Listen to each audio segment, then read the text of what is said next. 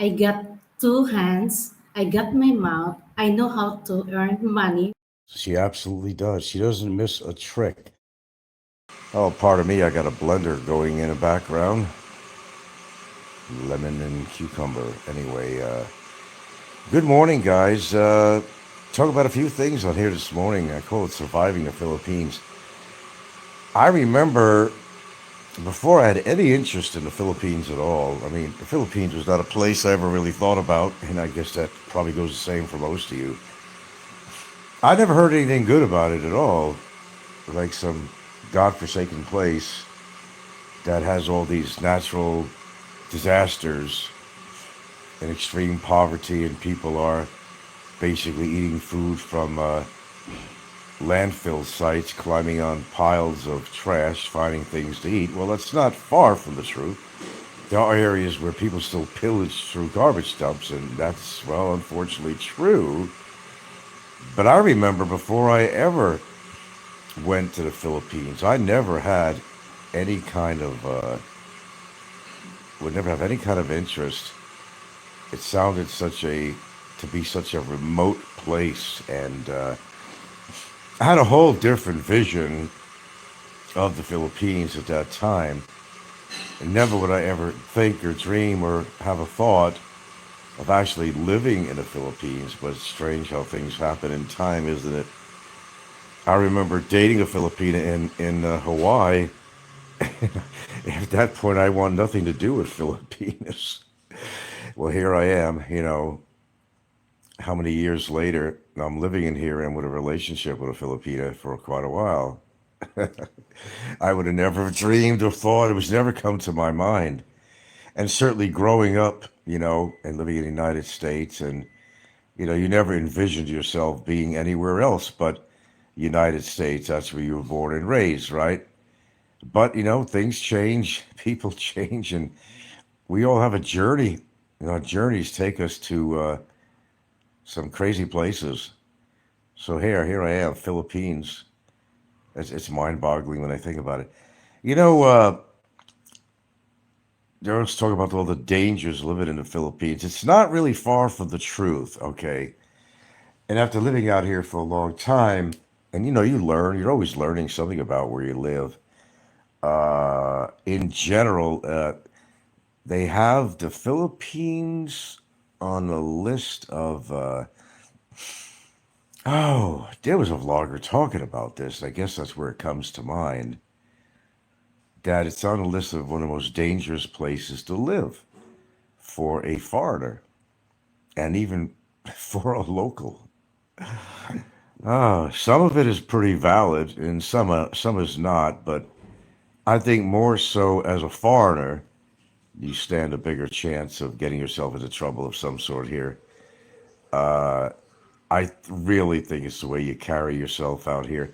I think generally, if you respect the culture, that you're not gonna have any problems unless the chance comes you come into some very desperate person who might be very violent and rob you and maybe kill you. Well, that does happen. We know that does because we hear it on the news. There's been a lot of foreigners killed out here, but I think if you get too political, just like our British friend, I hear a lot of vloggers on here that get a little bit too political. A little bit too political, okay? Look, I know this because my girlfriend's dad died by bullet, many bullets, down in Mindanao, and where she was raised in part, and it really had to do with social politics or land or something. I forgot the exact details.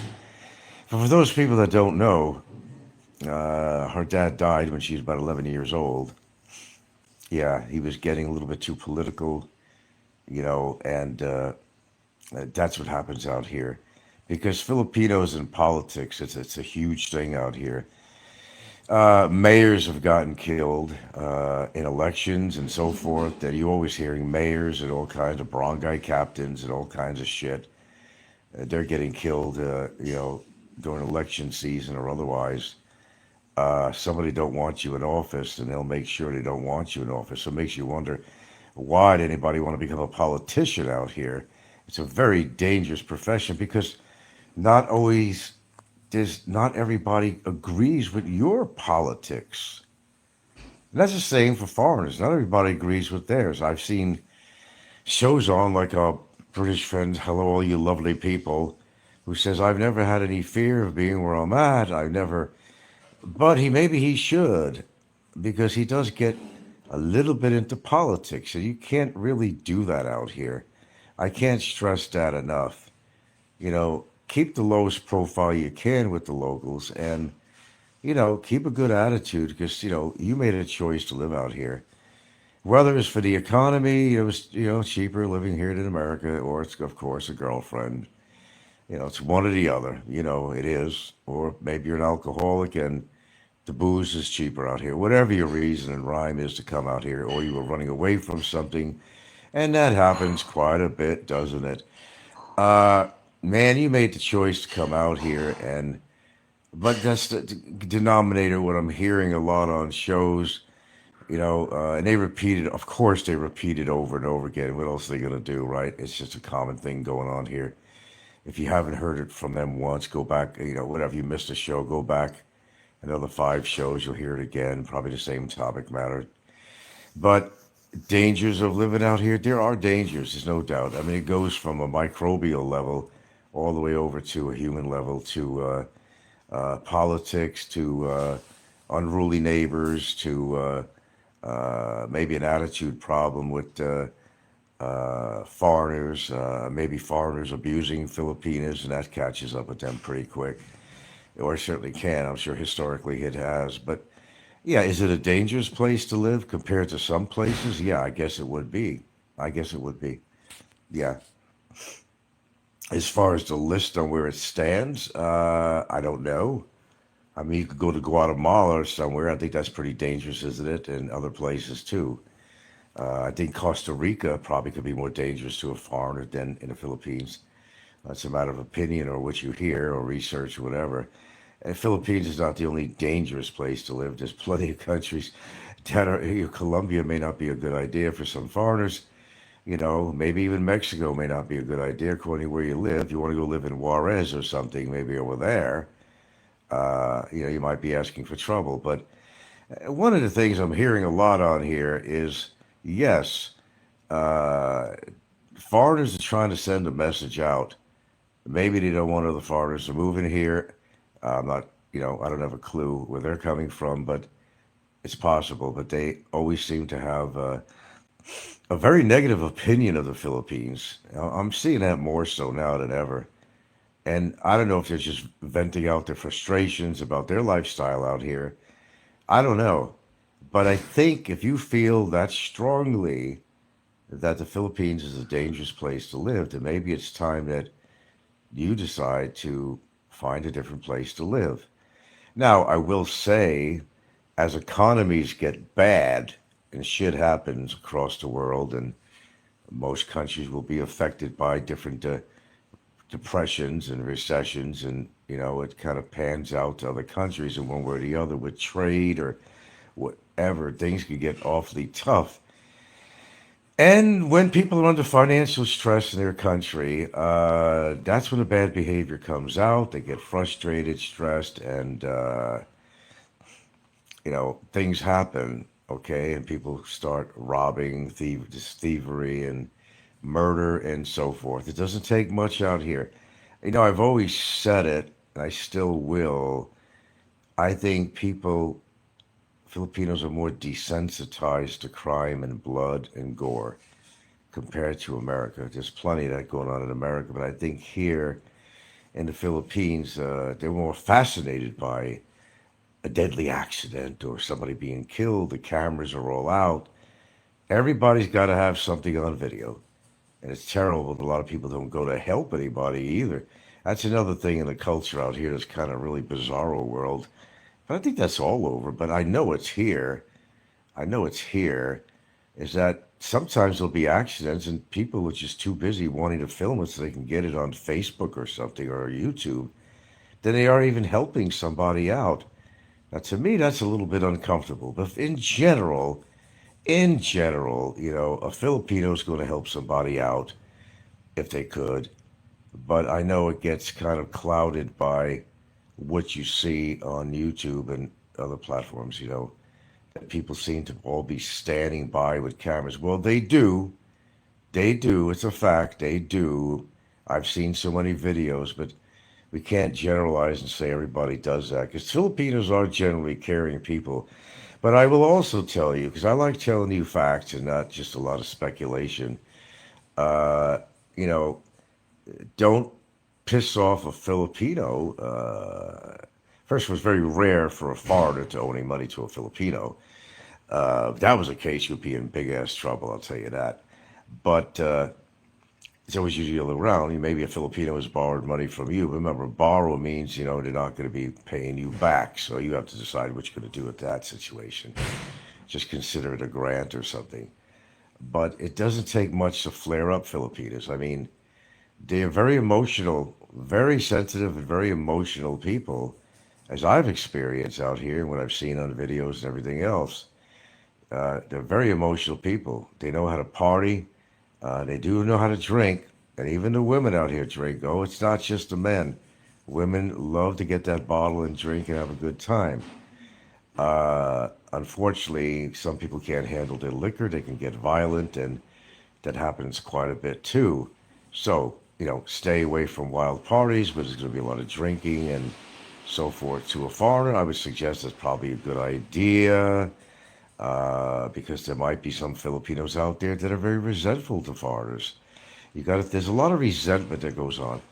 And what do I mean by resentment? Well, in several ways. Well, one being that actually foreigners come in here and they, supposedly have the money compared to many Filipinos, shall I say, and they seem to be in a position, the way Filipinos look at them, there's a certain jealousy factor that goes on too. They come into this country and they're also taking their women. Well, that's another thing. They're taking their women. And there's a lot of Filipinos that don't like that. They're not going to go out in the street and exclaim, all this and say, foreigners go home, don't take our women away from me. But there are many Filipino guys that are really resentful to that, you know. And there's a certain amount of envy that goes on too. And there's also an assumption, of course, that all foreigners have all this money, which is not true. And there's some people come out here on the same level as a lot of poor Filipinos, but they decide to live out here because it's just going to be cheaper than living in the United States or Britain or whatever. And that's a common thing out here too. But is Philippines really a dangerous place? I think it is, to a certain degree, because also being in the tropics, it's not people you worry about. There's dengue fever. There's a lot of hygienic issues going on out here as far as the landscape of the place, as far as germ warfare, let's call it. Let's just say that there's a lot of biological things to worry about out here because it's not really always the most hygienic place that you'll ever be. People dumping trash. Uh, you worry about things like dengue fever with mosquitoes. You think about foodborne illnesses, which are very big out here, and the way people prepare food. Well, I think you know all about that. I think the only street food that I eat out here is shomai because they're steaming it anyway. And I just bought some yesterday. I don't, uh, I don't eat street food. I don't know if you noticed or not, but I've mentioned it. I don't eat street food, and I will not take that chance. So, what's the dangers out here? Is it really the people, or is it the food? I don't know, and how they prepare food, and how you know. Well, there's another thing I noticed too. I'm just trying to go into minute details on little things I've experienced. You travel in a jeepney or something, and you're in a sardine can, and the mothers don't control their children or even themselves. They'll sneeze and cough in a very tight place like that in a jeepney, and chances are you're going to catch it. You're right there. You don't see what's the an invisible droplets that come out when people sneeze or cough. You don't see that.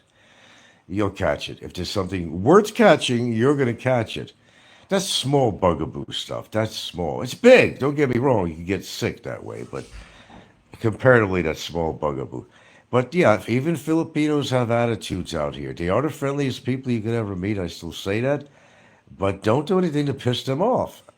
Don't do anything to piss them off over money or something or whatever. But uh, there are many elements. Let me give you something. Example. Philly, the Philippines. Why am I talking about him? He actually does live on swampland. He just did a show and he told about Lutz family, and that's basically it was mangroves and swampland, and it goes about the history of where they're living and with his family that has owned this because they were stewards of the land basically, and as a caretaker, a lot of the stewards of the land would get some property and so forth. If you ever remember some of his shows since he moved out of Angeles City, he was always talking about near the road, near the property is always, puddling up and everything else. That's going to breed mosquitoes because that whole land there was actually real swamp. He showed the house way across the street, a big house, and that was built up on landfill basically when they created the roads. They took the soil and they put it over on that land so they could build a house on it. But that is all basically swampland around there. I don't know why Brian decided to live there, maybe because the house was in, property in the family or whatever. But would you put yourself in that situation? I don't care if it's family owned and get a place to stay for free or whatever the hell, but I would not put myself in a real swampland. And that's what it was. It's what it is. And it's actually pretty remote where he's living too. Uh, I don't want to live remote as much as I don't want to be around a shitload of people. I don't want to live that remote either because that makes for big problems. Try finding your house in an emergency, call an ambulance or something. What are they going to do to find you? Are they going to have to do some GPS if they got coordinates or something? What are they going to do just to find your sorrowful ass? How far is he away from a hospital, too? That's another consideration. That's always a consideration, even for me. But, you make your choices when you move out here. But I think all the promotion of the dangers of the Philippines by a lot of vloggers, uh, they're not really doing justice to themselves either by talking about it. Because they're basically downing the Philippines. And a lot of Filipinos, you might find some sensitive ones that don't want to hear that shit. They want to shut you up permanently. It doesn't take much. And by the way, I still haven't heard about that one dude. And boy, it's been such a long time now. I even forget his name. The one who got kidnapped and we figured out he's dead, who was living in Mindanao. I have heard nothing of that. So it's pretty much a write-off, isn't it? It's pretty much an assumption that he is dead. And I haven't heard anything else about any of the people responsible for him. Um, pretty serious shit. Pretty serious shit. First of all, here's the other thing too. And I got this guy, Steven, he Philippines, whatever, he's a British guy, and he's always doing shows all the time, if not every day. And he's the one that talks about some danger, but I don't feel danger. I don't feel anything about dangers out here. I'm not afraid of my life, but maybe he should be with some of the things he talks about. You can't get too political. I'm telling you that. You can't get too political out here, man. There are people listening to you that you don't think are listening to you. And you don't know their psychology as far as, hey, don't talk about my country in that way or something. Because you just really don't know. You really don't know who's listening to you. Then one day, bam. But one thing I would suggest is don't move to places or parts of Mindanao that is known to be all these rebels and all this shit going on. And that would be the worst thing to do. Why move down to Mindanao area, especially in an area they say, well, there's better areas of Mindanao you can live in. And they don't have all that violence and all that craziness going on. But, why bother? I wouldn't want to live anywhere in Mindanao personally, as a foreigner, of course. But there are people who choose to live down in these areas and they say, oh, I feel completely safe. And, well, then they put a show on and they get a little bit political and, the landscape changes from that point on, according to what you say. So, you got to be careful of what you say on here because there are people listening. Oh, they're listening. Maybe you don't think you're getting a lot of radicals listening to you, but chances are you just might. People may take what you say out of context or something, and they'll take it personally. So you got to be careful of that kind of shit, especially when you're doing shows and you're living in an area. I like to call it, like the weathermen call it, the area of responsibility. I don't know where they came up with that shit. In the area of responsibility, well, you're in an area of responsibility. If you decide to live in deep, dark Mindanao in the jungles and you want to go live over there as a white man, good luck, pal. No, that's something I would not do. You could give me a nice house in that area for free and I wouldn't live there. It's just too radical. You don't need all that shit, you know. Now, I don't want to be around thousands and thousands of people and live in a very congested community, but I certainly don't want to live in a very rural community out here, anyway, in the Philippines. No, no, no, no, no. Maybe in America, living in a rural community is quite attractive and peaceful and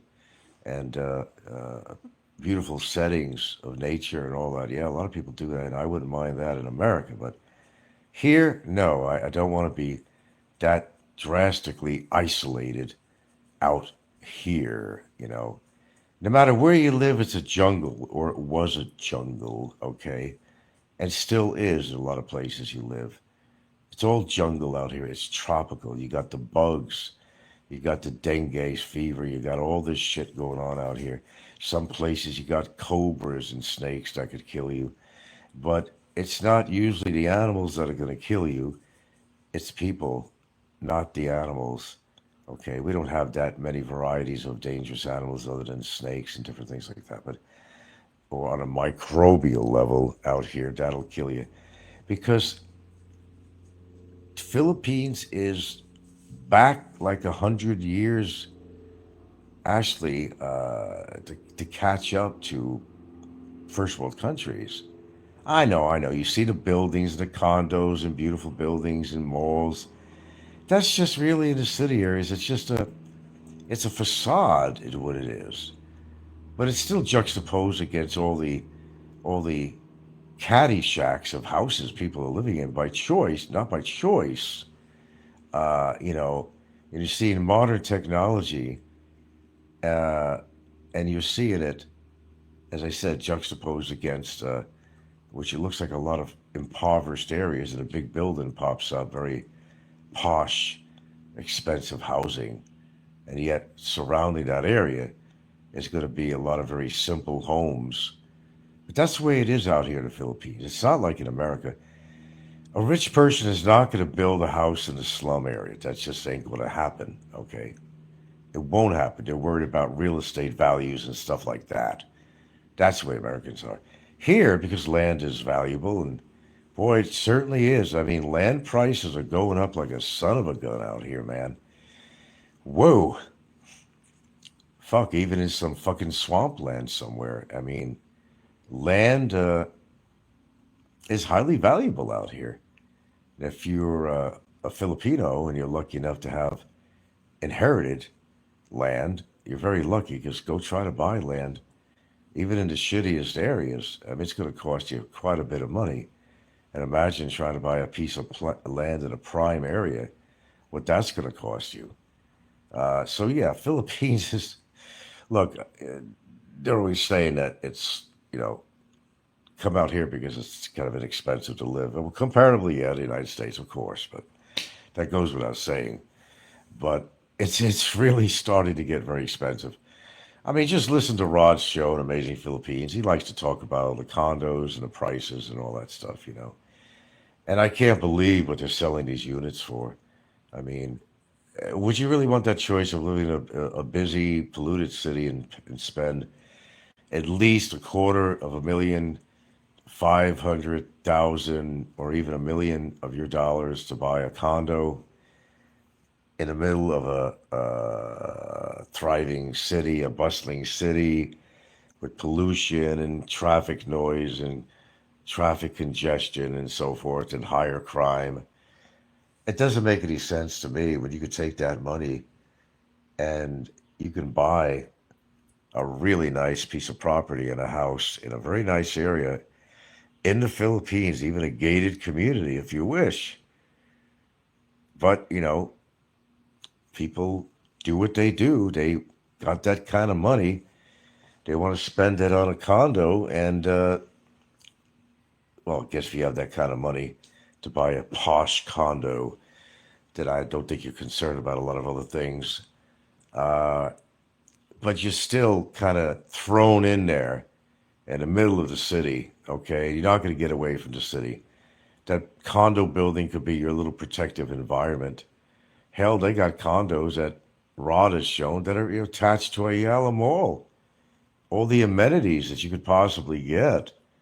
Don't even have to leave the goddamn building.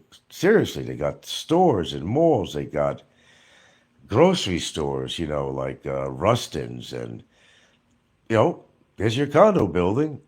Go down to a certain level and walk on over to the freaking mall and probably not even see sunlight. So they got structures like this out here.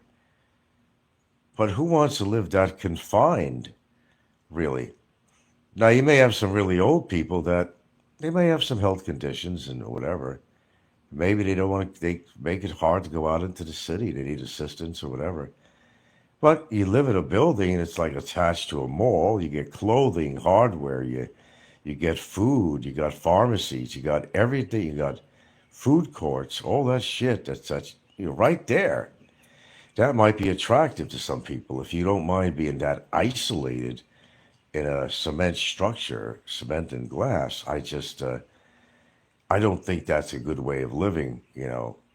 I mean, one could get pretty used to that, but you have to put yourself into society. I mean, you really do. We are social animals. Even myself, I mean, uh, I like living the way I live, where the way I want it. I want to be around people. I go out and be around people. If I don't, then, I have that choice, and I don't want to put myself in a big city, deal with the traffic and all that shit. I got choices to make. But I do immerse myself in that because you have to, because you do live out here. You are part of the society out here. You got to subject yourself to the good and the bad. You can't stay on a dusty island all the time. You got to get out there.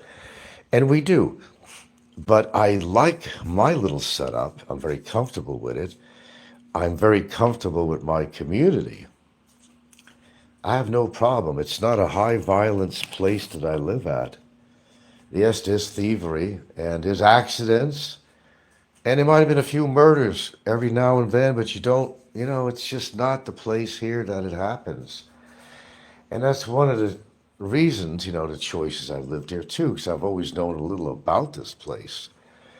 And do I really want this place to be so highly discovered? Not really, because it's just going to bring a lot of bad element in here as it expands. But the thing is, it's not expanding at a concerning rate, shall I say. It's not really expanding that much. It's pretty comfortable the way things are, I think, out here. Besides the 11-story structure they're building, which is going to have a small casino, my understanding. So it's structure you can see out in the whole freaking island. It's the tallest structure here, actually. And the fact that it's going to have a little casino is a little bit concerning. It is going to bring more people here. It's going to give them, besides the beaches, it's going to give them another reason. Another reason to Ryan to come here. Well, of course, it's going to increase tourism. Tourism is the success of any business in the Philippines, here, and anybody and anywhere else. Tourism is what rules and drives the economy of the Philippines. And as such, well, sometimes development is a good thing for a small community, and it'll help a community thrive. But will it also bring in more crime? Look, put it this way. If you're at a later stage in life, and that's what you are, if you're retiring out here, you're usually at least in your 60s, right? You can't spend your time worrying about every little issue out here. You just come out here and enjoy your life and just stay out of trouble. Don't go into your neighbor's business and, be part of their business or concerns. You know there's going to be karaoke somewhere. You're not going to stop that. So just either find a community where you're not close to a lot of houses where you're going to hear the karaoke. You might have neighbors that are always into domestic disputes. That happens all the time, everywhere. And that's something you're going to experience. So are we talking perfection with the Philippines? No, we're not talking anywhere near perfection. Just keep that in mind. And I'm looking for, that's what I'm looking for. Okay, that's what I want. Yeah, there's always going to be some bugaboos, literally and figuratively. There's going to be bugaboos out here.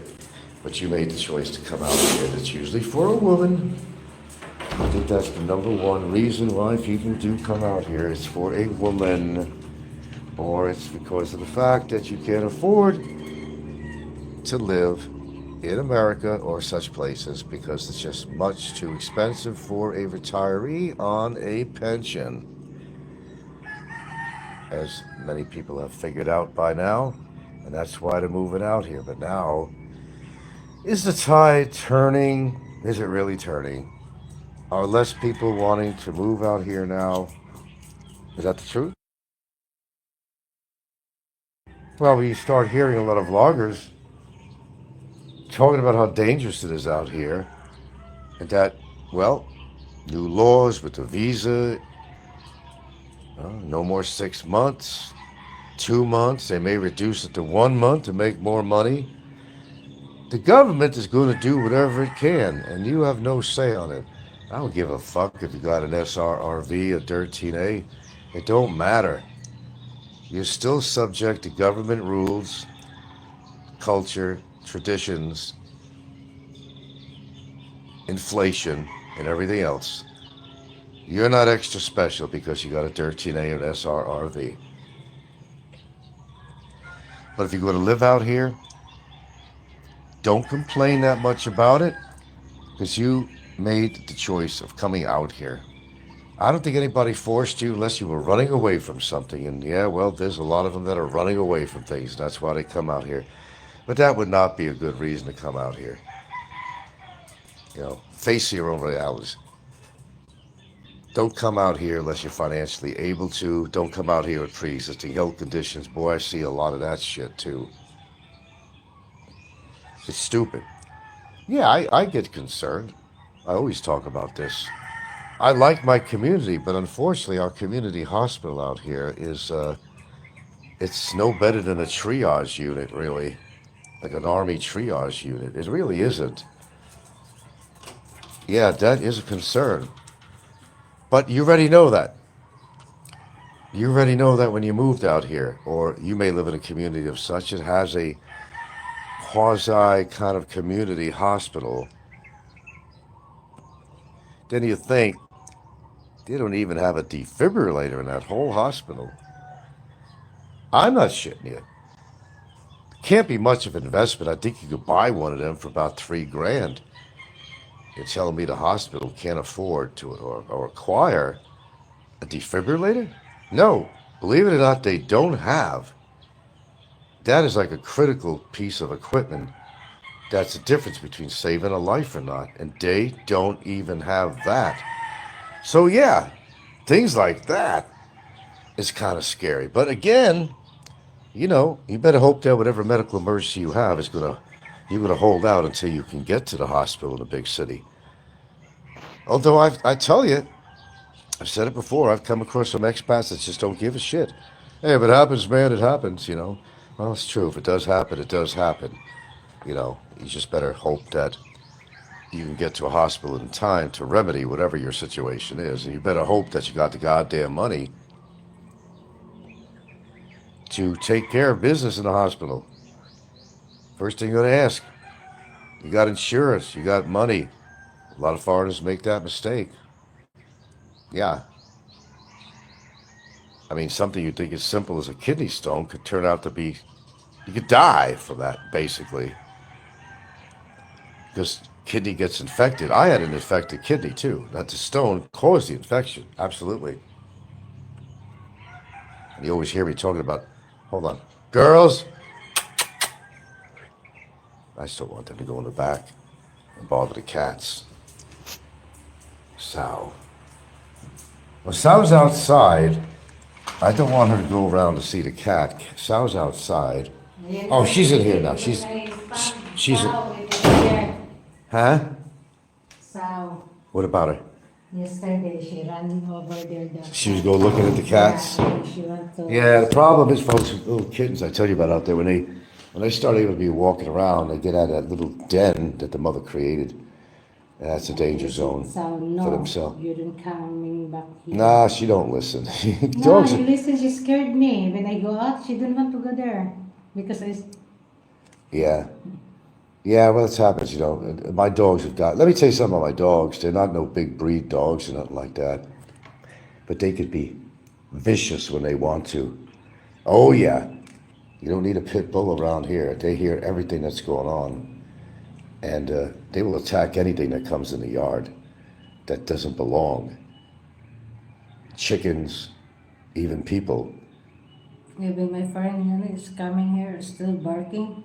Yeah, I know. She has a friend that comes over here. That dog is still, she knows him. Yeah, she'll know that well. She's saying, hey, you're in my territory. You're in my turf. I don't know if you should be here or not. If it's okay with the approval of our daddy and mommy here, if they approve of it, it's okay. But we still have to figure out on our own whether we like them being here or not. It's kind of like that, Who needs an alarm system when I got these dogs? Oh, they hear everything. Huh? I figured I did it early. Oh, you fed them already? They hate the dry? I mixed something. Oh, yes. That's the whole thing. You start mixing, they're going to expect. So we just got them on a different topic anyway from all this really deep shit I'm talking about on here. Yeah. You spoil the dogs and they get this gravy pack all the time. And they won't eat it. They'll snub their nose at it and walk away. They get spoiled, They get really spoiled. And the one thing I see out here is people with huskies and stuff like that. This is not the place to bring a husky because they like the cooler weather. So, if you want a dog and all that's cool, dogs are great. But don't get a husky because, Jen's dog is a husky. Yeah, so your son has a husky, right? Is he using any air conditioning? I don't think so. Just fans, right? Just fun. I don't know. I just don't think that's comfortable for a husky. I just don't. That's a breed that you don't really want out here in the tropics. But a lot of people, huskies are so beautiful. They are.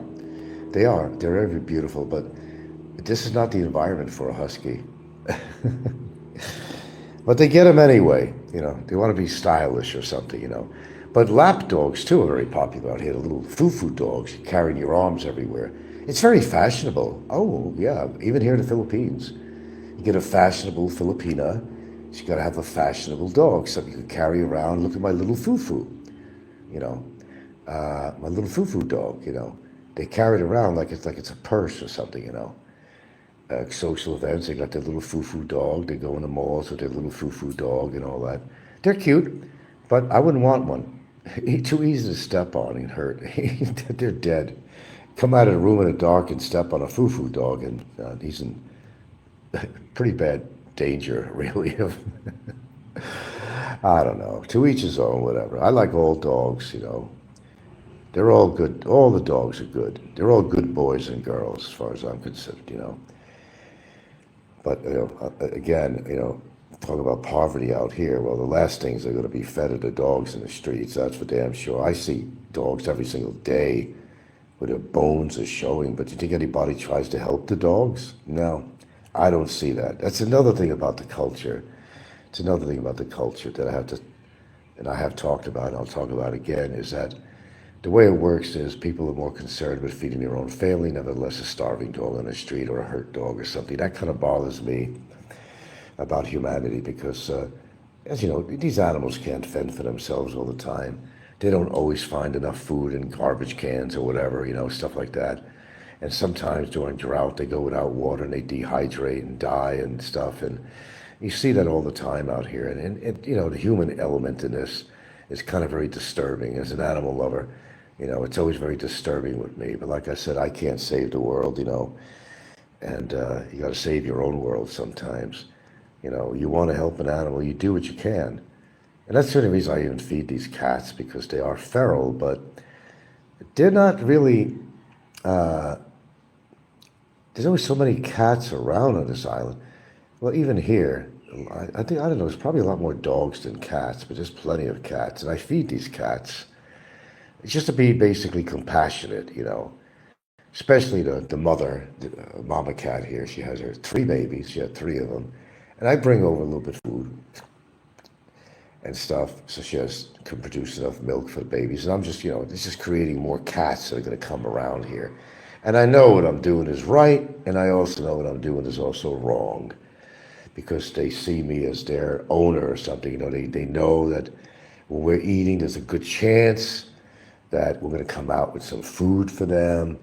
And you got to hear them all meowing, 6 cats, I step out the door at dinner time. They know it's dinner time. They have a good sense of smell. And they're all crying out. And what are you going to do?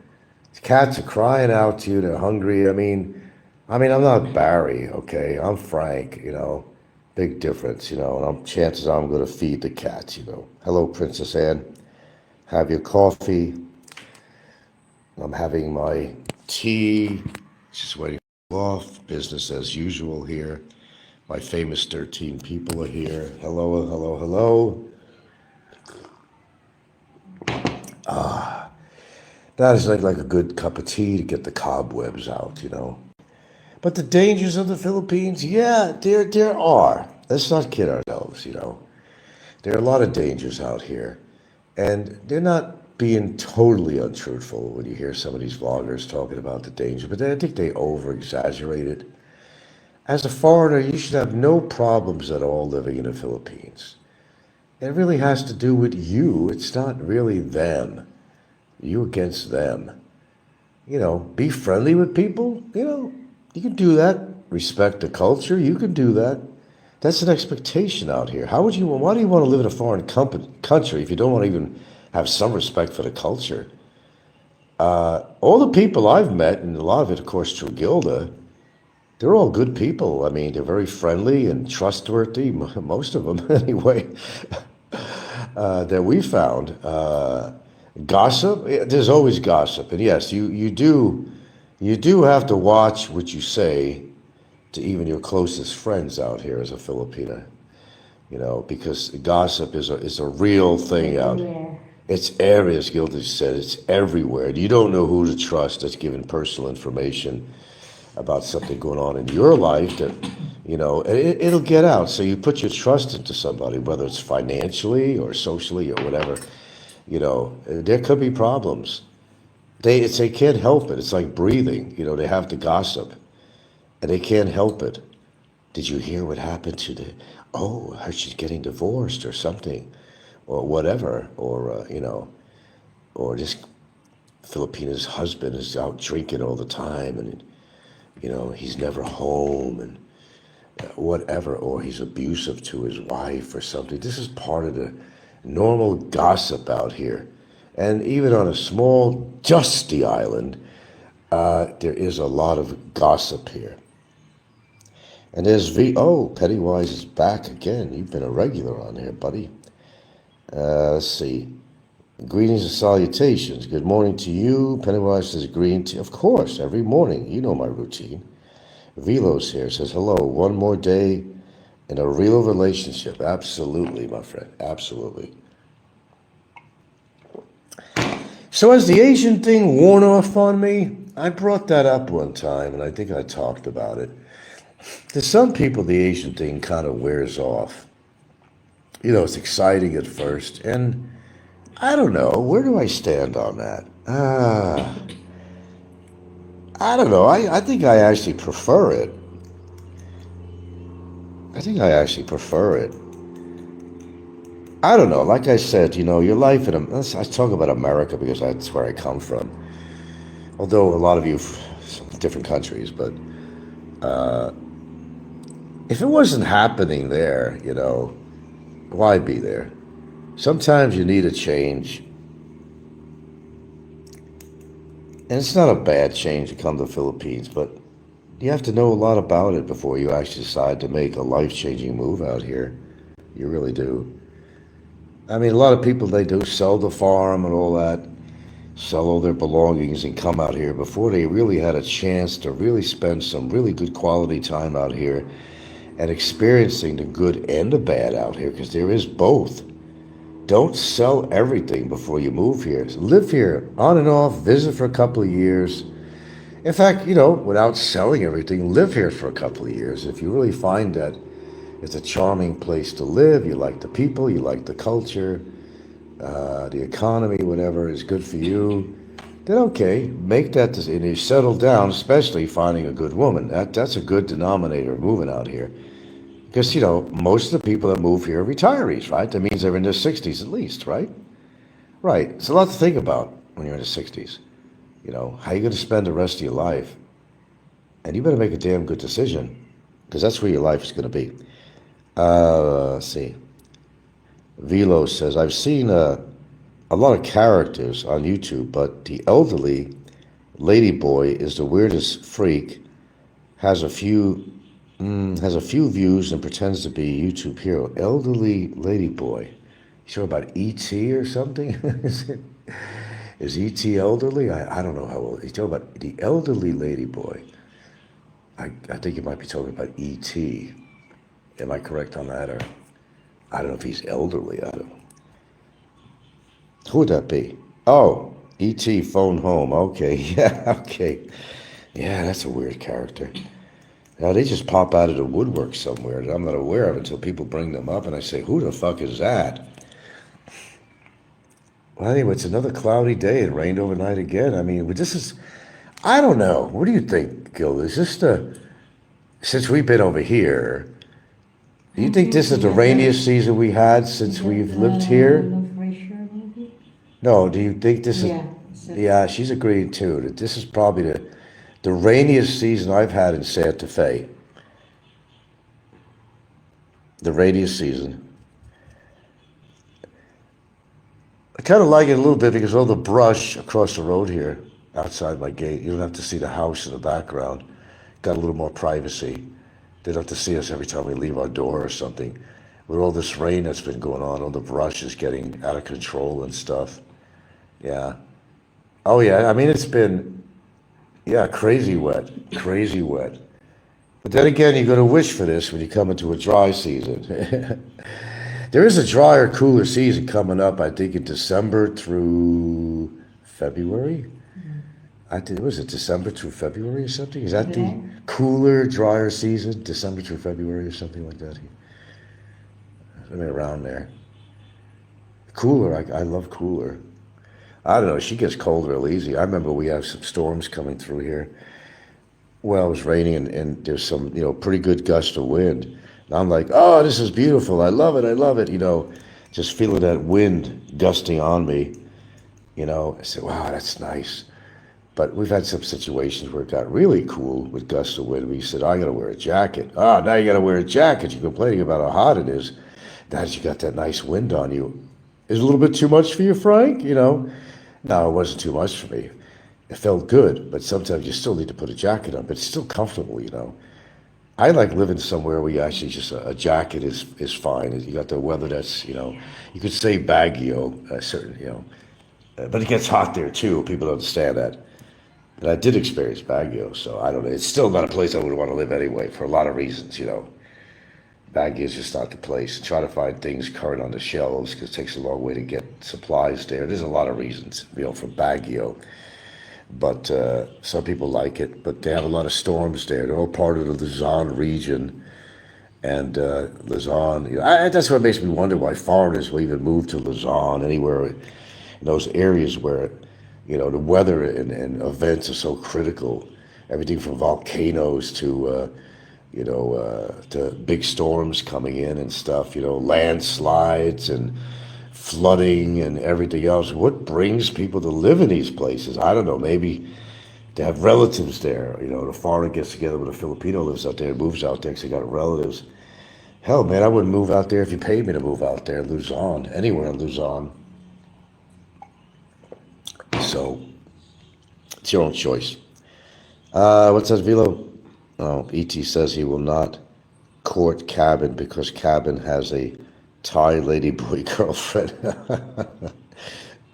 What was that show now you guys are saying that Kevin was trying to prove that his girlfriend didn't have a big head? He said, Frank knows photography. He knows that the head's going to appear bigger than... Is that your excuse, Kevin, really? Come on now. Come on now. That's so lame. She got a big head, it's a ladyboy. Come on, you're out of the closet now, Kevin. Finally, out of the closet. But you'd be surprised who goes for the ladyboys. I could think of a guy in Australia that likes ladyboys, no names mentioned. If it looks good to him, he's in like Flynn. No names mentioned. I knows more than you think I knows. Yeah, I'm not information central here, but I pick up a little thing now and again about a few people on here. They go either way, some of them. Well, you already know Licky does. That's out of the closet. Oh, my God. Can you imagine that on camera? Oh, God. Even for Ricky, I was surprised that he did that, He planted it right on her on camera, tongue and throat. What happened afterwards, I don't even want to visualize. No siree, Barbaroni. Takes all kinds, I guess. Yeah, we got all kinds of foreigners out here, don't we? All right, so the consensus. What are vloggers talking about? Besides me, of course. Well, for topic matter, just about anything. And they'll repeat it over and over again until you get it. I have been tired. People like Paul becoming obsolete to me. People like these channels, Philly, the Philippines, all these people, it's just becoming everything so redundant that you refuse to listen to the stories over and over again. I get so tired of hearing about the typical things like, what does it cost to live out here, how to get a Filipina, all this other shit. They're all experts, even after maybe only a few years living here. That's what gets me too with some of them. They're all experts. They're lawyers, they're doctors, they're big on the culture of the Philippines. They know it all. They got a story to tell. Do they bring the same guest on? They'll bring Bud Brown on their channel. Good old Bud Brown. He's worthwhile, I guess. But even Bud Brown could be a little played out. Him and Gloria. But it's a good couple. They're together for 50 years, whatever. Can't beat that with a stick. That's a relationship. And not many people have relationships, even in America, that long. 50 years, whatever the hell it's been, he's been with Gloria. Of course, what is the common element here? A lot of them were in the Navy, and they came in through Subic Bay and along the pole. Common element. They came here and they decided to stay here. They met some lovely prostitute in Subic on their leave. Then they never left. Yeah, and a lot of these stories. There is a channel on here that they're bringing people together. That's Leah and whatever. And they're doing a service, but they're doing a service for themselves, making money on their show. They're doing a very good job of it. There's always some other denominator in there. But, a lot of times what happens on there, you see, when a Navy man comes into town and in Subic Bay is where the naval base was, right? Okay. And what other bases they had? Okay. We know that. But what do you think these guys did on leave? They were having a heyday with the local prostitutes, knocking them up. Then, the children of this, short-term affair grow up as adults. I want to know who my daddy is. Well, daddy didn't care enough to know. I don't want to be crude on this, but it's a fact. Daddy didn't care about mommy. She was just a piece of ass in Subic Bay. So they grow up as an adult. I want to know who my daddy is. Well, you get the curiosity. I want to meet him. Well, the guy didn't bother to research if you existed. Never went back to the woman out of curiosity. Hey, remember me? Yeah, I fucked you I fucked you on the, over in 1958, over in Subic, and we went to a Longapo, stay over there. He didn't care. Got his rocks off. That's about the sum of it. He didn't give a shit if he had a baby in the future. It's not usually the father that's looking for a child because they didn't give a fuck in the first place. It's the child that's looking for their father. Some of them turned out good. There could be a big Navy hero. One of them was a big Navy figure. I remember that one. Then they reunite. Father had no idea you even existed, nor did he care that you existed. Oh, so you're my child, huh? How did you find that out? Well, we did DNA testing. So they find their father and they don't even give a shit about him. Okay, well, thanks for meeting me. Nice to know you. Or they may actually develop a relationship. There was no love involved, like they lost a lost parent, ran off somewhere, I don't know, product of war or something, missing. They come back and out of being missing. Daddy, a different story. But these guys were just having fun. That's why there's so many Amerasians going on. Here, Vietnam, especially Vietnam. A lot of the older people there they're Amerasians that from, Vietnam War. That's where a lot of them came from. These guys were fucking anything that moved, including children. They didn't give a fuck. You don't hear all the stories about Vietnam, do you? You're not that well versed, are you? They were fucking anything on two legs that were willing or forcefully. You don't hear all the horror stories about Americans and Allies, what they did in Vietnam, do you? No, they're not going to talk about that. They're sure not. They become Roberto. There's a lot of horror stories, but yeah, they reunite with daddy or mommy. And the mommy usually gave up their kid. Maybe they're too impoverished and they couldn't afford to raise a kid. The kid was adopted out or just lived in the streets. I don't know, do you really want to know who your parents are that discarded you or didn't give a fuck if you're alive or not? I mean, these Navy guys, they weren't like, giving a shit, wondering, I wonder if I impregnated her. I should do some research. Let me remember her name. And maybe I'll research her to find out if she has any kids. If she has any kids, what could it possibly be mine? They don't want to know that. They don't want the responsibility financially of raising a kid or whatever, or feeling that they owe somebody something. No, they want to run away from that situation. Like Roberto. Roberto knocked up a woman. What does he have, one or two kids? He's just one example. Yeah, Roberto. No. Excuse me. I'm talking about it. Pardon me, not Roberto. We're talking about Abo Man. Abo Man got a chick pregnant, has one or two kids from him. He ain't taking care of him. He ain't paying support. He ain't doing shit. He's not being, talk who you want on here, Abo, but you're a low-class motherfucker's what you are, man. You have a responsibility to those kids. And so does Big Kevin. There's no fucking excuse. There's no excuse for that shit. All these excuses. Yeah, I'm going to visit them. Yeah, who said I wasn't going to? Well, we're still waiting. We're still waiting. When are you going to see your kids, Kevin? When are you going to see your kids? When? When's this miracle going to happen? You're going to see your children.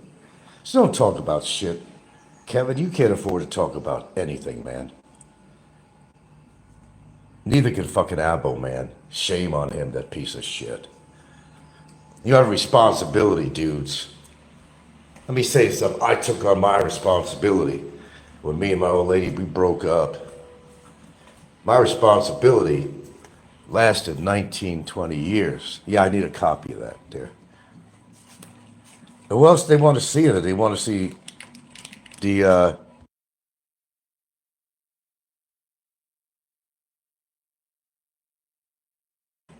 okay, sorry, I had to say something privately here. These are scumbags, man. Take on your responsibility. Don't cop out on this kind of shit. You have no reason to talk about anybody. These lousy scumbags. Talker.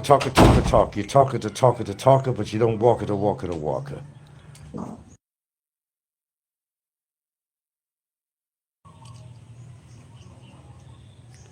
Take on that responsibility.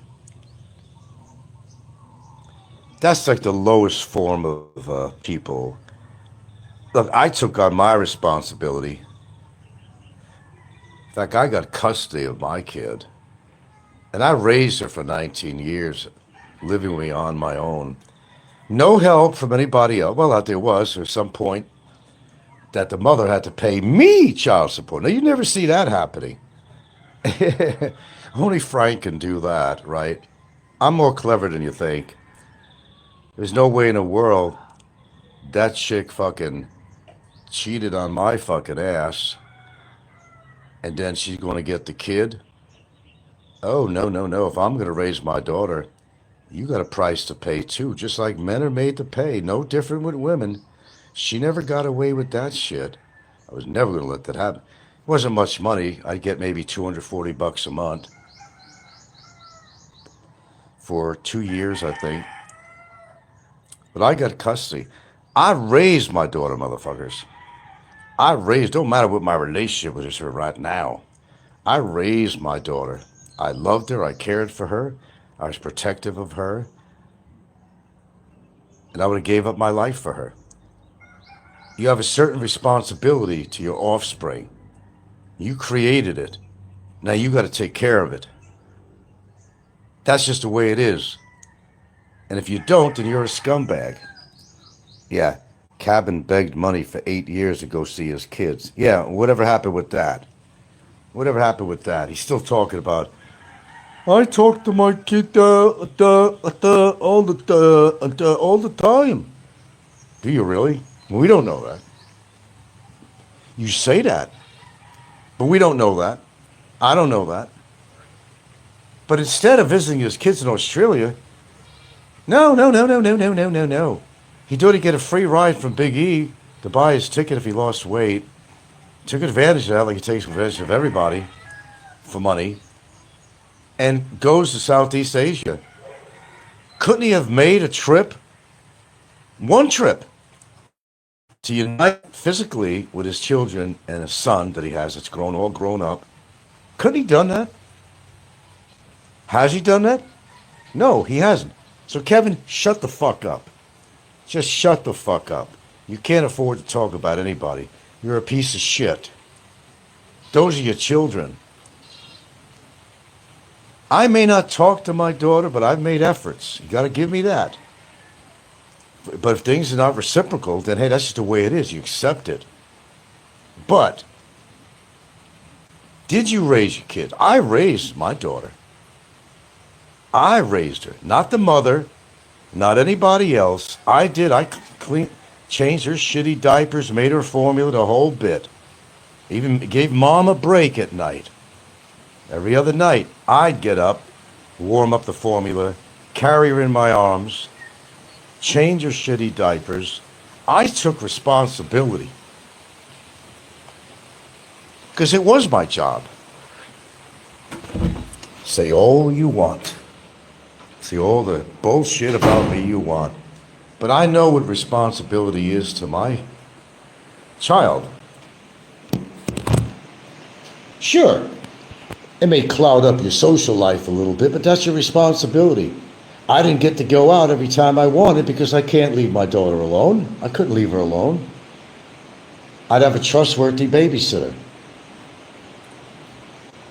Yeah.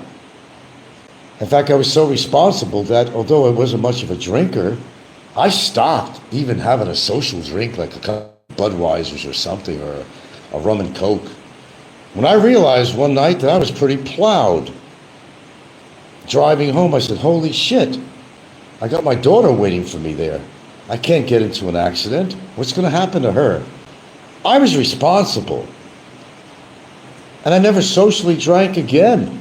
I hardly drank anyway when I went clubbing, really. I'd get a ginger ale. That's what I did.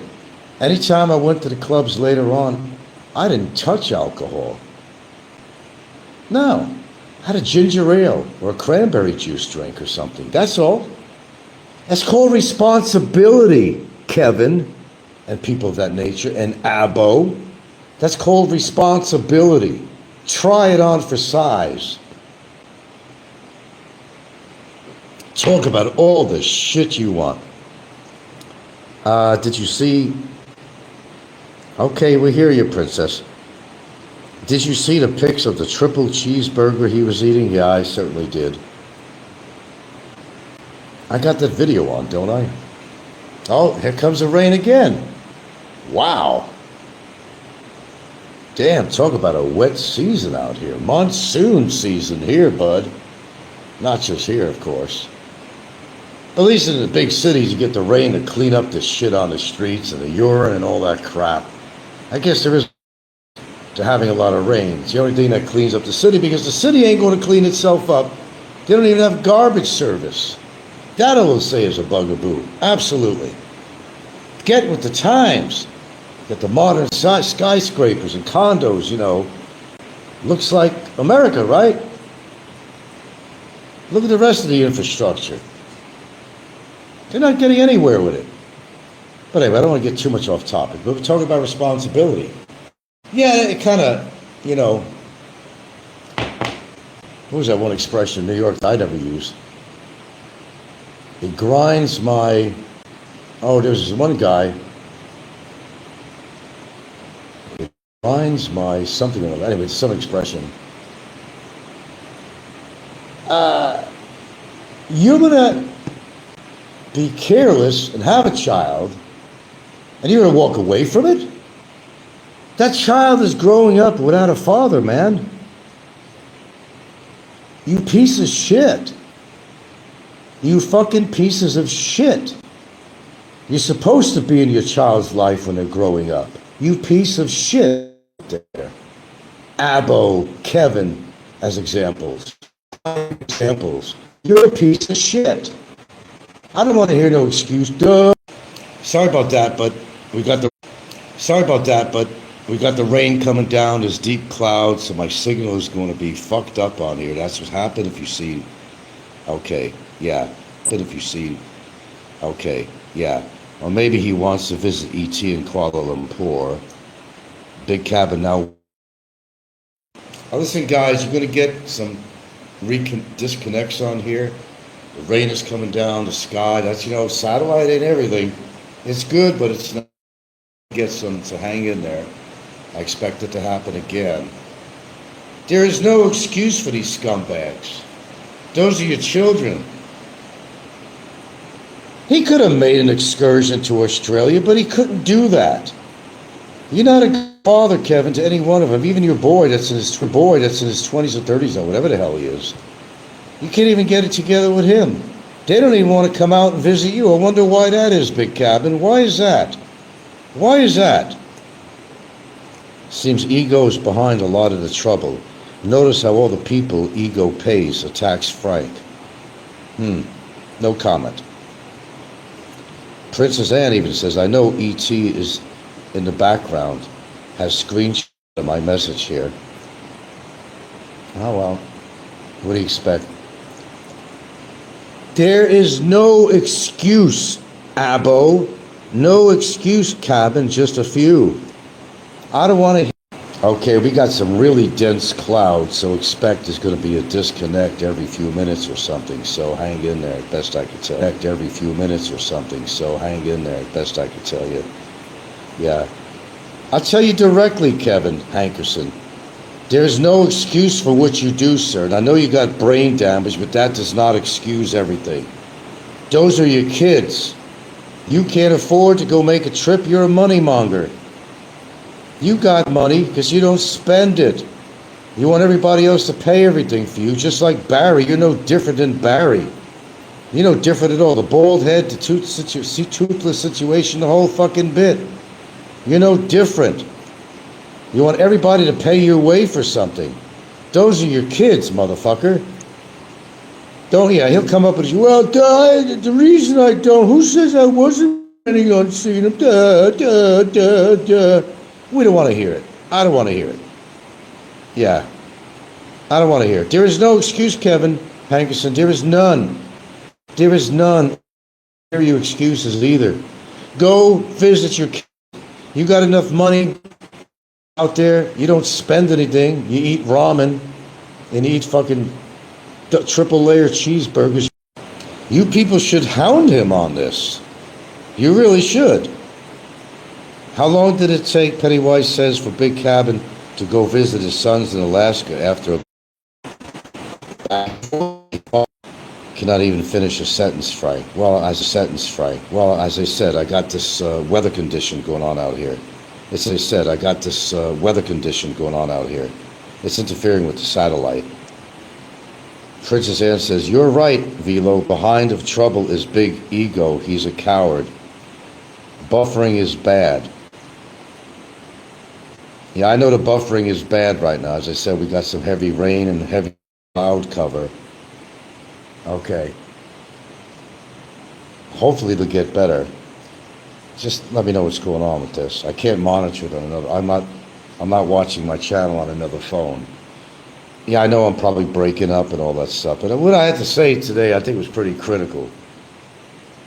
Yeah, about the same people always criticizing other people. Look at their lives and look what they've done. Look at the hurt they bestowed upon their own families. Pennywise says, you are not understandable when the sentences get cut off. Okay, I understand that. I'm having a problem with the weather right now.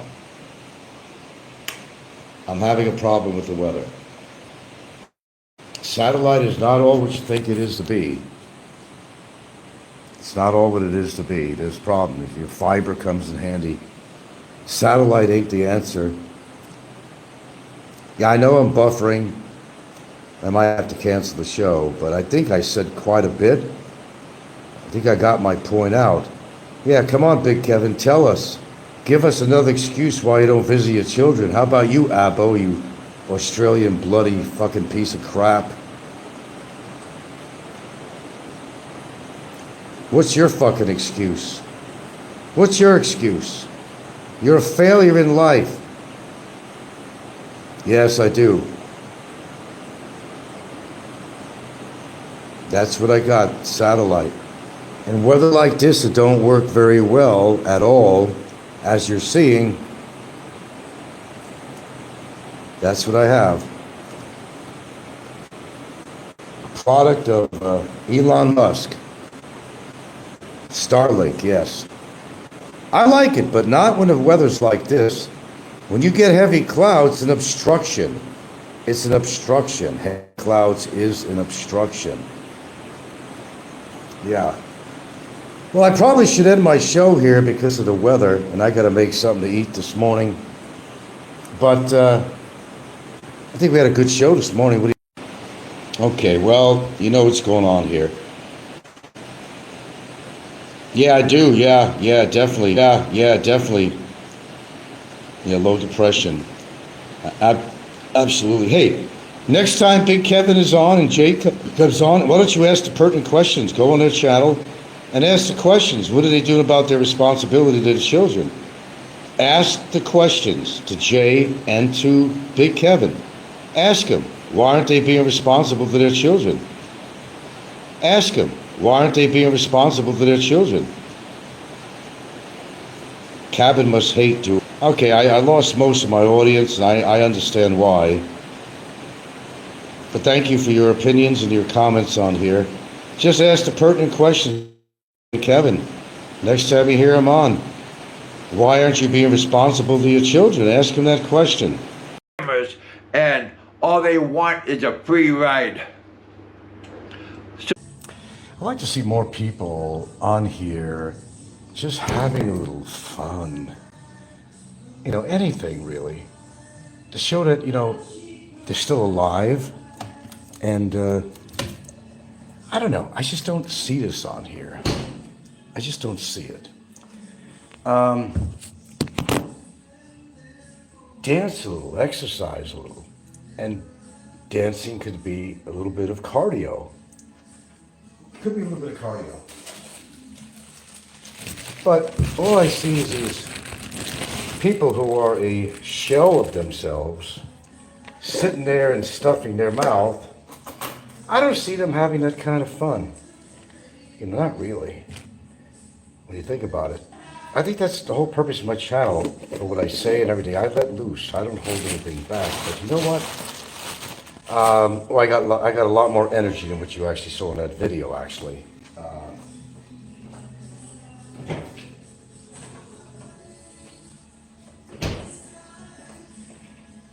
But I was doing a little bit of slow cardio because I'd just gotten done with 2 miles on the treadmill, about 15 minutes on the exercise bike, and about 45-degree push-ups. Then I proceeded to do a bunch of reps with the hand weights. And top it off with a little fun. And continue the cardio. I just don't see people doing enough things like this. You know, just have some fun. Instead of the same shit all the time, man. If you got the moves and you got the grooves, you got the rhythm, man. Fucking show it, man.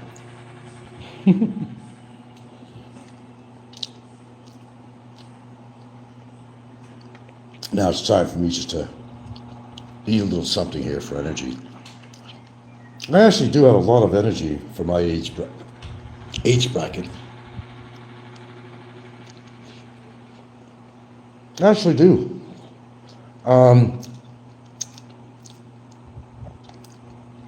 But after working out, get your heart rate up. That's important to get your heart rate up. And that's the whole point. But you know what, man?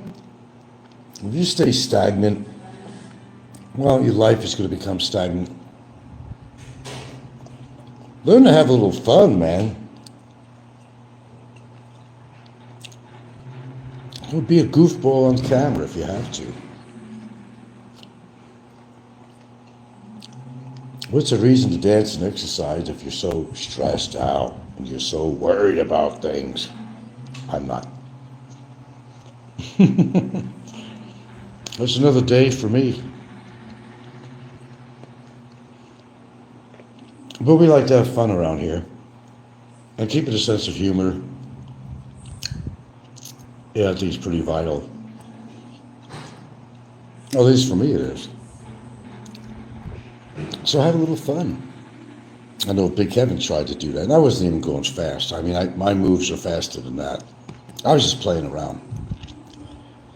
But I got pretty fast moves for my age, and I wasn't trying to demonstrate such in my video. Just trying to have some fun. That's all it was, and a little bit of cardio. It's little things like that that add up during the day. I don't care what you do. So I got my 2-mile walk in at 4.5 miles per hour, a good speed. Got my 55 vertical push-ups in.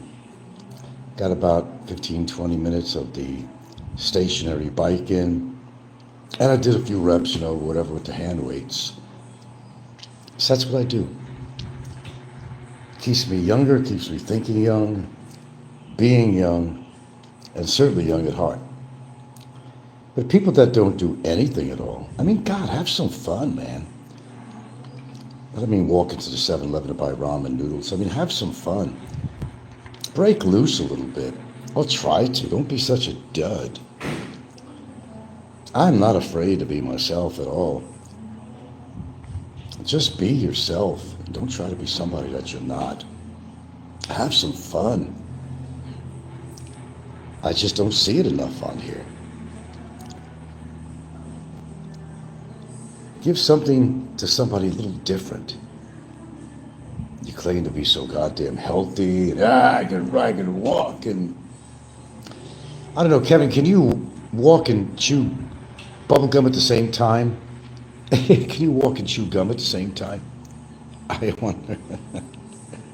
Had to throw that in. Oh, I'm killing it. That's nice to say. They're all killing it, man. Nah, all I'm saying, man, is break loose a little bit. Have a little fun on the camera, man. You know, demonstrate that you are capable of having fun. Kevin, you know, you hang in the bars. Let's see you out there. I'd love to see you doing some dance moves. I would love to see some of you get out there and, you know, get jiggy with it, man. Move it and groove it, man. Jesus Christ, man. I'm not in my 30s anymore, or 20s, but I got the moves if I really tried. Don't mind that last video. I was like 1/4 of the speed that I could actually dance at and so forth. But for the sake of the video, that's all it was to this music, keeping beat to it. Got good rhythm. That's one thing I've always had or will always keep. But yeah, I'm a lot faster than that in my moves. I'm a lot faster than that in my grooves, baby. But it's still called having fun. You know, when I had a period of time of inactivity, boy, that would just change me in a really bad way. But when you keep active, it just changes you all around.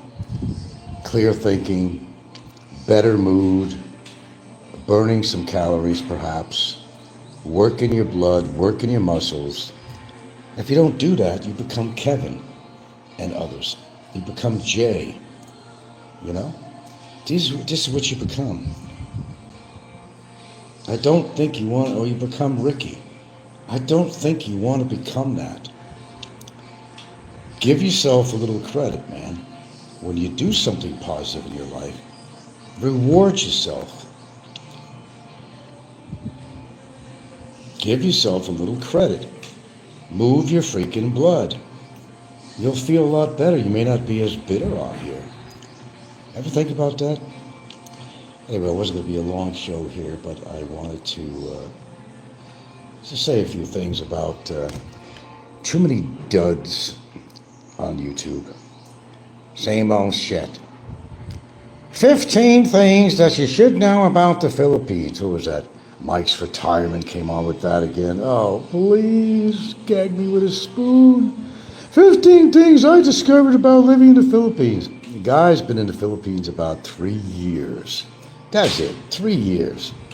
But he knows everything. Even I don't know anything, and I've been here a considerable longer time than 3 years. And I'm not claiming to know every damn thing about this country. I know what I've experienced, seen, or whatever. But how do you do a show every single day? Tell everybody about your vast experience in the Philippines. Experts on women, psychology of women, what women want. What did it take for them to get their wife or girlfriend? More than their charm, I'll tell you that. 3 years and you're a know-it-all. That's impossible. You know, I could be out for 20 years and still not know everything about the culture and even understand totally the culture out here. That's being realistic. That's being realistic. Stop producing the same boring shows over and over again. Like Paul. Oh, let me tell you what brought me out to the Philippines. How many times have we heard that, Paul? How many times? MICK's retirement. How many times? How much money does it cost to live in the Philippines? How many times? Are people getting that bored with their lives in the Philippines that they have to put shows on like these? Well, just a couple of characters is a lot more than that, of course. But really? I know, the algorithms, you can't mess with the algorithms. You'll go to hell if you do that. What they do for money on here. What they do for money. Hey man, I do all kinds of things on there. Crazy things, stupid things, fun things, whatever, but I'm not expecting any reward from it in any form or way. Just have some fun, man. That's all. It's really amazing because I have a lot more energy. I did a little playing around with a little dance exercise video this morning. It's on there now. You've probably seen it, but I was just having a little fun. But there's a point to that. The point is that if you let yourself go too much, I happen to have a lot more energy than that. I mean, that was not a display of my energy or how fast I could be, actually, quite frankly. That was not even remotely. But however, just having fun dancing. But the point is, you could make fun out of exercise and get your cardio going. Don't necessarily have to be weights or anything, but keep your blood flowing and have fun at the same time doing that. That's all. It doesn't take a lot. Have fun while you do it. It doesn't have to be a chore. Exercise does not have to be a chore. Sometimes it is for me. Sometimes. I'm very visual. I like to watch something when I'm exercising, like on the treadmill or something. Otherwise, time goes by really long. This morning I was listening to some stuff, and the 2 miles that I put in for this morning, it went really fast. It's just having some visuals or something that really helps you along. Some people do it to music, whatever works for it. Watch somebody's YouTube show, whatever. But music, a lot of people use music. Anything that really motivates you. Because you got to get motivated a little bit to do exercise. But as I said, I have a lot more energy than that little short video I did of me doing some little bit of exercise to music. But I have a hell of a lot more than that. But as a demonstration and keeping rhythm to the music, I mean, basically I did what I did on there as an exercise for the cardio. Remember, I just got off doing a pretty good set of exercises. And basically I was winding down from my exercises. Because you want to get your blood pressure going a bit, then you want to wind down a little bit.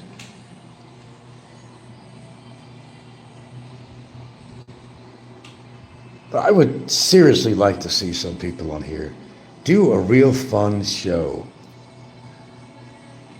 I was looking at Kevin's apartment, and it's like basically a bed. I don't even see any furniture. They call this living life. He's got a bathroom in there somewhere. A tiny little fucking room for a very big guy. I see a bed in there. In a very narrow room, the walls. He wouldn't even have any room to exercise if he actually could exercise. I'd like to see him doing exercise. I'd like to see him doing some push-ups or even 45-degree push-ups. I'd like him to see him do anything besides walk to the 7-Eleven store. So that's my point. Talk is cheap. All these gym heroes that go out and work out in the gym, but look at them, they're still obese. They haven't accomplished anything. Same old, same old. What did they lose? No, they go and stuff their mouth. What purpose was the workout then? What is the purpose? Well, if your purpose was to lose weight, you're not doing a good job, my friends. You're not doing a good job at all. Show us what you can do.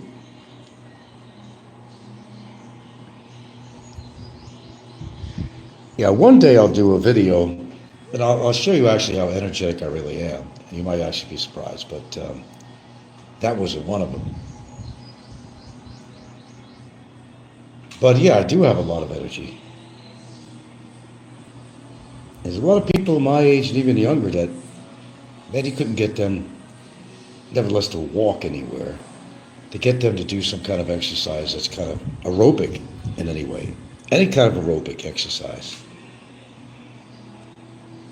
You don't see that a lot on here because it don't exist. Well, yeah, I go to the gym. Yeah. And I see what you do after you get out of the gym, pal. Yeah. More power to you, you know what I'm saying? Enjoy the steroids, too, you know. Steroids? You gotta be kidding me, man. Just shoot yourself in the head. It's easier. If you could only achieve your muscle by using steroids, then you're a fucking loser.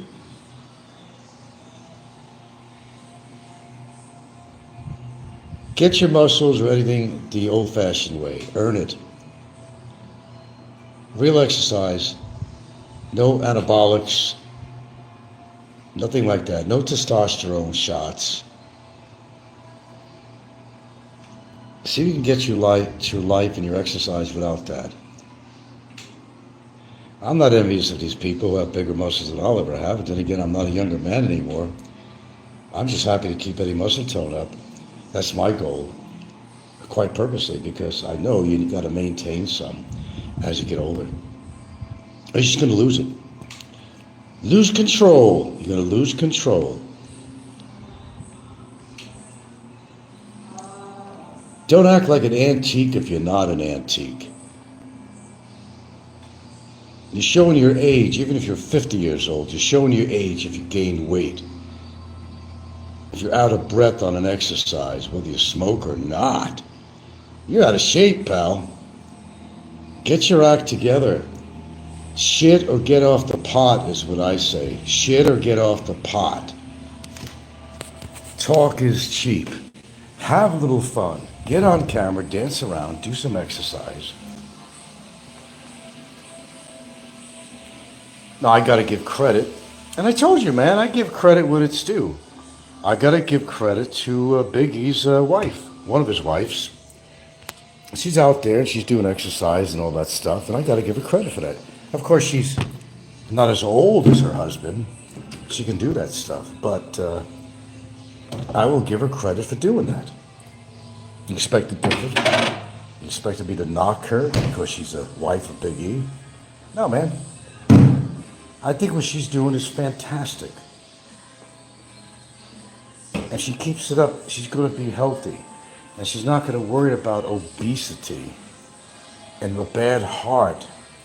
All I say to her, you're living in Avita Towers, you've got an iPhone 16 Max, always at the club with no job. Who's paying for all this? You're flying to Singapore and Dubai, and I sent you $3 million for a house, but you won't even show me the house. Help me understand. You have 5 Facebook accounts, but you blocked me on all of them. Also, why do you have 3 phones? Are you lying to me? I sent you money to process our fiancé visa, your mom's hospital bills, a house, but you don't have proof of any of it. Explain. If you can afford to live in Avita Towers and fly to Singapore, why am I sending you 50,000 pesos in allowance every month? This doesn't make sense. Also, your electric bill, it's not even in your name. Larry McCart. Why is he paying your electric bill? This doesn't make sense. This doesn't make sense. I've wasted 3 years of my life.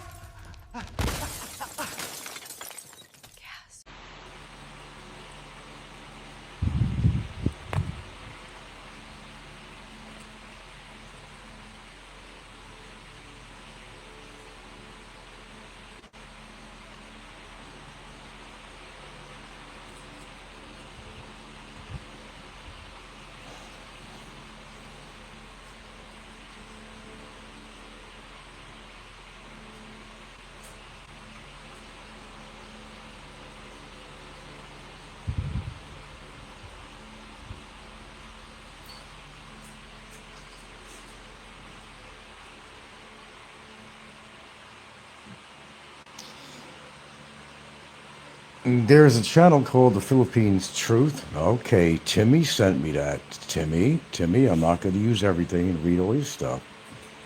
But this guy does a lot of little skits about the, let's just call it the condition in the Philippines as far as Filipinos using foreigners. And, you know, oh my goodness, what in the world do we have here? Look at the timing of this. Lord have mercy. Lordy, lordy, lordy. She comes in the room here with this, this lunch here. Oh my goodness gracious. Okay. Yeah, it looks healthy enough to eat, I think. Oh, and that's cabbage. That's cabbage there. It's cabbage. Cabbage. Anyway, it's called the Philippines Truth, and it is funny. Well, those are just comedic skits.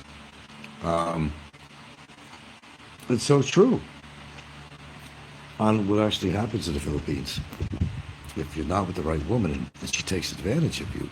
It's called the Philippines Truth. And check out, I uploaded one of them on there. I uploaded one. You could get an example. And she just came in with this lunch for me. That was nice. Oh, hot. Hot, hot, hot, hot, hot. I think it's one of the funniest channels I've ever seen. The Philippines Truth. And you might relate to this. Many of you might actually relate to this.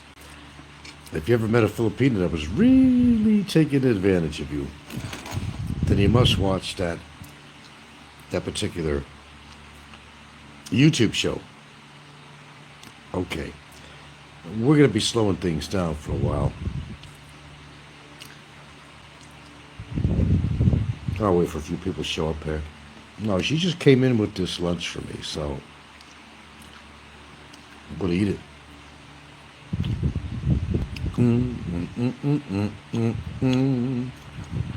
The meat is very lean, by the way. Potatoes are roasted. And that's cabbage. Cabbage. Well, a lot healthier than most people. Very good. Now, I laugh on this show. There's one foreigner who's just, he's been out of the country and he's been sending money. And this really happens too. It was a comedy skit, but sending money to this Filipino, $50,000 a month to live on. And sent her $3 million to buy a house or build a house. He comes back over there. And why does he electric bill under another guy's name? Hey, look, this is actually things that have actually happened to foreigners. If they're really that stupid to do that kind of shit, I would recommend that. Damn. Sorry about the timing here with my lunch, but I'm hungry and I'm going to eat. Now, I must say I never had situations like that on that channel, but many foreigners actually have. If you're tuning in, I'm talking about a channel called the Philippines Truth. I got an example of it on a short that I just put on. Check it out. See if you could relate to that in any form or way. I'm sure many of you probably could. You don't know what you don't know where your money goes. When you're in an LDR relationship, you have no clue. Since I've ever been on YouTube, I've heard enormous amounts of stories about Filipinos mishandling money that foreigners are actually sending them. An intent to build a home. But where is the money going? The chicks will be out partying every night.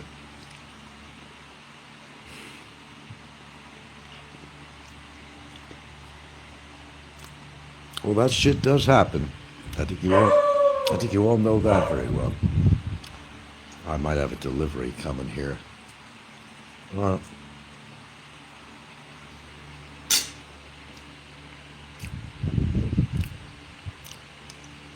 Well, certainly since I've been on YouTube, I've heard tons of stories of that. And how people have been taken advantage of so horribly. It was hard to believe that that could ever happen. All the time. Don't do an LDR. Not if you don't have to. Don't do an LDR. That's too dangerous, man.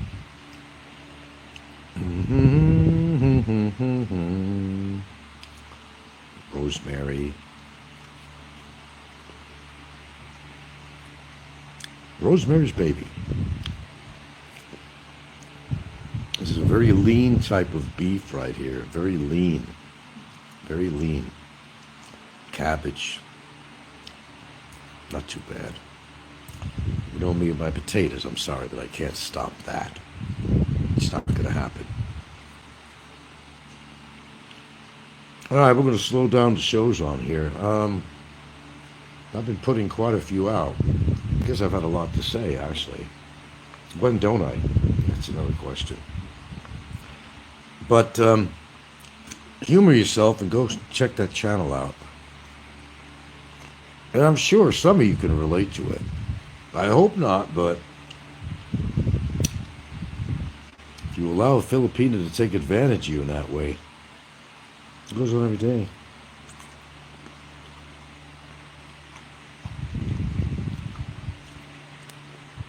Well, Princess Anne, you have to deal with him. I'm tired of dealing with these people. I don't care what E.T. does. We have enough crazies on here to begin with. Are you still friends with Peckerwood's wife, Ruby? What's going on with them? What's going on with them?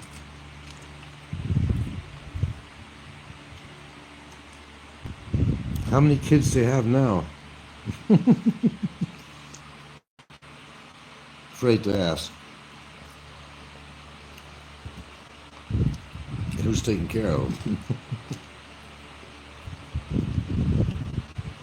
Well, I know you tried to be friends with her, you know. At one point, I know that didn't work out.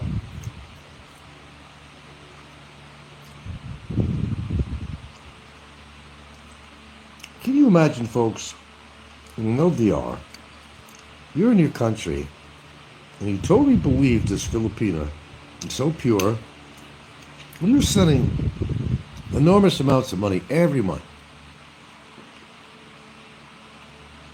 buy him a Galaxy 13 or whatever, Woody and her were not friends. What do you mean, her? The Peckerwood and her were not friends. What do you mean we're not friends? Oh, they weren't. Well, you went all the way over to their house one time. Do you remember that? You stayed there and they made dinner for you. This is really you. Okay. But can you imagine being an LDR and you found a true Filipina? Well, they all think they did. You're just sending a lot of money every month. You're buying her is what you're doing. I mean, come on now. But if you were foolish enough to do that, I don't know if you are really Princess Anne. You're sweet skates, supposedly. I don't know. What happened to the name Sweet Skates? I really never understood the title anyway, Sweet Skates. Do you like to go on skates?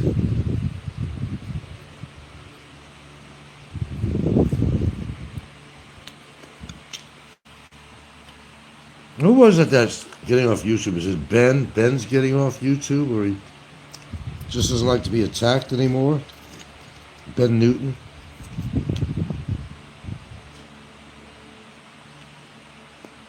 Well, it is part of the landscape on here, guys. Only how thick your skin is, how much you're willing to save.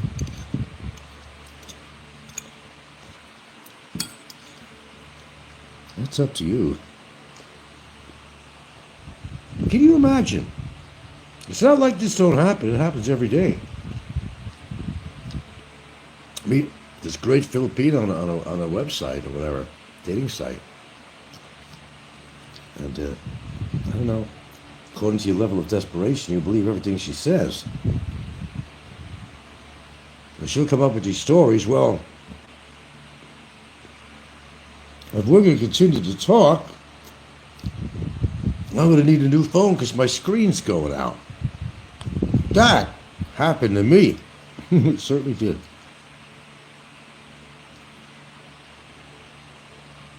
Okay. Gotcha. Gotcha.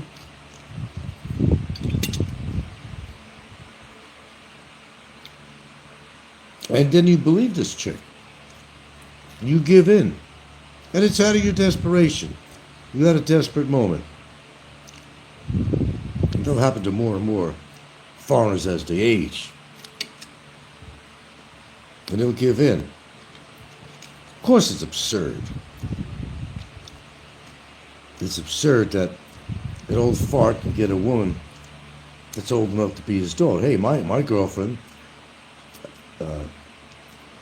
I'm old enough to be her father.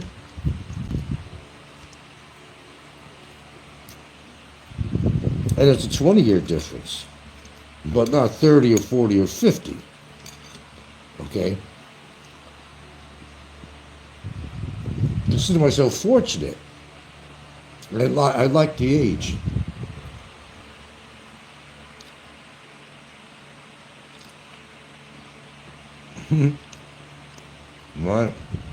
My advice, huh? I'm not sure which is that. I don't know when I've advised you.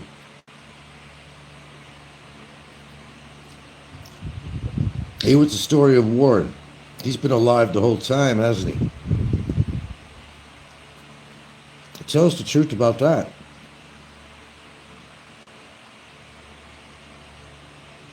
About Warren. You'd be the one to know. When's the last time you spoke to Warren?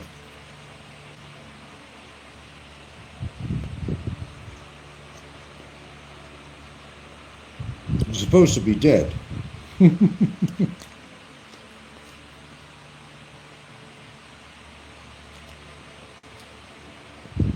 Pardon me about the eating. I just got to finish up here. I'll start something, I want to finish it. So I'm hungry.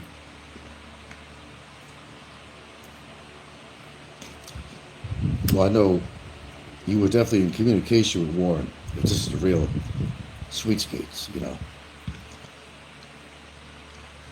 I think he used to send you money too, didn't he? Come on. Oh, this is spicy.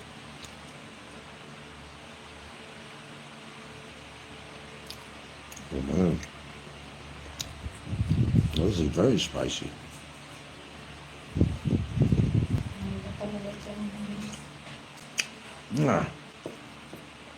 You want this last piece there?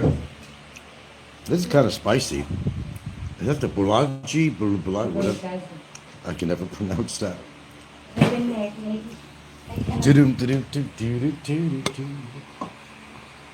Oh. That's the cat. It's too spicy. No. Stay in here. I'm not giving you that. No. Dogs. They couldn't handle this. No, this is actually very spicy. I don't like anything that's actually that spicy. That, I must say, is spicy. What's she got in the cooker? Fryer. Oh, my God. I can't believe she gives those kids these hot dog type shit to the kids. Oh, Jesus. That's a little too much. Even what I ate is a little bit too much, too, honestly. I mean, it is a lean cuts of meat, but still.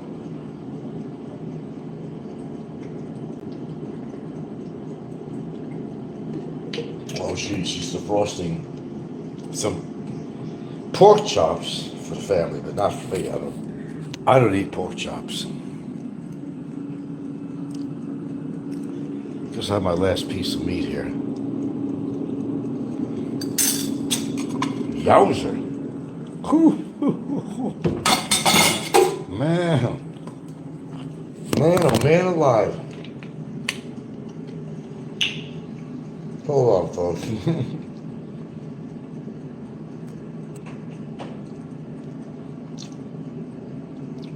Oh. No more of that anymore.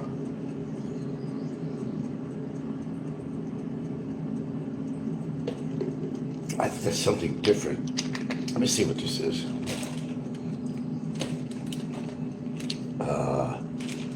God, she's cooking them longanisa. Oh, this is Virginia beef bulgogi. Beef bulgogi. It's okay if you have a little bit of this shit, but very little bit. Some of it is really spiced up to the point that it's like you can't even handle it. And that's what this particular shit just did to me. All right, so who do we have here? Okay. Yeah, I've been doing a hell of a lot of shows lately. I didn't realize how much. It seems like lately when I have something to say, I certainly do say it. But I think I'm coming to that point where I'm pretty much talked out. I know it's hard to believe with me, but shit happens.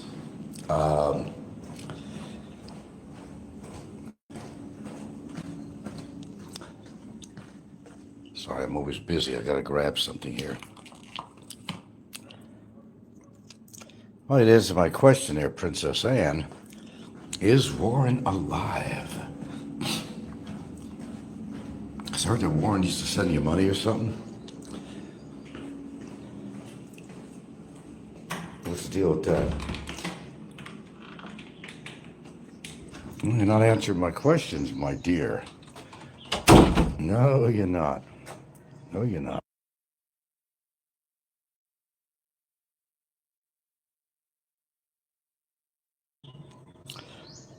All right, the rain stopped out here an hour ago.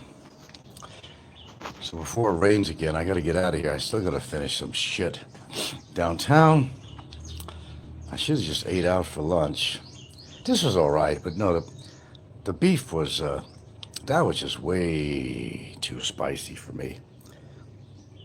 I don't mind some spicy food, but man, maybe that's why I don't really gravitate toward Thai food. There's certain things I probably eat Thai food, but if it's too damn spicy, that would be a little much for me. What's my question? Are you still in touch with Warren H? That was my question. I'd like to hear your answer on that one.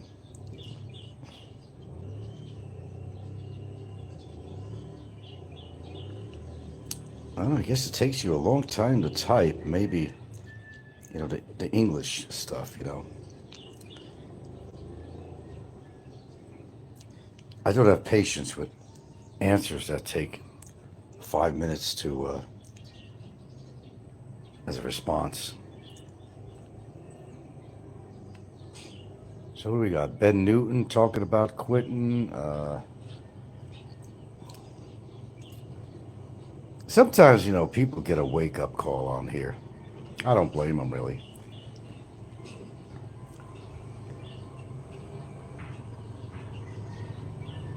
I'm still waiting for an answer. That's a hard one to answer, huh? There's a waterman going by. All right. Well, apparently you're not going to answer that. Because we're supposed to believe that Warren H. is dead, which I never believed. Never believed. All right, I got to go. It's not raining right now, so it's a good time to get out of here. Perhaps you'll answer my question another time, my dear.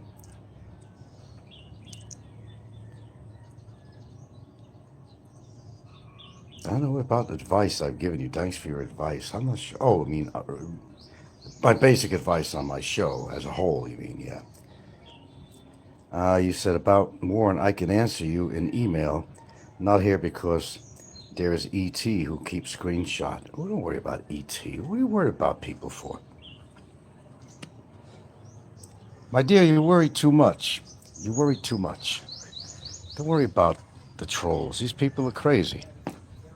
Haven't you figured it out yet?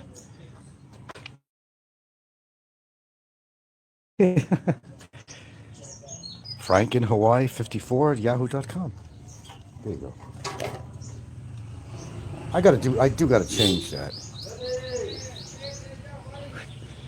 My neighbor going by. That's my buddy, another buddy. What's going on, brother? You're on a video call, right? Oh, it's all right. What's happening? I'll go on.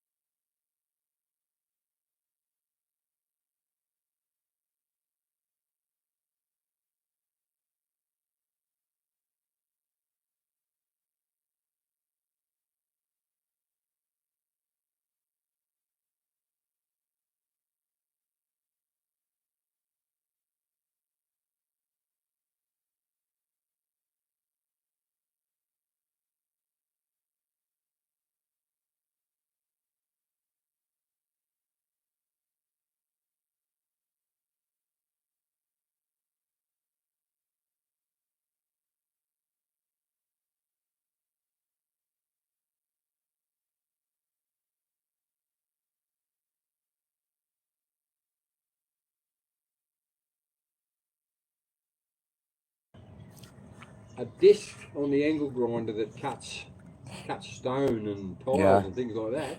I was thinking if I put it on the angle grinder, it should cut trees, shouldn't it? Tree branches, Yeah. surely should rip through it.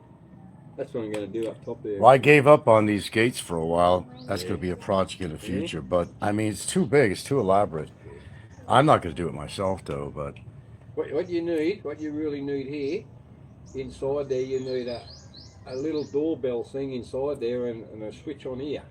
If people come there, they can just. no, let's just rip it off my gate. Yeah. Anyway, there, No, last because we time- miss deliveries, too. We miss deliveries. last We time- never hear them. If the TV's on inside. I'm just Yeah. talking to a neighbor here, Well, folks. I mean, I was bloody singing out the other day the time the power didn't go off, and I must have stood there for 20 minutes yelling out and nothing. Yeah. Couldn't get anybody, you know. So I ended up bloody. Well, going they come inside. by, but sometimes when it's delivery, they email us that there's delivery on the way. Yeah. But sometimes they don't. And they come here, and we never even knew they were here because the house is pretty solid. Yeah. And usually the TV's on. You'd never hear them. Normally my dogs would tell us something, but sometimes they're too quiet. They may do a slight little beep, Yeah. and I'm supposed to hear them. But they don't continue. They say, well, if they don't hear me now, I'm just taking off. Yeah. And that's the experience I have out here. Yeah. That's why I know it would be good to have something on here. Yeah, you need something where people can just press. No, we'll the think button, about you know. doing that, but I know kids will just probably rip it off or something. Yeah. Oh, I don't know where they would. Oh. And for packages too, if something could be put into here. I don't know. We'll look into that. Okay. buddy. Catch you later, man.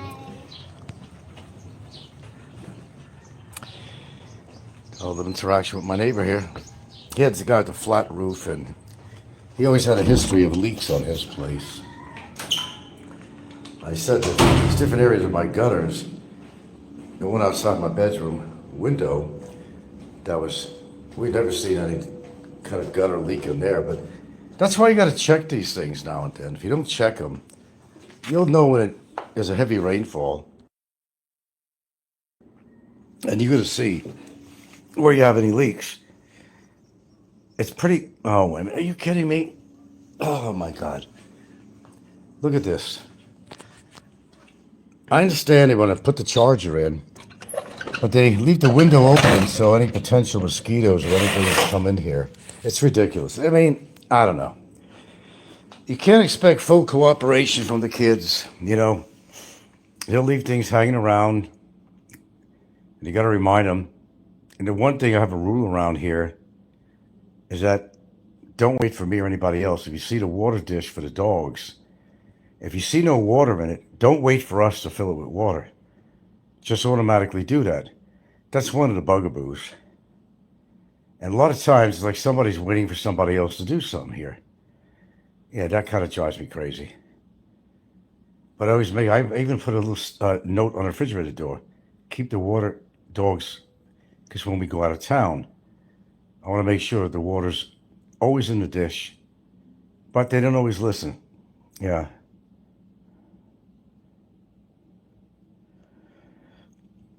Well, my house is nice, but there's still things to do around here. Yeah, there's still a lot of things internally and externally. I mean, I don't have a lot of shit on the walls here. I don't mind too much on that, but there are things externally, that most homeowners here have to deal with because you live in a tropical country. If it was made of wood, these houses, you'd have a lot of problems with termites and so forth, and wood rot from moisture. So the one good thing is that, houses are built with uses for concrete, which helps in the storm anyway. But where I used to live, they had one of the big storms that came into Santa Fe. The living room of that house that we were renting, that whole wall supposedly came down from the storm. It's kind of hard to believe that, but it did. And the roof, they had to replace part of the roof. And I think that was wasn't Odette. This was before that. That was the one in 2013. So that was a bigger one. But yeah, there's usually a lot of external things more than internal things that always need to be dealing with a house here. Yeah, I mean, I like it. Don't get me on. There's plenty. I'm saying that there's plenty to do here if you want something to do. There's plenty. It's a matter of getting off your ass to do it. It's called motivation. Yeah, but we have plenty of projects. There's plenty here to keep me busy. If I want to repaint on the inside, the white walls, they're fine. I don't need any painting yet, but I will generally touch up the walls if there's any scuff marks or anything like that. I just partially painted the walls outside the house. We're looking nice. And I go to look at some of it now, and again, we got these orange, which is the color of the earth on the cat's feet, that jump up on the wall to get back into the yard.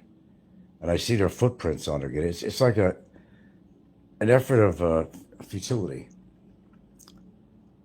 and fertility, because these cats are multiplying like crazy. But I got to be Mr. Nice Guy, and I got to feed them all the time. I blame that on myself. I'm not going to hurt them either. Okay, I do got to go. I'm just procrastinating a little bit here. I got to put my shoes on, and I got to head back downtown again. So thanks for watching. Catch you another time. While it's still not raining, and even I asked my neighbor, I said, do you think this is the rainiest season we've had out here? I think it is, in my memory. No complaints about water. I'm starting to rust. But anyway, I got to go. Later, guys. I got to go now. Now we're talking. Beef Puerto Rico, smoked Puerto Rico ribs, salmon, the sour cream,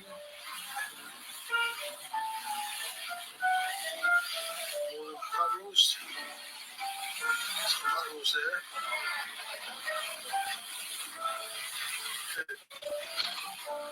Cheese injected burgers.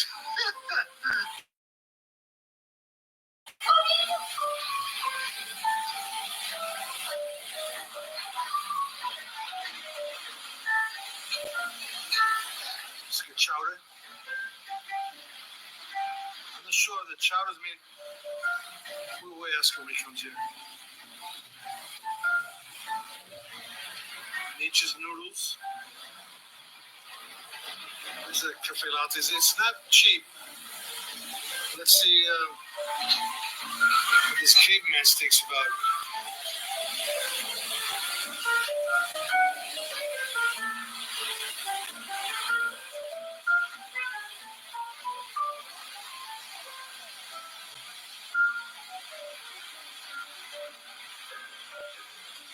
It seems good for 4 to 6 people. I can't see it though. Doesn't look like it.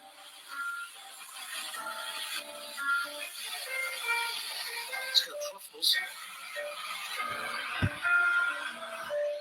This restaurant looks tasty. It looks good. It looks real good.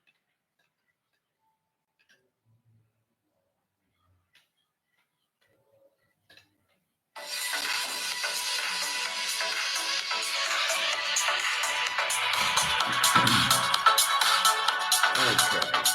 A man has got to know his limitations. A very famous quote by Mick Fisher, the wise man of YouTube. I have to agree with you, Nat. You have to know your limitations. You know, if you want to go out and eat and have a meal, go out and eat and have a meal, but don't let the meal have you. That's the difference. I don't know. I think everybody on here is trying to prove something. I'm not exactly sure what. Exactly. They could eat and eat and eat and not really care about the end results. I was watching something on David Cassidy, from the Partridge Family. And despite all this fame and all that, the attention he got, like, YouTubers trying to get attention, he did a lot of things. It wasn't exactly the best thing for his health and lifespan, and he drank and drank and drank and drank and drank. And some people choose to eat and eat and eat and eat. I don't know. I think a lot of people have a vice of some sort, but it's what they do with the rest of their lives, I guess, makes a big difference,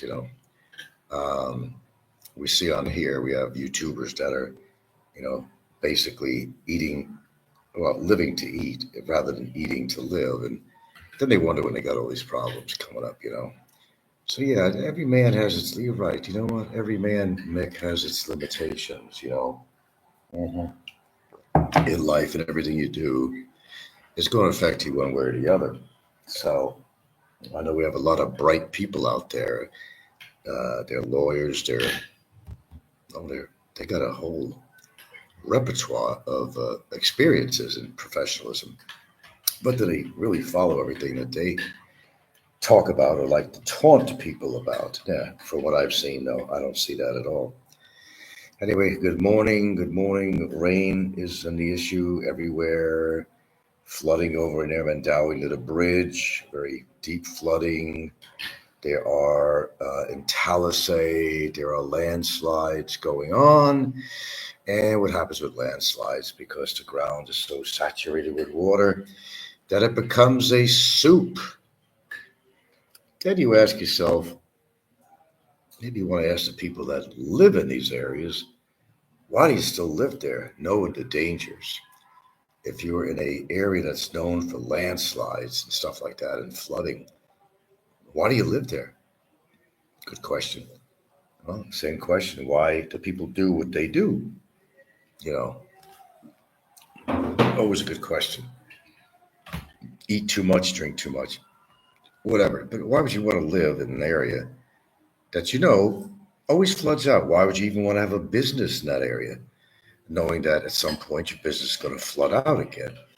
I don't know. I can't answer these questions, but why do you want to even live in Luzon anywhere where it's always so many disasters?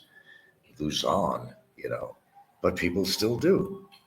To this day, there's still people, I think, living over in Pompeii and over in Italy, despite what happened how many hundreds of years ago.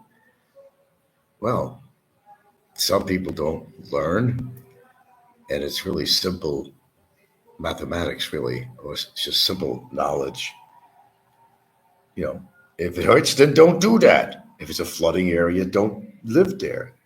If it's a landslide known area, then you shouldn't live there. But people still do it anyway. Now you develop health problems. Oh, where's my health problems coming from? Oh, is that what it's coming from? Okay. But you still continue to do it if you're having health problems from a particular habit or whatever. But you continue to do it. knowing that you have health problems from it. You know what it is in life? It takes a disaster to wake anybody up, but even that doesn't always wake people up. I was watching something on David Cassidy. He was like a fan. I was like a fan of his with Partridge Family of all things, but he was a really multi-talented guy. Oh, of course, fame and everything always takes its toll on people, and they start drinking to cope and all their concerts and schedules, and it doesn't always turn out to be the greatest life. And they got success at the time. They made a little bit of money, but for some reason, they never seem to be happy. Some commit suicide. Some of them go into heavy drinking and barbiturates and all kinds of stuff, and it just ruins their life. David Cassidy is an example, just an example, because I happen to be reading on that. I get interesting sometimes that what made people's life get out of control. It's a good place to come right here on YouTube to personally witness it, actually. Yeah, you're right, Mick, yeah, what you have to say about that. A man has his limitations. They certainly do, Mickster. They certainly do. Even you, the great Mick, have your limitations, I'm sure, in something. I was also reading about alcohol, which I don't drink, but learned a lot about it. Even one drink, what it could do to you. And that seems to be a problem out here, because I think a lot of YouTubers out here do drink and drink more than normal. What's a drink going to do? No. What's a quadruple decker hamburger loaded with cheese and whatnot going to do to me? That's just one quadruple deck burger when you're already obese. I don't know. People just don't think. But you're right, Mick. People do have their limitations. I have my limitations. That's why I will designate certain jobs for people who are perhaps younger or maybe more talented than I am in whatever the endeavor was, that a job that needed to be done. Yes, you know your limitations. Mick, when you're right, Mick. You're absolutely right. And I know my limitations. Yeah. I don't pretend to be an extraordinarily active person, but I do possess, even for my age area, a lot of energy. And I could probably outperform many people in many ways in different things. But, we're not boasting here. That's not what we're here to do, is boast. The fact is, if you could survive beyond 65, you're doing something right.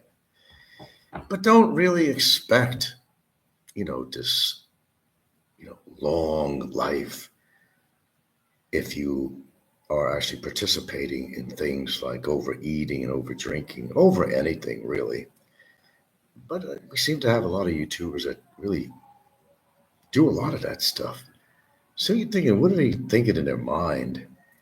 Some very obvious factors that affect their health.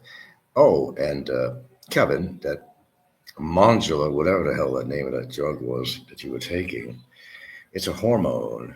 It's a hormone. And guess what? There are good things about that, Kevin.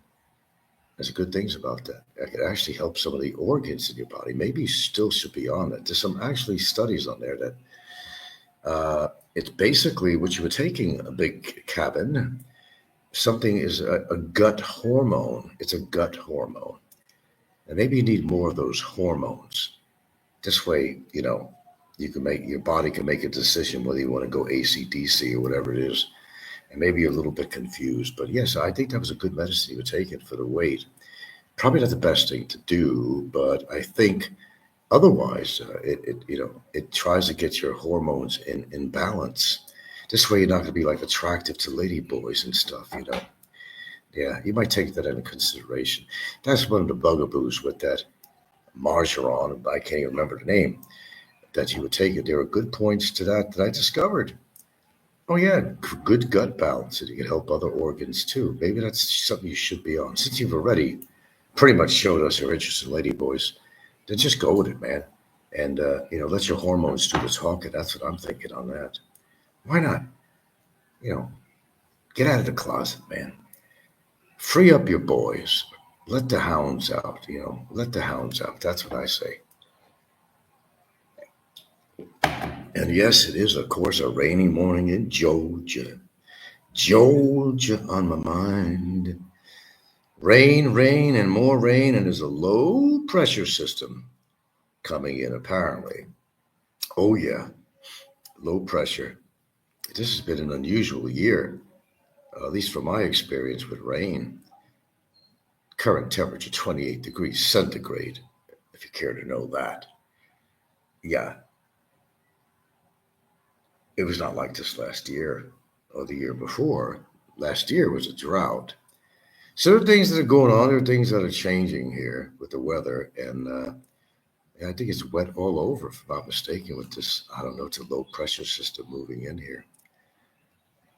You got to adapt to the situations of the weather. You got to adapt to your life and your own lifestyle. Make changes where it's needed. Otherwise, really, don't complain.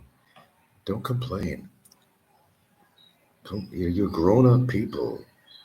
If you got a weight problem or something, or drinking problem, then, try to, cut it down a little bit. Eat human food and take human bites.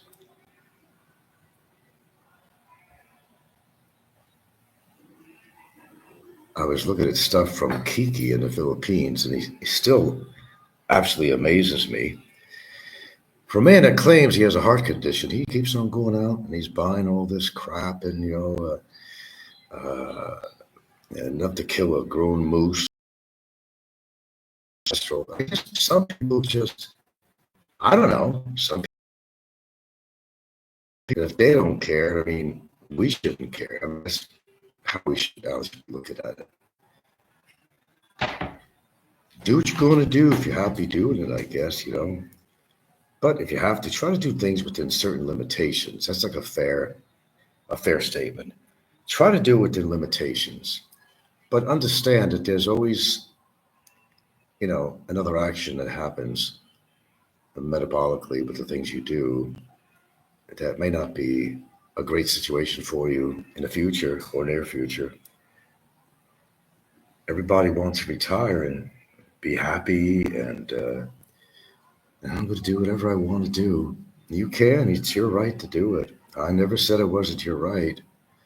Enjoy yourself in any way that you find to be enjoyable. And why not? But unless you're going to die, well, go ahead, go continue to drink and do everything you do. You're going to die anyway. Your liver's so shot. Just continue drinking. That's what David Cassidy did, really. After he came out of a coma one day later, he died, but multiple organ failures. He was in really bad shape. All that talent and a very loving guy, actually. He was a good guy, David Cassidy. You don't know much about his history. Yeah. A giving person, kind to people, but fame, even on YouTube, fame could go to your head on here, fame could go to your head. It's gone to some people's heads. But with fame, sometimes comes failure. Know your limitations. Hey, Mick said it himself. Know your limitation. If Mick says it, it must be right. I can say the same thing to you, Mick. Know your limitations. No. And so your good friend, if he's a good friend to you, may also talk to him about limitations there. So let me see. Now, Malaysia is the new thing. Kevin is thinking heavily now about maybe taking a trip to Malaysia. Oh, my goodness. Hell, I've known about Malaysia a long fucking time ago before these goobers started talking about that shit. I know a lot about it. But something, follow the leader is what it is. One guy says, okay, man, I'm going to go there. Well, if you failed in one country, you went to another and you failed in another country, what makes you think you're going to have success in the next country? Like I said, you carry yourself no matter where you go. And that's a fact. If you're a putz, you're always going to be a putz. And I don't mean to be cruel about this. Anyway, we are going to be cutting down on the videos. I almost didn't come on this morning, to tell you the truth. I got inspired by a video I was watching. It had to do with David Cassidy, but really interesting history with him. And let me kind of get something straight on here. I'm not trying to be smug. I'm not trying to be acting like I'm better than you, because I am not that person. I know where I'm better off than some people on here, obviously, but I'm not blowing my horn on it necessarily. I'm just coming out with statements saying that you can make your life a little bit better, even if it's just a little bit, if you just change off things. That's all I'm saying. I mean, most people say, hey, I'm not afraid of dying. I'm not afraid of this. You might have some that are not. Maybe they welcome death for whatever reason. The life is so lousy, but you could do something while you're still alive to turn things around. Even a liver could regenerate to a certain point. Did you know that?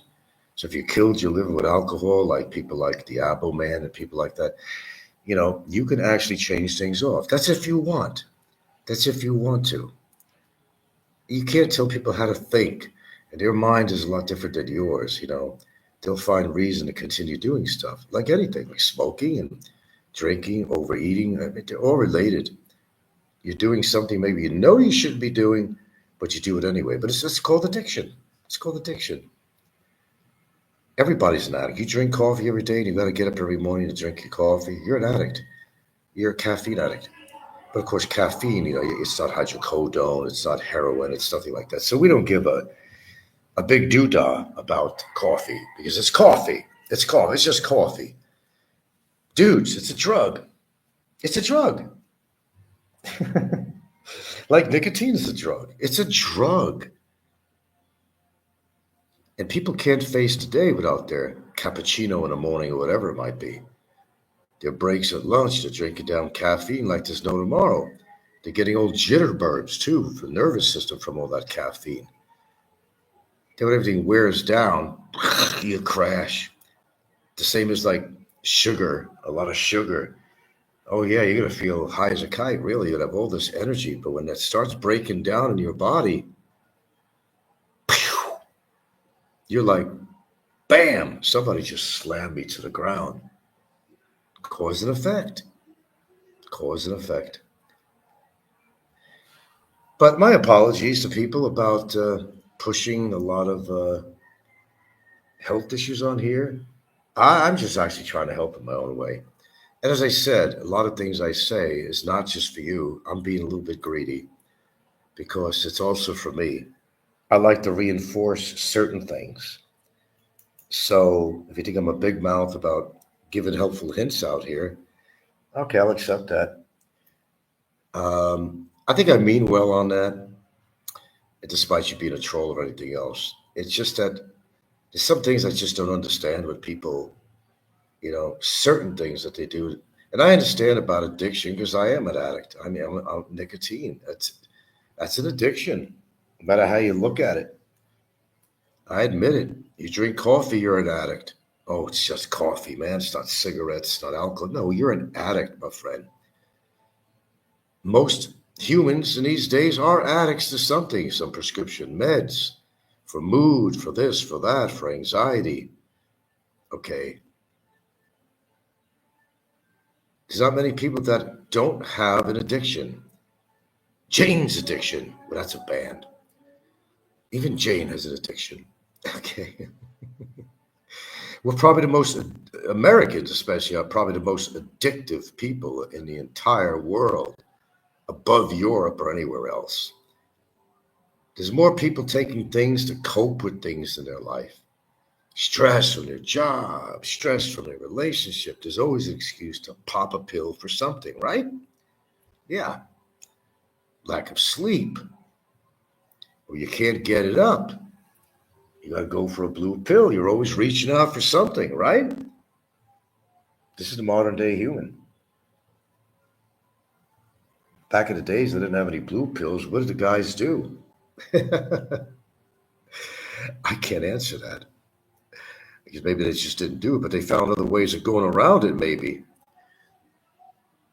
Then there's the mechanics of people. How could a big fat guy have sex with a tiny little woman? Well, they tell you what, they get creative to make it happen. Geometry, whatever they have to put into that formula, they'll make it happen. Sometimes you can't picture that. You don't even want to see it or know about it or think about it in your head. But they find a way where a big galoot, 350 pounds, is going to have sex with a tiny woman about 90 pounds. First you say, the poor woman, don't let him slip. Don't let his elbow slip and he falls on her or something. Poor woman's going to be crushed to death. But people find a way to get around things, no matter how big they are or whatever their problem is. People get creative. They do. Nothing stops them from doing the things that they want to do. Now, nobody likes to be, shall I say, counseled, or shall I say, yeah, I'll go with that, counseled about something. But be glad that you have people. It's just like people who come to the Philippines. They want to share with other people, hey, what the Philippines is like.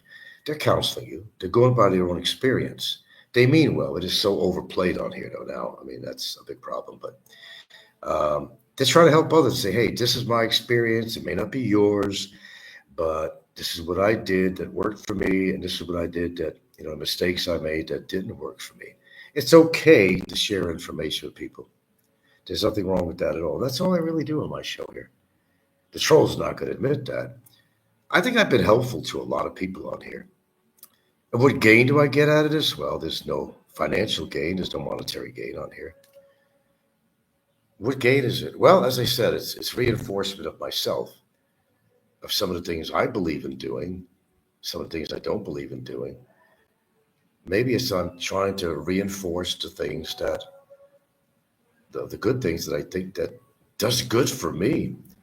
It's amazing, some knowledge. I have a local vlogger here, and he was talking about taking natto kinase. And I'm thinking, wow, somebody else actually knows about natto kinase, the supplement that helps unclog your arteries. I said, wow, I'm impressed. I'm impressed. I thought I was the only one ever taking this stuff or knowing about it.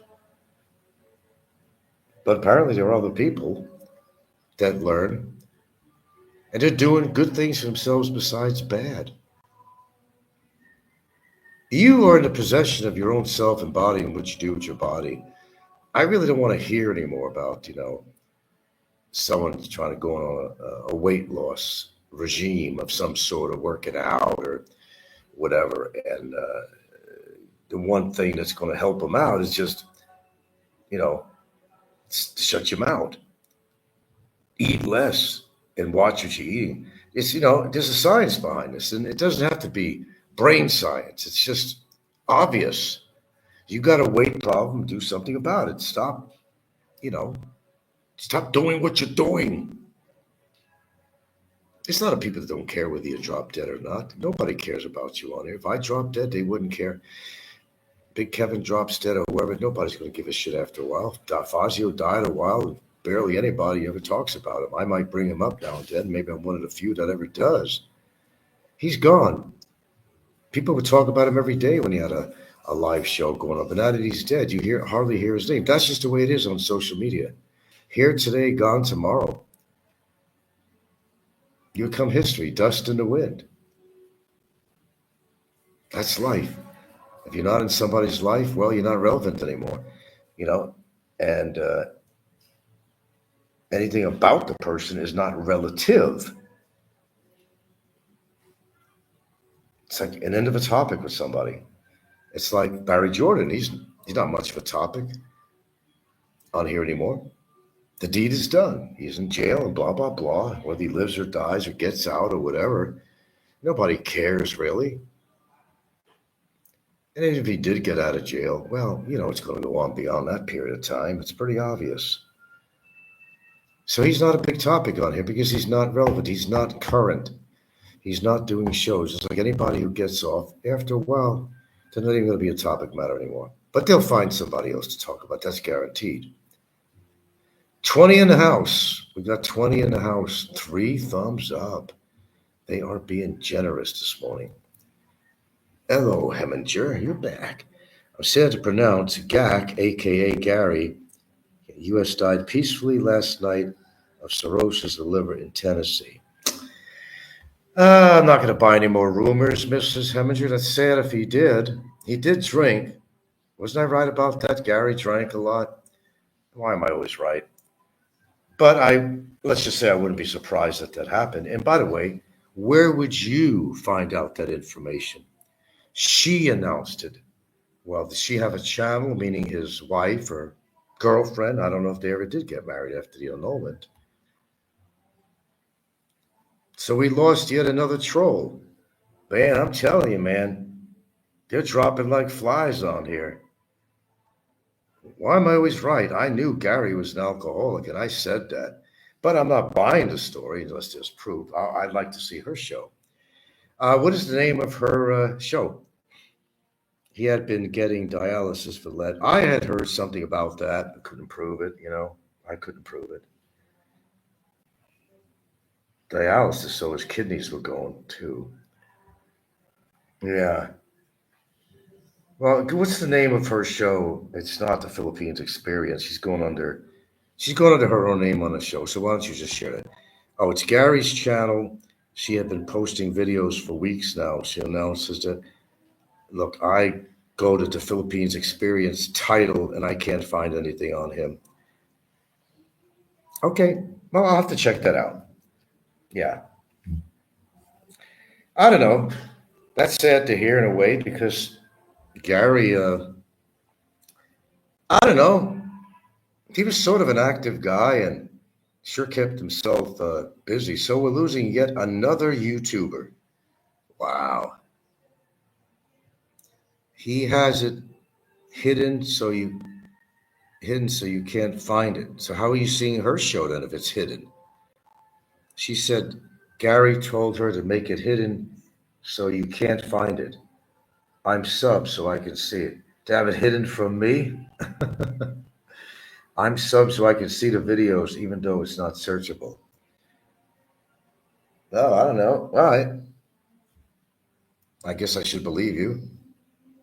If you say she's no. Come on. Oh yes, he's going to tell her in his deathbed. But don't let Frank ever be able to see this one. Come on now, Mrs. Heminger. If that's true, boy, they are dropping like fucking flies. Did they get married, by the way, after all that? You're dead serious. Okay. Did they ever get married after doing the annulment? Did that ever happen? Or did they separate? Because I don't think it was really going in their direction. I don't think they are married because he went back to, that's the problem. He kept on going back to America. Good topic matter coming up right here already. He went back to America. They kept on doing that. How could they have a relationship? He helped her out, put her through school, and she's in a profession. I think she's teaching. Fantastic that he helped her out with that. But then, it led to nothing. He went through all that money and time and effort to get an annulment, and they don't even get married. I don't get it. Heminger says apparently they were in Philippines together, but he must have gotten sick because he was getting dialysis in America, so she must not be married. Well, wouldn't it would have benefited her if they got married? She'd get his Social Security or something. She should have just married him. After all, look how long it took for them to go to this annulment process. That's pretty elaborate. A lot of money, a lot of time, a lot of effort. Wow. Well, if this is real news, then it's certainly new news to me. I can't go on. And don't tell me that he told his wife, don't let Frank be able to see the channel, block him or something. Come on, I'm not buying that. He's thinking about me. Come on. I don't think so. Apparently, we're in the Philippines. Okay, got that. No, not you. Blocking is for everyone. Well, it is kind of sad to hear that, whether Gary was a troll or not. Gary had his good moments, though. He was. He had good moments. He wasn't a really bad guy. He just got kind of sucked in with the other trolls and shit, But I always knew he was a drinker, and I always said it. That Gary has a drinking problem. It's inevitable what's going to happen. I don't know. My predictions are coming true. It's getting kind of scary. You click on the channel name. Then how would you see it? How would you see it? I'll go there right now on my phone. It's just called the Philippines Experience. The shorts, I'm subbed. Rain alert. Continue in advance. Okay, rain alert. Let's go to Okay, the Philippines experience. The Philippines experience. Just to see. Make sure it's all correct. Here we go.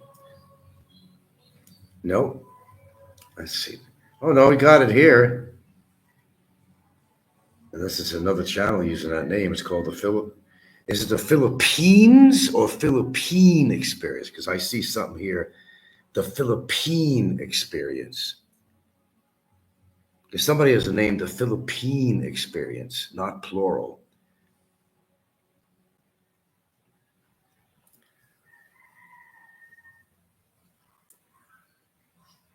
I don't know, maybe Gary just didn't want everybody to know. I don't blame him. I wouldn't blame him at all. Would you? No. I don't have a subscription fee to him. He hasn't been on for so long. He's not in my subscriber base here. But there is the Philippine experience. Yeah. And that is somebody that has 2.1 thousand subscribers, 204 videos. Shorts. It shows a guy that I thought was him, and that can't be him. Does that look like Gary? It sort of does. This was a guy, but I think his real name is John, and he had gained a lot of weight. Gary and Shaw go under that, perhaps. Okay, let's see. What the hell, man? Gary and Shaw, the Philippines.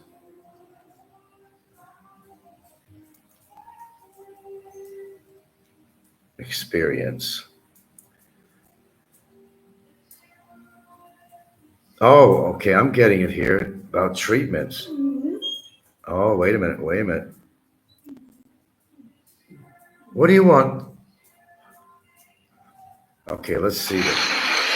So this is all I can do, just to update you that from yesterday he underwent the dialysis. Today he will undergo dialysis as well, and it's cost a lot of money. Oh boy. So this is all I can do, just to update you See your that eye. from Oh. yesterday he underwent the dialysis. Today he will undergo dialysis as well, and it's cost a lot of money. Go out. So this is all I can do, just to update you that from yesterday he underwent the dialysis. Today he will undergo dialysis as well, and it's cost a lot of money. So this is all I can do, just to update you that from yesterday he underwent the dialysis. Today he will undergo dialysis as well, and it's cost a lot of money. So this is all I can do, just to update you that from yesterday he underwent the dialysis. Okay. Today Let's he see will what else undergo we have on dialysis this. as well. Hello everyone. I hope you're doing okay. Gary and Sha is back, but Gary is sick right now, and it's only Sha. You're looking at the camera. I hope you're doing fine over there, and our channel is what you call it, gone, or yeah, our previous videos gone. Gary set it up for private, and sad to say that Gary is sick right now. It's so hard to deal with, and I don't know. He's really sick, really sick. So for those who remembers us, I'll try and come back, and on this channel, I'll try and upload some of the videos to update you guys what's going on with him. He is unfortunately diagnosed with liver problem, and for those people who got it, hopefully all of you guys will recover from it. And like I said, he is in the hospital right now. In my shorts video I have there, and I informed everybody that we're kind of back. hopefully I can continue this. It's very painful. Doing it alone. I used to be with him and like a guest for him. Now I'm doing it myself. It's really, really hard. And it's in the middle of the night right now, like 3 o'clock maybe it is, or 4 o'clock in the morning here in the Philippines. Let me find the most current here. Maybe it is, or 4 o'clock in the morning here. Let's see. Internet's not available. Maybe it is, or 4 o'clock in the morning here in the Philippines. I hope you guys are all doing well. Stay healthy, everyone. Stay safe. I miss you all. I miss you so much, all. Hopefully, I can upload more videos here about me and Gary. I miss him so much.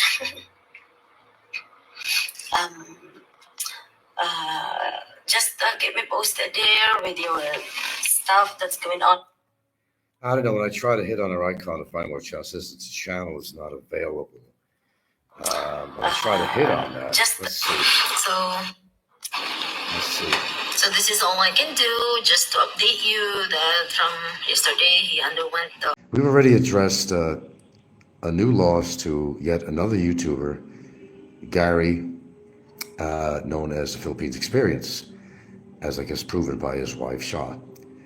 The list seems to be growing and growing, but it's part of age, it's part of your lifestyle, it's part of other things that determine how long you're going to live, and I've been emphasizing that for a long time. It also applies to myself. I never leave myself out of the whole equation.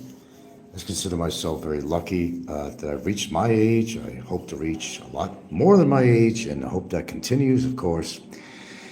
But none of us can predict the future. That's the way it is. So you got something good in your life going on, man? If you really got something good going on in your life, enjoy what you have. That's what I'm saying. Stop spending your time just wasting your breath on, Gary, having some health conditions over the years. He didn't want to waste his breath coming on YouTube and even burdening people with his health problems, Nor did he want to get involved with all the bullshit on here. So I don't blame Gary for getting off when he did, because he has some things that are more important to deal with. And that is my point exactly. YouTube doesn't become important to you when you have some really bad health issues going on. It no longer becomes important to attack people because, you're feeling good at the time. I can get away with this. I can do that. I can say whatever I want. But then when you got health issues, you don't give a shit about another YouTuber. You're not going to spend your time being bitter and saying Frank this, Frank that, or this guy this type. That's just the way it is in life, man. When more important things come up and you realize how precious life is, you're not going to spend time doing copycat shows and all this crap. Okay? I mean, look at Roberto. He's having his problems, right? He was a major troll. Okay? But, he stopped doing shows attacking me because his health was deteriorating. Apparently, he had early onset Alzheimer's. It's not a good prognosis for him. And Gary did drink a lot. Destroyed his liver and kidneys, went on dialysis. It's not a funny thing, whether you're a troll or not. It's not funny that somebody dies. I don't look at it as being funny, It's according to how you want to look at it. You think it's hilarious that somebody dies. You all the way back to Mike Cason. That was a terrible thing that went on with these trolls.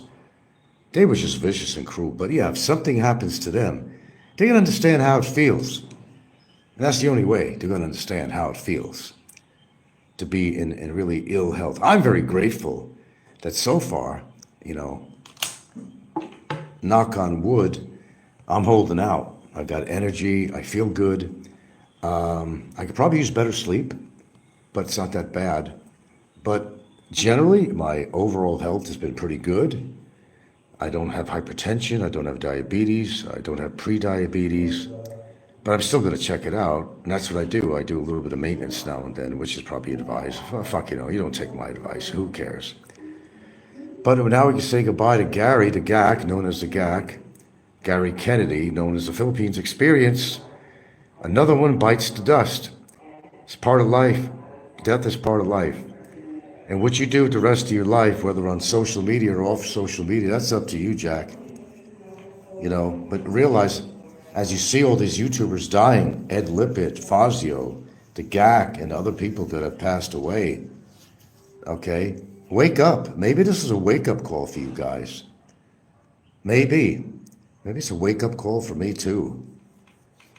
To be on this fucking social media, there's nothing but a bunch of buffoons out there who are wasting their lives, over drinking, overeating, professors of nothing. Now, Gary used to give me a little shit. He's known to do that, but I don't think Gary was that bad of a person, really. And I don't know. I really never knew a whole lot about him, except he worked quite a bit. Sorry, I'm doing this because my show is interrupted. The weather's been bad, and I don't know why I'm able to get on my phone and do this, and I lost the signal on my laptop is what actually happened. So Mrs. Heminger is the one that informed me. You could go to the channel, Sean Gary's The Philippines Experience.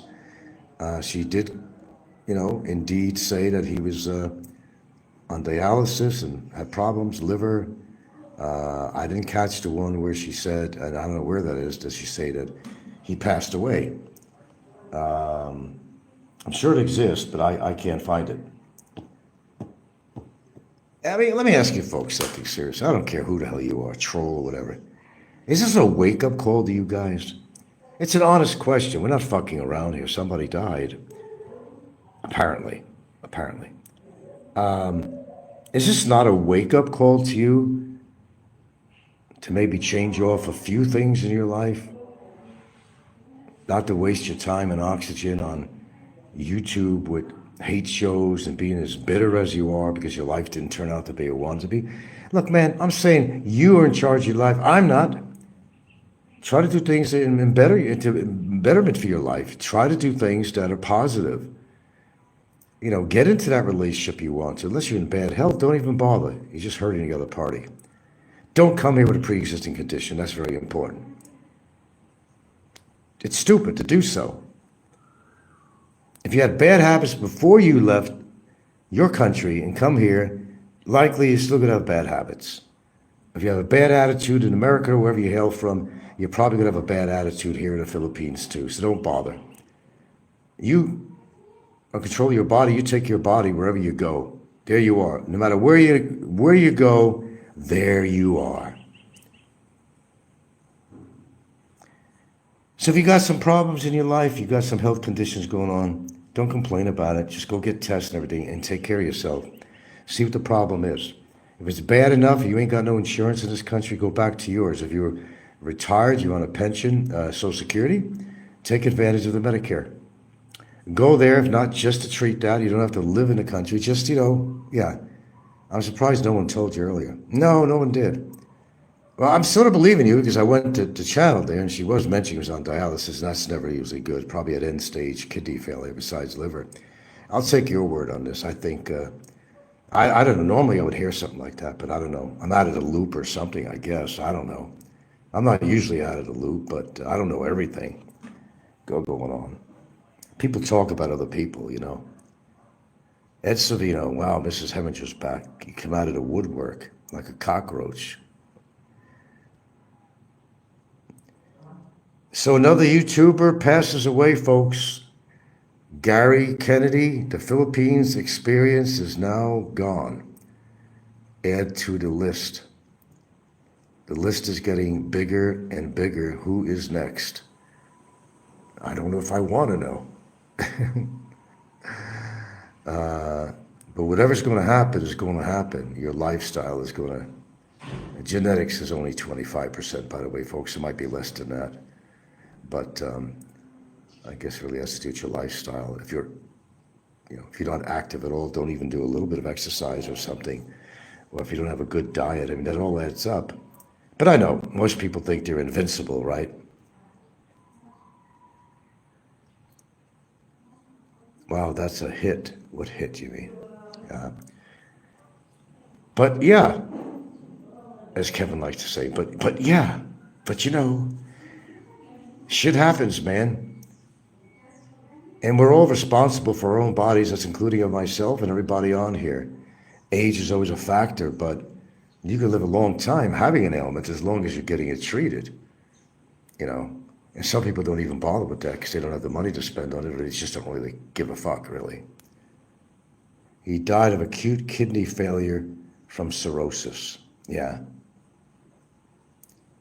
Blaze has been exposed more recently. I mean, I've exposed him, but is there any more exposure on him? Is he getting overexposure? Maybe he should cover up with some blankets. Are they talking about him too now? His cirrhosis was from years of alcohol. Well, yeah, I knew that. Gary drank a lot. I remember when he had a fight with Popeye. They were both drunk on there, arguing with each other. That was a real hit. Yeah, I remember that. The best part was when I mooned Gary. That was classic. Mooning Gary. Ricky was loving it, of course, because Ricky's he goes both ways. So that excited Ricky a lot. Yeah, I know. He was more into the hard stuff, not beer. He had anger issues. You could tell he was a heavy drinker. Yeah, I saw that right off the bat. When he got angry, he got angry.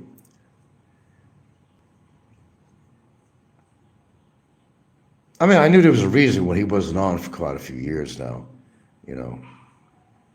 Probably dealing with a lot of different health issues. Well, add one to the list. And Kevin, that statement you made on there, I think I still have that video on. I got most of my shit on private now. It just don't really matter anymore. I think I left that one on for you, Kevin. I said, this is one for the records or for history. You're saying that you and Biggie and the others are going to outlive me. I got that on there for record. And let's see what happens with that big cabin. You're probably the next one to go on this fucking list, dude. Other than Ricky, maybe. I'm not sure who's first. Jay's in the running with his excessive smoking and excessive drinking. So I have my own little personal list there. I won't even give it out in the order. I don't know. I have my own personal list here. Heminger says, Raw Deal says he's not going to Asia till he finds out where you're staying. What do you mean where I'm staying?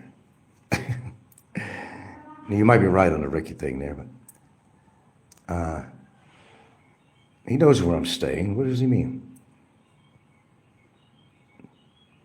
Everybody knows where I live. So easy to find. I don't know what he means by that. Raw Deal says he has. Raw Deal, I like that. He's not going to Asia till he finds out. No, he's just afraid to come here.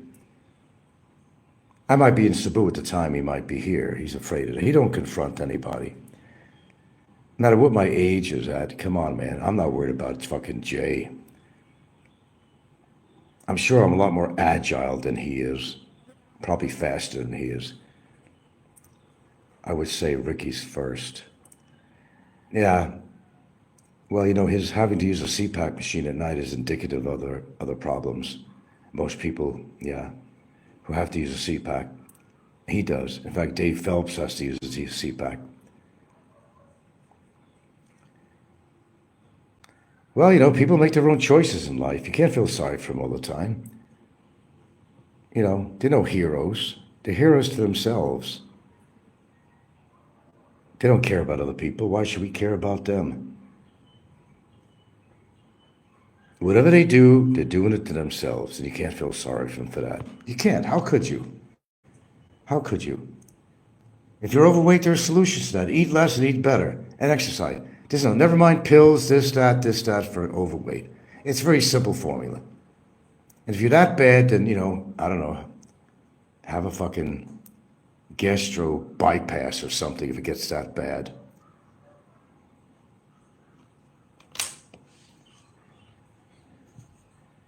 Shit, I don't even know if my own sister's alive, to tell you the truth. She has a definite weight problem. But out of sight, out of mind, you know how that works.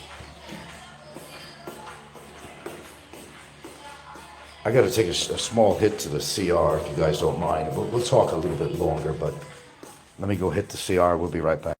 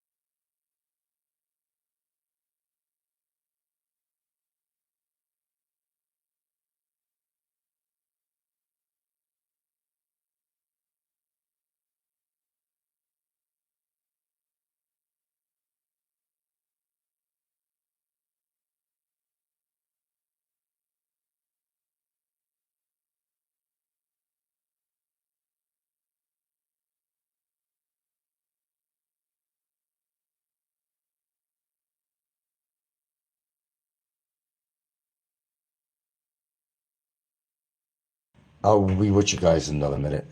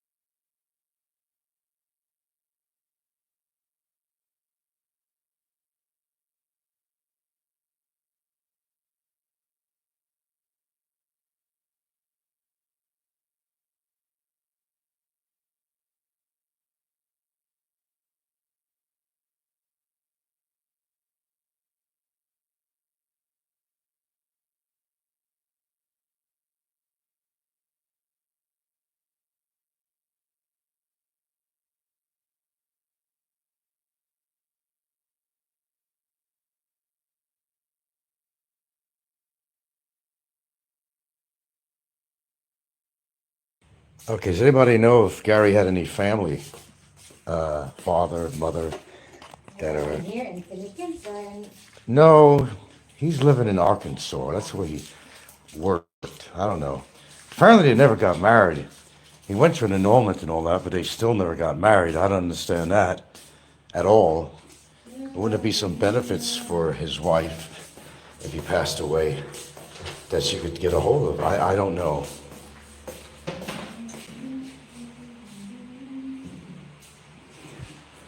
I have no clue. It just goes to show you, guy. Not everything in life is written in stone. Your own life is not written in stone. You'll be under a stone one day. We all will.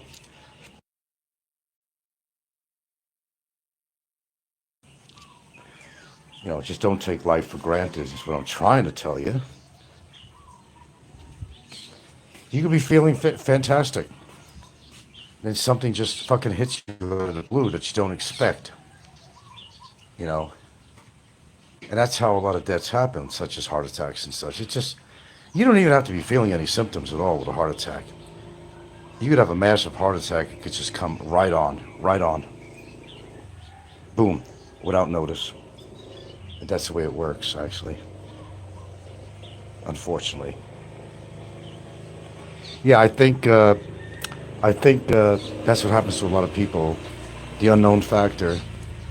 They're feeling fine and whistling Dixie, whatever, and you know, all of a sudden, boom, middle of a meal or something, they're just like, they're gone.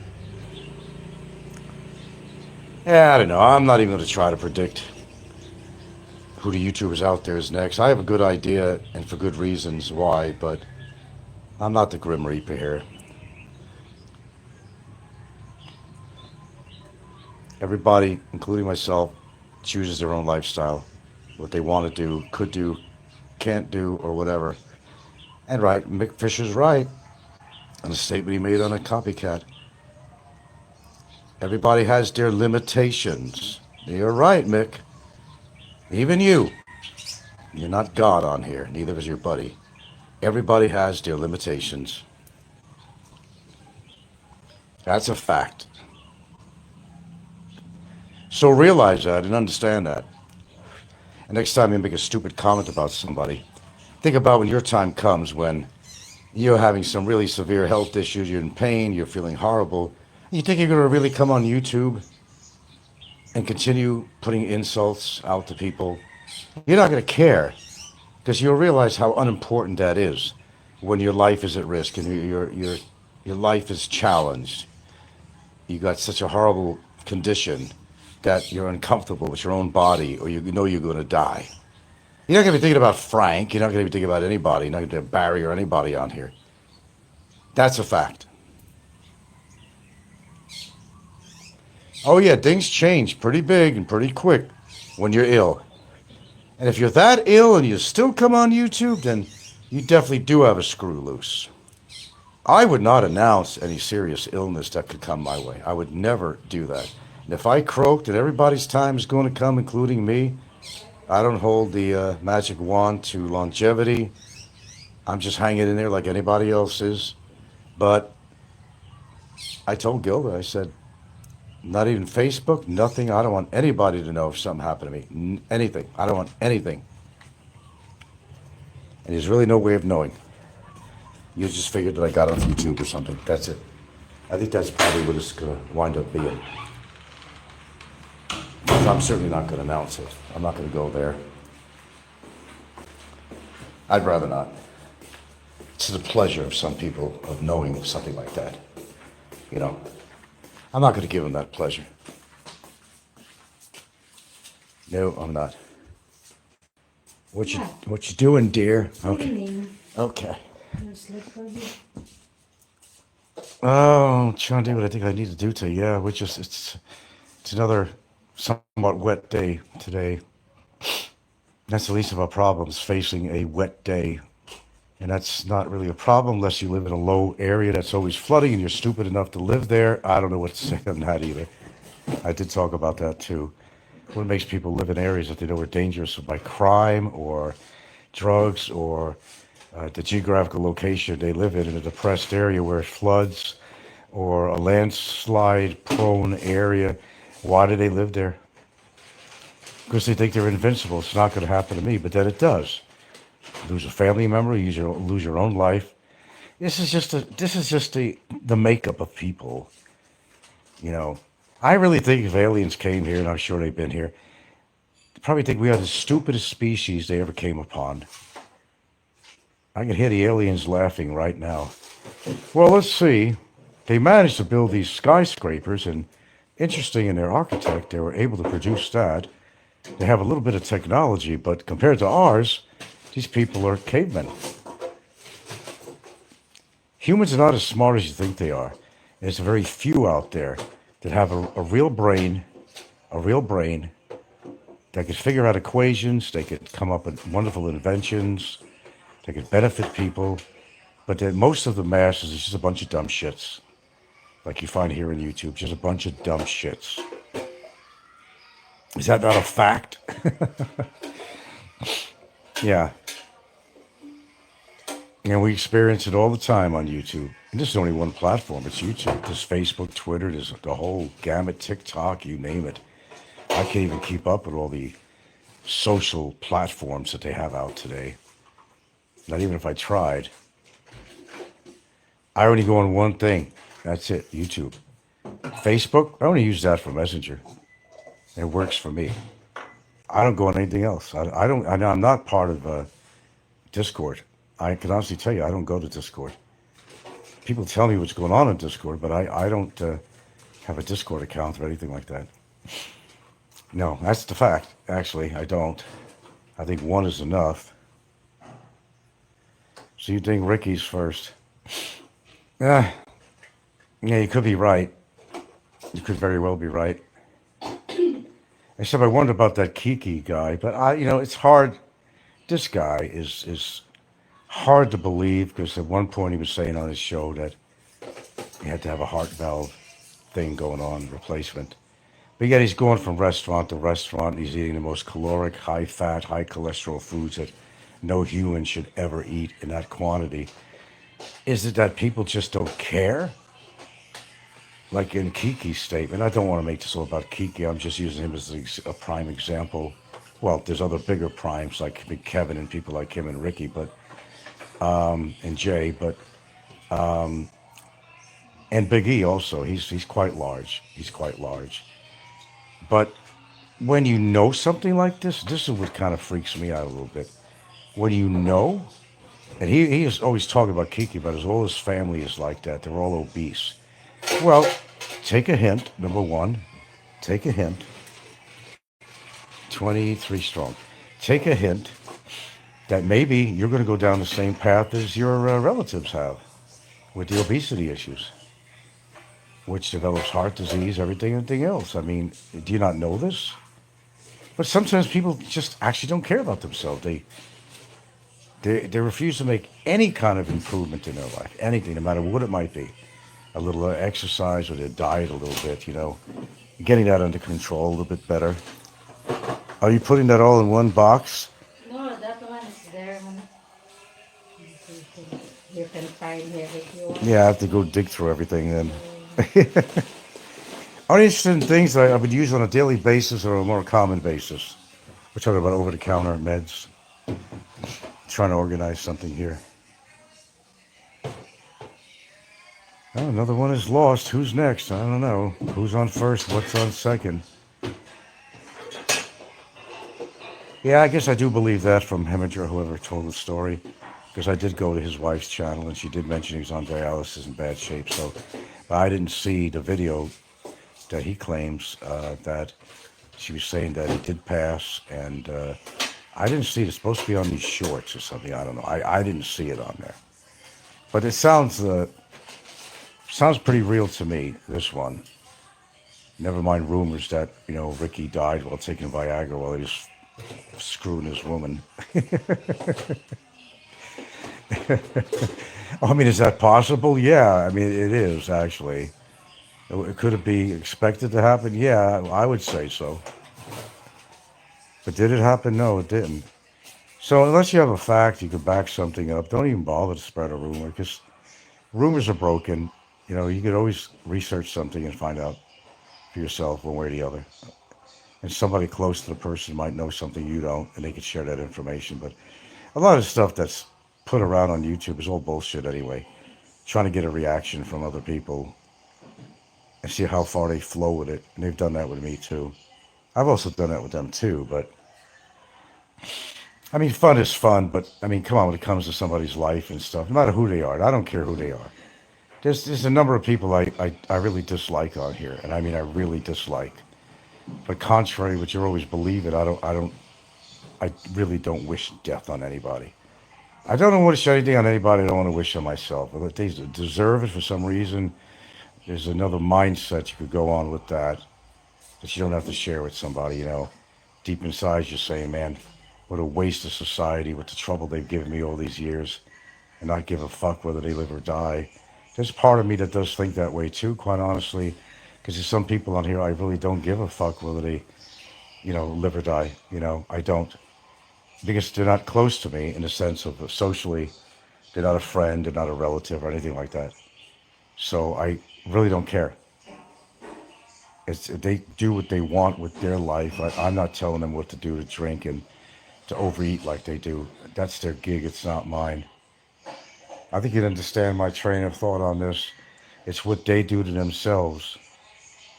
I don't put a gun to anybody's head to tell them to drink. I don't put a gun to my head to continue smoking either. I don't put a gun to anybody's head to tell them to continue eating like that. Well, I do. I said, if that's what you want, keep on eating. Like Kevin, have another triple, quadruple deck burger. Go right ahead. I don't personally care. He's been a very vicious bastard to me, so I really don't care. I honestly don't care. I'm not going to shed a tear if any one of these trolls die. I'll say it's a shame that they didn't take care of their life. Yeah, I'll say that. I'll say it's a shame they didn't pay more attention to get maintenance visits to hospitals and got blood tests now and then, check their cholesterol levels, which are a little bit bogus, by the way, but we're not going into a health show with that. It's kind of bogus, your cholesterol levels, but according to how high they are, it makes a difference. Otherwise, it may not, but we're not going to go there. But I'm just saying, basically, check things out if you're feeling different in some way. Only you know your own body, and you know what feels normal to you and what doesn't feel normal. You'll know instinctively. And if you do have something unusual going on, it's worth a simple, blood test, urine test, whatever, and just see if the numbers are off on something. It might be indicative of something else that's going on in your body, an infection or whatever it might be. But like I said, that's really up to you guys. It's not up to me. I could talk about it, and I do all the time, but you're responsible for yourself. I have nothing to do with you. If you're in jail for something, well, there's got to be a reason why you're in jail. Nobody just throws anybody in jail for no reason at all. You had to have committed a crime of some sort, something criminal, right? I mean, they don't just throw anybody in there because I think today's a good day to put this guy in jail. No, there has to be some underlying reason why anybody's going to be in a prison, nevertheless a typical jail cell. So think about that too. What is he? I smell onion. What is he making? An omelet? Corned beef? So what, do you add onion to it? I mean, see, like right there, the corned beef out of the can. Yeah. See, you can't tell, and her son is one of the second oldest, right? He's the second oldest. Your son, John? He's the oldest? Second, Ninya, Brian, Diane. No, Nina's the oldest. Yeah. Right. That one is Ninya, Brian, Diane. Then Brian, then Jan. 5. Well, I mean, the male. He's the oldest the male. No. Brian would be, okay. Third. Okay. Well, here's a point I'm making on that, too. And it starts out at a younger age. And they're like having, things like, corned beef out of the can and stuff like that. And as I said, it also goes to It's raining. it's a cultural thing, too. And we know it's highly sodium in there and the fats and cholesterol. And he's very health conscious, too. This particular son of hers, he's very health conscious. He'll like to work out and go for long bike rides and stuff like that. But you got to see, it's part of the culture out here. They eat what's around, basically, and they eat what they've been grown up eating. So that's where they start off really bad in their life. But as I said, you're not going to tell a Filipino what to eat and how to eat. All my vitamins here, my own girlfriend here, I mean, it's rare I even see her vitamin C or D3K2 or something or anything like that. I mean, I can't force her to do anything that she don't want to do. I don't have the right to force her. I could inform her, and talk about. I had basically a little bit of oatmeal. I didn't have much this morning. There's not much there that's healthy that I'd want to eat this morning. Some eggs or something. I might go for 2 eggs, for the protein. I might go for that. No oils, nothing like that, please. Thank you. See? I'm pretty conscious of what I eat, And as I said, I don't eat perfect. If I'm in a sweet mood and for a sweet, and there was nothing much around to eat, we didn't buy a lot of food or something, we didn't go shopping, and it was this delicious piece of cake or some kind of a chocolate chip cookie or something, you know damn well I'm probably going to eat the damn thing. Eat the damn thing, right. But to do that on a daily basis is not advisable. Look, it's when you start getting older, you realize more about yourself. And maybe you don't spend a lot of time thinking about your mortality. But as you get older, you hit your 60s, your retirement age. A lot of people think it's a downhill slide. Not necessarily. You could live a long time, even with certain ailments, if you attend to them and take care of them. You could even be overweight and still live a decent amount of years, actually, if you exercise and you keep your heart healthy. But unfortunately, a lot of these people that we know of that are very obese, they don't really do that. It's what you eat and what you put in your body and how much you put in your body. Yes, of course. I don't want this to slide into a health issue, but since we're talking about Gary, why don't we just ended up saying that, okay, well, rest in peace, Gary. We're in control of our own destiny for most of the time, folks. Not everything. Destiny, has its own plans for us, but we have some control, not total control of how long we're going to live and how healthy we're going to be. I've been lucky so far at the age of 71 as of May 31st of this year, and my health seems to be holding out. I hope that continues, if not just for my sake, for my girlfriend's sake, 'cause she does care about me a lot. We don't look forward to these things happening. She's had a lot of family members pass away. Her mother's 89 there, and she doesn't get any exercise. She's bedridden. I know she doesn't have much longevity, but it's amazing that she's even lived to be 89. She's a woman that you couldn't even get out of the bed, and you do the littlest exercise, she'd probably have a heart attack. That's how bad when you've been stagnant. What's holding her together with glue, gorilla glue? I don't know what's happening, but God bless her if there is a God, and whatever good karma is going her way. But also, you want to think about it this way. That's not living. That's not living. If you're laying there in bed, you can't get out of bed and you're being fed. You got to wear diapers. Someone has to clean your body. And all you could do is watch a little TV or just fade out into a sleep and hold on to your saint and say prayers to your saint, which is very common with Filipinos in general. What's keeping her hanging on, I really don't know. Genetics, divine intervention, I don't know. We kept my uncle, Tony, a close member of my family. How he made it to over 100, I don't know either, because he told me that he ate whatever he wanted to eat. It didn't stop him.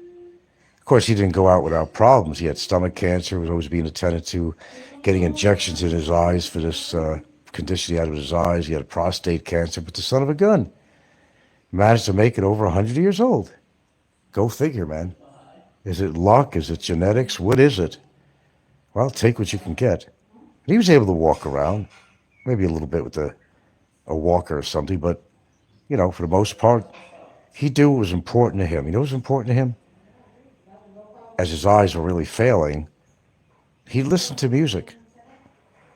Of course, music from his era, probably swing music and all that stuff, I asked him, so what do you do with your time, Tony? He says he listens to music. I said, okay. It's like whatever works for somebody.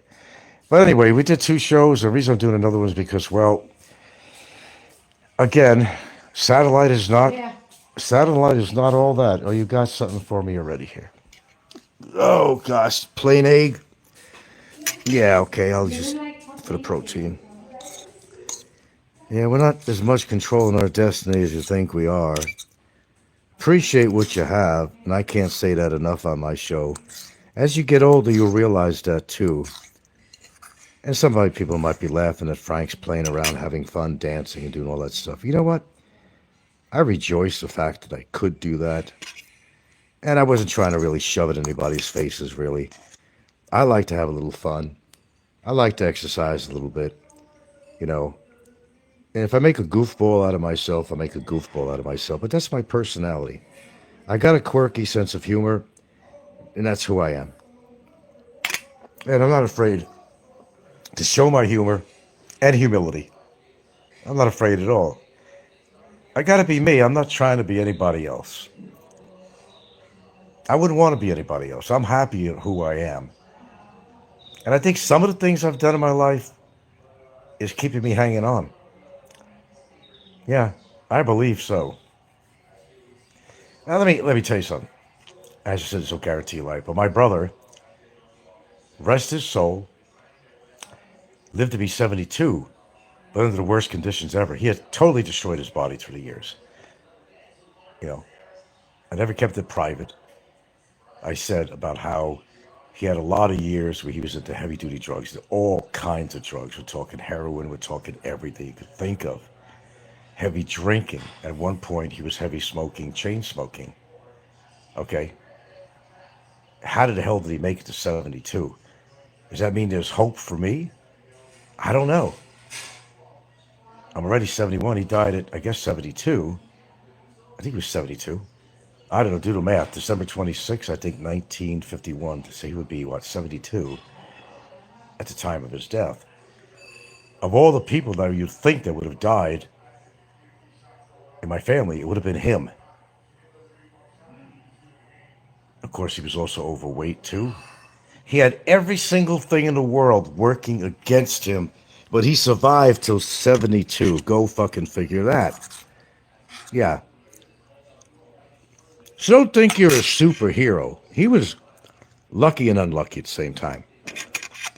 He was lucky that he lived to be 72. How? I don't know. We used to joke about it a little bit. I used to say, Al, I think I'm going to go before you do. He's such a workhorse, in a sense of takes a licking and keeps on ticking. I don't know how he did it. To this day, and after his death, I really don't know how he did it. I don't know. Are there real angels out there? Did he have an angel on his shoulder? I don't know. Somebody was looking down at him. I don't know what. Mother Karma. But how he lived to be 72 is beyond belief for me. How he has actually abused his body. He didn't take vitamins like I did. He didn't go for doctor's checkups at the beginning. Only when he started developing all these problems did he go to doctors and give a shit. That's where people make a mistake. Preventative medicine. He still drank like a fish. Still ate whatever foods, highly caloric, highly cholesterol, high salt, knowing he's having all these problems, but he'd go to the doctor. Why bother? Why bother? If you're not willing to change certain things in your life, and certainly your diet, which is really important, because you are what you eat, then you did it all to yourself. He did it to himself. Nobody did it to him. That's my point. I feel bad, but he, as he told me, I will say this, he lived his life the way he wanted to live his life. If he enjoyed the Oreo cookies all the time, if he enjoyed the fatty foods and all the shit, and didn't give a shit about himself, well, he was living the life that he wanted to live. And every one of you have a right to do that. But just understand, there are consequences of everything you do. Physically, morally, verbally, as we know, there are consequences for everything. Keep that in mind. Where people are wishing somebody would die, like Nico would hope that I would die. Popeye would hope that I die. Big E would hope that I die and croak. Kevin would hope that I die and croak. But you know what? I'm going to stand by that statement that Kevin made on his show. It's still on there, if you go look. I said, we're going to remember this statement, that him and Big E and everybody else on there is going to outlive me. That I'm keeping on no matter what. And we're going to see what happens at that point. Just for the hell of it, we're going to see what happens. Who's going to outlive who? As I said, I can't predict the future, brother. But these people keeping like they're keeping on, brother. Doing the things that they do. They're writing their own fucking death warrants as far as I'm concerned. You can't be big, tall, and fat at the same time. Some people could walk and chew gum at the same time. And even that's an effort for some people. Yes, I'm capable of chewing. I don't chew gum, but I could chew gum and walk at the same time. So far. Yeah. And look, I'm not a hateful person that way. It's really sad that people really are that way. Wishing death to somebody else. And I really just lost it when what's his name died, when Philippines Journey. When this guy had died, from heart conditions. And pieces of shit like Popeye and all these people in Allen and all that, they were, the only way he's coming out of the hospital is with a toe tag on him. That, you know what? That really disgusted me about these people. It really did. So when your time comes to die, we will come and shit on your grave. How about that? Find out where your grave is and come and shit on your grave for talking like that. Karma, man. Live or dead. Come and shit and piss on their fucking grave for what they said about other people. Is that your epithet? Is that your what you want to leave behind? For people to know about you, how hateful and bitter you are. Is that what you really want the people to remember you by? Think about that.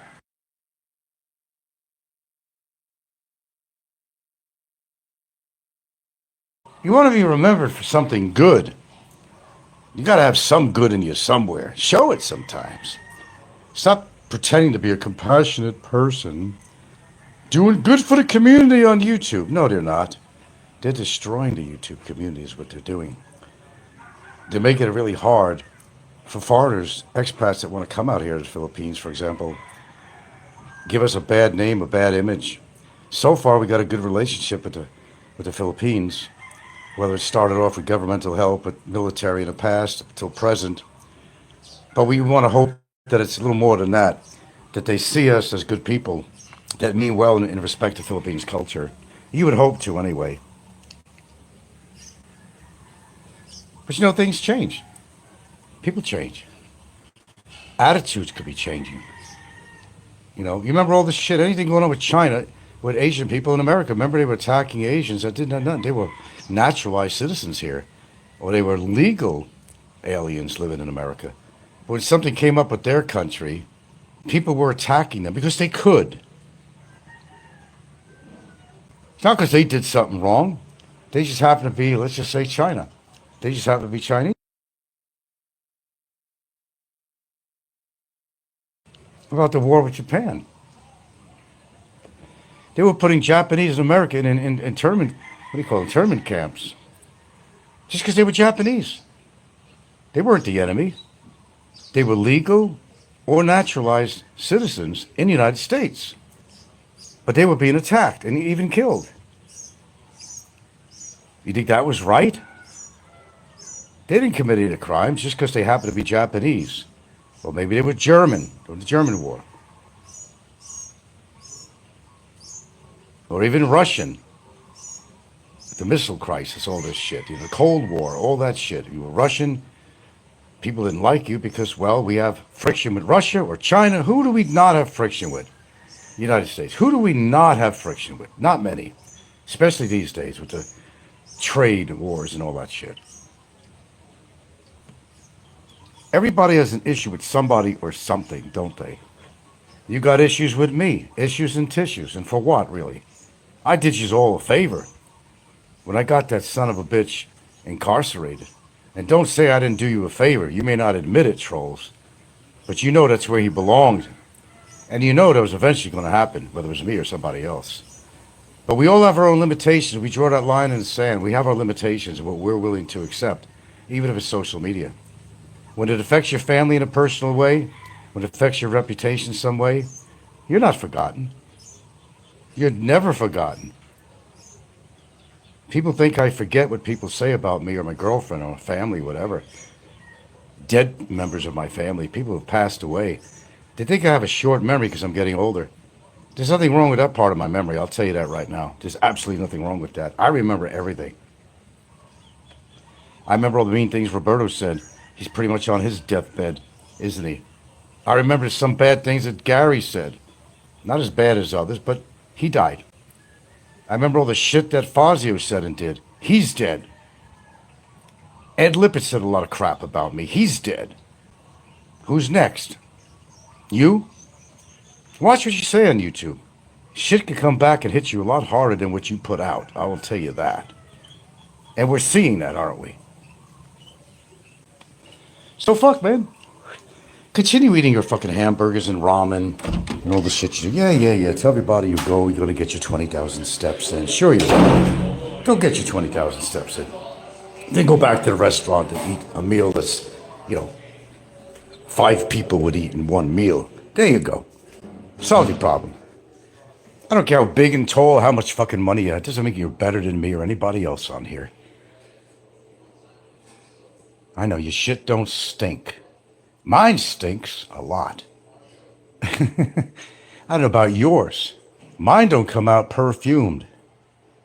Lavender would be nice though. But unfortunately, that's not how it works. They all have skeletons in their closets and they all come out. And we've heard all the trolls, all their background, all their story on here. And they're not pure as the driven snow, as we all managed to find out, haven't we? Not any one of them. Any popular troll on here that we're familiar with is not living the life as they try to portray on here. Not one of them. I don't mean a few, not one of them. And I don't have to go through the list and you know who they are. Not everything you see is real or valid or factual. People have slipped and put Facebook shows on. You got to see another side of them of what was really happening in their family. Oh yeah, it all comes out in a wash. My famous line. I'll continue to say that. It does all come out in a wash. I personally have nothing to hide in my life. I wouldn't be on YouTube. If I had something to hide, I wouldn't even be on here. I'd put my tail between my legs like Jay does when he makes a statement or someone kind of, highlights all his bad points. He runs away. He runs away. They all do. They all run away. They're big with their mouth, but not with their action. That's why they're called a troll. That's what trolls do. But they all got a background. They're all trying to hide, but sometimes people find out things. They do. We got some really good researchers on here. I must say that. I got to give them credit when it's due. They'll research things and the truth will come out. It always does. It all comes out in the wash, doesn't it, folks? It really does. And I'm going to get off here. Anyway, okay, I'll take it for being true news that Gary the Gak, Gary Kennedy of the Philippines experience, it seems to be a true story because his own wife supposedly said he did, and I've seen some of her stuff when he was on dialysis, so I will take it to be the truth that Gary, the wannabe member of the Triple R, that didn't quite make it into the hierarchy of the group, passed away. He's gone. Will he be remembered? I don't know. Is Fazio being remembered very much? No, only by Flying Circus, because those two had something going on Skype. We don't want to go into that, right, Flying Circus? All comes out in the wash. So you all think you're invincible with your mouth. No, you're not. Some people's mouths get them into big trouble. Ask Barry Lee Jordan, who's having a gay old time in one of the worst prisons in the Philippines as we speak. And the high roaders are not willing to help him out either. So the bullshit artists on here, they're not doing a goddamn thing for him. They might be helping out his quasi-girlfriend. I don't have any doubt about that. She's a woman. Isn't that the way it goes? That don't surprise me at all. Never did. How do you think she got that complaint in on me? She didn't have the money for a fucking lawyer. It's the high roaders that came in. But the high roaders, their boy Barry, the Free Barry J campaign. How's that going so far? Not very well. He's still there. He's going to remain there in perpetuity until he pays his dues. Just the way it is, man. Probably not a very pleasant experience for him. I can't imagine how it would. None of us would want to see ourselves in that situation either. Neither would I.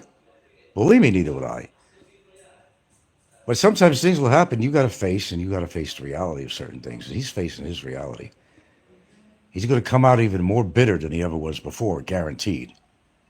But for what? For what he did? It's not something I did to Barry. It's what he did to himself. That's the reality factor there. It's what Barry did to himself. It's not what Frank did to Barry.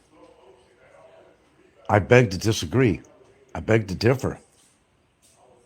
You make your own bed and you lie in it, buddy. Yeah. And you wind up in circumstances that are out of your control at some point. You know you did wrong. You're going to deny you did any wrong, but that's not going to change anything. All right, we're going to have to get off here. Okay, well, farewell to Gary the Gak, another YouTuber, troll, meets his destiny, and he did it all to himself with his hard liquor. So go have another drink, Jay, Abo man. Go have another drink on me. Go chain smoke another cigarette. Chain smoke. Yeah. Go worry about preservatives. That's the least of your problem, Abo. Preservatives. Give me a break. Go to your gym, like you say you're doing, but I don't see no results when you're on camera. You're still overweight. You're still chain smoking. You're still chain drinking. I know your future. It's written in stone. Keep it up. I don't like you. Keep it up. Anybody else, do what you normally do. If you're happy overeating and not exercising and doing all that shit, God bless you, son. God bless you. Keep it up. Don't let me stop you. Don't let me give you good advice. Oh, it's true. I don't take 100% of my own advice, but for the most part, I do. But I'm glad to say I don't ever see myself ever being obese like that. I mean, anything could happen. An illness that makes you bedridden. No exercise, you can gain weight. Sure. Anything could happen. I'm saying that anything could happen, but I don't see that in my future. I just really don't see that. Thank goodness for small miracles, if there is such thing as miracles. All right, another one bites the dust. Give you plenty to talk about now. You guys have a good day while I go on with my wet day today. Farewell, Gary Kennedy. Farewell. Fare thee well. Hope you wind up in a better place than you were, if there is such a thing. And for those praying people, say a prayer for Gary. It's not going to bring him back. But I'm not going to sit here and glorify anybody anyway. I'm going to tell you that right up front. I'm not going to glorify a person just because they passed away. If they were a shithead, a putz, a pain in the ass, a piece of shit, I'm not going to shed a tear. I'll just say enjoy your ride to wherever you're going. That's why I keep on telling people, insult me or anybody else as much as you want, but what a waste of breath, what a waste of oxygen, what a waste of your life. But when you're sick and ill, as I said earlier, you're not going to be thinking about doing a YouTube show and attacking somebody. I think that's the last thing that's going to be on your mind. Okay, folks, the perfect storm. The government is doing everything it can to make people want to run away from the Philippines other than to come here and increase tourism. As of the new news, they are now messing with those who wish to get an SRRV, where normally maybe 10,000 in the bank is going to be 15 that you do, and then so on and so on, had to do with age and so forth, and if you have a pension or not. So as of September, they're going to be raising that up too. And on top of the fact that you used to be able to get as much as 6 months, of course, before you have to do a visa renewal. And the atmosphere is just, it's not good. And everybody complaining and talking about the Philippines too is not helping with tourism and getting people to go elsewhere. And as you know, Philippines has been not very high on the list lately on the top places to visit or retire. And then they do stuff like this, making it harder for people to maybe get an SRRV that were thinking about getting one. Maybe you're in the process of getting one. And now they're thinking twice, if I have to go through all this, it's just not worth it. I'll go to some other country. Well, anyway, that's the, I call the perfect storm. And never mind Yolanda, but this is going to be a storm in a different way. Because tourism is it's definitely decrease. And everything that's happening now. Let's also hope that on the exchange rates, let's hope that the Filipino peso doesn't sink, or other influences are going to go on around the world. That's going to devaluate the American dollar, or devaluate the peso, whatever, or both, or on top of each other. A lot of concerns. So yeah, a lot of people are really starting to think twice about living in the Philippines. They're about ready to make their decisions and ready to do it, and all of a sudden they're hearing more and more bad news, more and more bad news. Well, yeah, I'll have a little bit of that. Yeah, I think that's all I want. Do me a grill one favor, please. Gravy and butter. We'll have a little show my here, actually. Yeah, I was just hearing about this now. I just been hearing a little bit too much of negativity about Philippines as being the place to retire.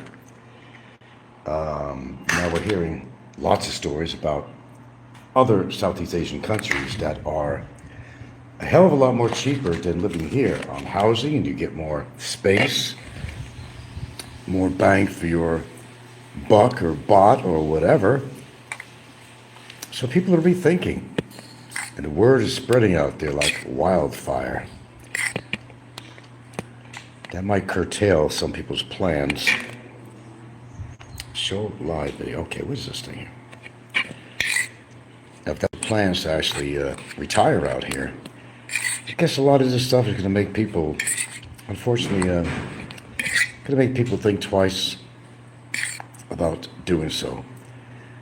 It seems like the government is, I'm going to watch everything I say about the government, of course, but as an outsider, and that's what we really are, you can certainly have an opinion about certain things, but don't get involved in their politics. You could certainly say, as tourists, which is actually what we are, I don't rat's ass if you got an SRRV or 13A. As far as I'm concerned, you're a tourist.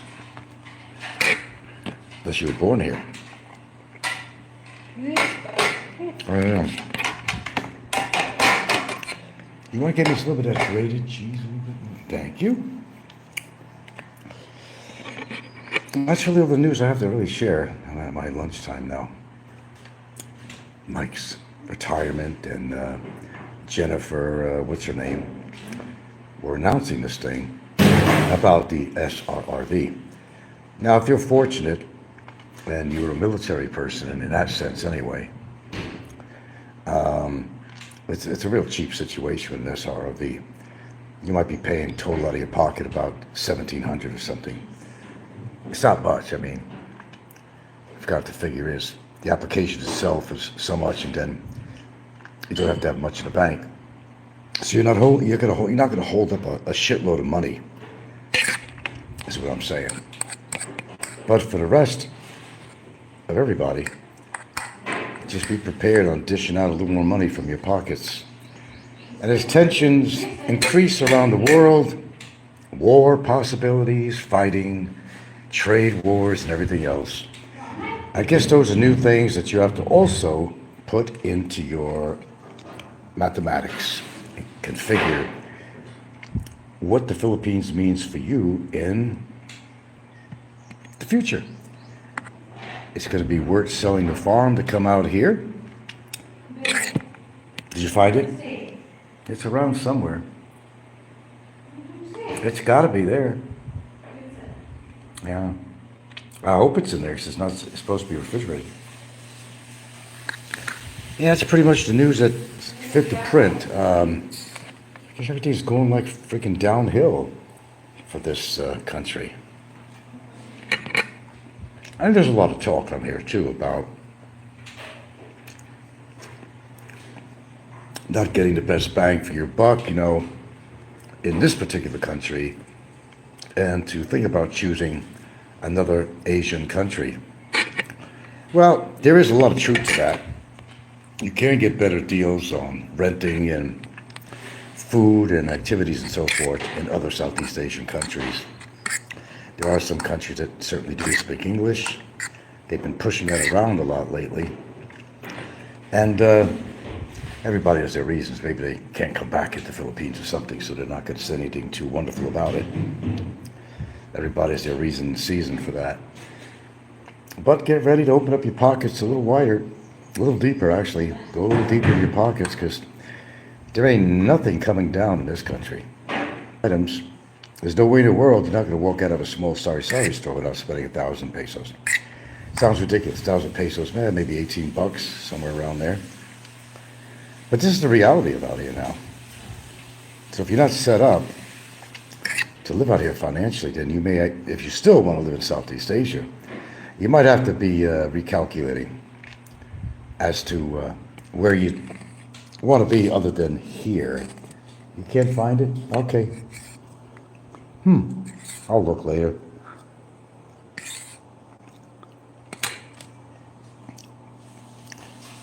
I think there was something else I was going to talk about, but I kind of left my mind on there. But anyway, think very carefully. We've got to think two ways. Is Philippine ass, I'll be very blunt, is Philippine ass more important to you than your survival out here? And what are your reasons for wanting to come out here? We know it's for the women. Second place would be economics, of course. But the women always come first. That's why you come out here. Don't lie. That's why you come out here, for the ladies. But now, people are starting to think twice. The ladies, fine, but you got to be able to live out here and afford to live out here. So now you're rethinking, aren't you? For those that are considering living in the Philippines. I see it all over YouTube channels. People changing their mind. In part for what's really going on with the economy and everything, but the government's charges, everything else. But, you know, their visa, how long do you stay here? 6 months, that's gone. Down to 2 months, that's turning people off. And of course, a lot of YouTubers on here, they like to point out everything negative about the Philippines. Their own personal vendetta, perhaps, I don't know. But a lot of people being turned away.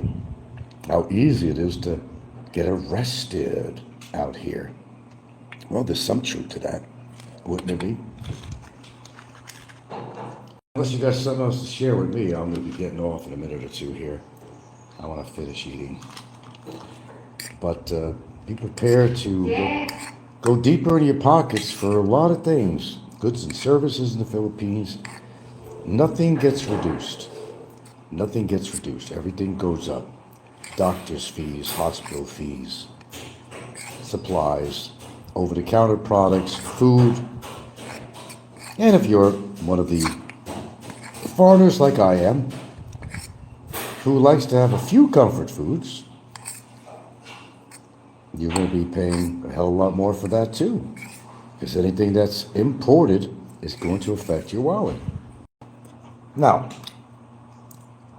whatever the Philippine was many years ago, it's failing in comparison now. I mean, even I'm starting to see that. I read too. And, I mean, I'm here. I do plan to stay, but if I had to make another choice, well, nobody can see the future. Nobody can, but I don't know. If I had to make another choice, it wouldn't be the Philippines at some point back in time, if I had any idea. Still a good place.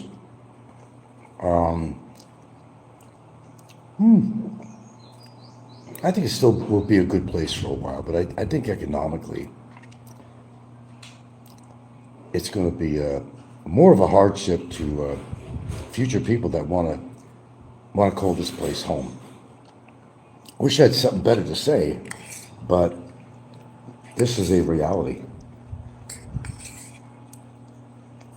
Feel lucky if you got your SRRV. Your grandfathered in, pretty much, I guess. But I don't know how that works with renewals with that. I never had one. If you're already on a property, that's a good thing. But as you see from a lot of shows that talk about real estate, they're not cheap. Prices are going up, especially on condos in a big city. That we could talk about all day and night long, because that's a big topic. Ask Rod. Ask Rod. What, they eating pork? Oh my goodness, what I just read on that thing. I ain't touching it. No. I'm not. Well, I don't know. Some of the show I eat might have pork on it, so I'm kidding myself. Really? Well, too late for that. So I don't know, is your bubble being busted from all this? It doesn't faze you at all. At the moment, I'm not really fazed about it. But I wasn't ever, under the best circumstances, getting an SRRV anyway. Wasn't planning to. Never was. I don't like money sitting in a bank that I can't touch. Well, you could withdraw it, but you'll be back to the drawing board again. That's what I'm saying. All right, I'm going to finish my meal. Thanks for listening, and you boys got a lot to think about. Is Philippines going to be the place for you? You're deciding to retire. Oh, yeah, the friendly people. It's more fun in the Philippines. Some very beautiful places out here, but is that enough? That's the question you got to ask yourself. Is that going to be enough to keep you here in this country? And I'm getting smiley faces from who? From who? The troll fans? God, you guys are so afraid to talk on my show here. Oh, okay. Stupid, right? Because you're trolls. Okay. That settles that. All right, I do got to go, but just a little information.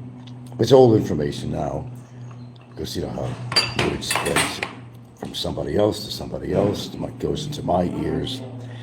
So a lot of crazy things happening. Gary passes away. Another one bites the dust. SRRV prices are going up tremendously.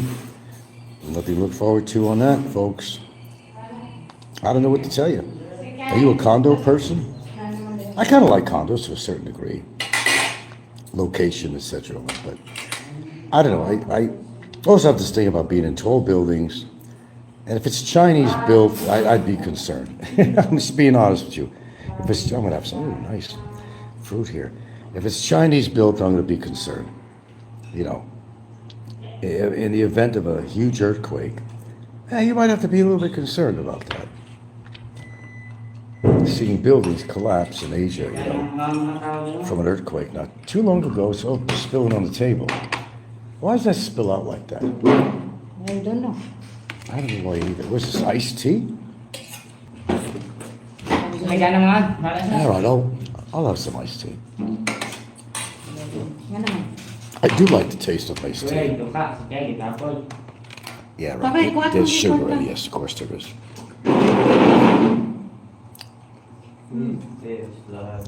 And I'm going to finish my mango here. Got some fresh sliced mango here. That tops off my lunch very well. Boy, I've been in the mood for chocolate. All out of that dark sugar-free chocolate. I've been in the mood for chocolate. Don't put that around me. Well, cheers to the Philippines, folks. Cheers, cheers. It's going to be exclusive someday to live in the Philippines. Have you changed your plans? Will you change your plans? Have you thought of an alternative? Destination. Hold on to your seatbelts. Strap up. It's going to be a wild ride. What a bloody fool. Bloody might. Bloody might. Abel. I did catch your last show in the middle of a movie, actually. So I spent $2 million on this. I spent over $3 million on the house. I spent this and I spent that. Oh, wait a minute. That means that I'm not broke. I spent this on lawyers. I spent this on that. Well, it didn't come from false coins. You know, like bitcoins that don't really exist except in your mind, if you had one. Oh, no. Oh, boy, oh, Abel. I'd worry about those young ladies that you used to visit. Oh, I'm not saying how young, but you remember when you had a roommate. Do you remember that? Well, is that another story? Or is it true? Abel, you gotta excuse Abel. He had of course, a little bit too much to drink again. Or is he having another conniption? Abo, you having another conniption? You know, like conniption? I don't know who said it, man. You just drink too much. You just drink too much. Not good for you, son. It's not really good for you. Then you come on your show, and you make a total fool of yourself. Total mockery. Mockery, I tell you. It's a freaking mockery you make out of yourself. Mockery. You make a mockery while you're having a margarita. Is that right?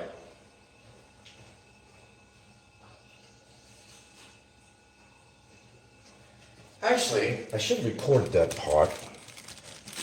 I'm gonna get should. You spent $2 million on this. You spent $2 million. Abo. Where's that money coming from? Bitcoin? Nah, I don't mess with Bitcoin. How many times you lost your ass on that shit? Then again, you gotta live home with mommy. You gotta live home with mommy. It's gotta be mommy. It's not about the money. Or maybe it is. Or maybe it is about the money after all. How many seizures have you had every time you tried your hand at Bitcoin and lost? Hi, Ed. Good afternoon, sir.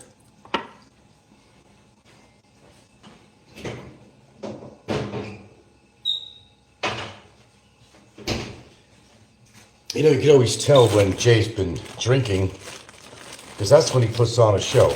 Normally he don't. Well, then again, he don't normally put on a show when he's clear-minded anyway. Well, when is he clear-minded?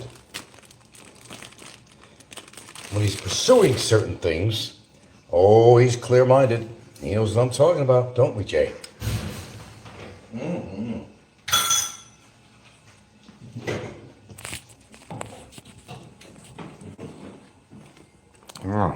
Water, yeah. He was very clear-minded when he did certain terrible acts. Weren't you, Avo? Should we talk about that?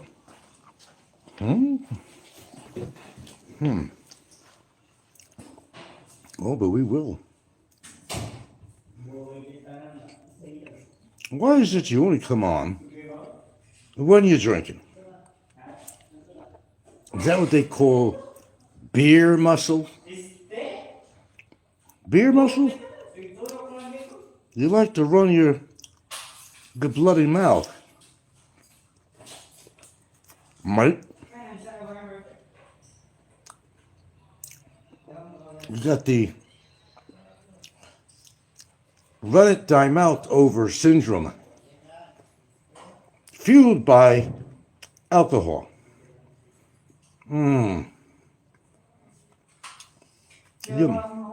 Your mama let you drink like that? Is it because your mama drinks too and she's your drinking partner? Abo. Isn't that what it is? Come on, Abo. Tell the truth. And nothing but the truth. So help you God. Don't act like a bloody fool on your channel. Because you're making a fool out of yourself. First you go around taping people. Frank is broke. Well, you just said on your show. I heard it very clearly. Very clearly. You spent $2.5 million on this. You spent this on that and this on that. And a house. And, well, you know. Abo, it takes money to do that. And not some fictitious Bitcoin. Oh, no. Not some fictitious Bitcoin. Cash, my boy. Cash. I work on a cash basis. So what else you got to say? Why do you go on your show and make such a fool of yourself? You're making a mockery of yourself. A mockery. hairy-chested, plays with a rubber dildo in his shower, which the fool, while he was drunk, of course, puts on his video. Who still has that? Anybody still have that video of his? I'd have to look around. Oh, that was classic. It was like a Fazio moment. Boxing his dildo. Does it come down to that? Really? I don't know. I think Adobo Boy. Adobo Boy. He's going to follow the path of some of these other YouTubers on here. He's on a bad path. Chain smoking. Chain smoking, I tell you. Chain drinking.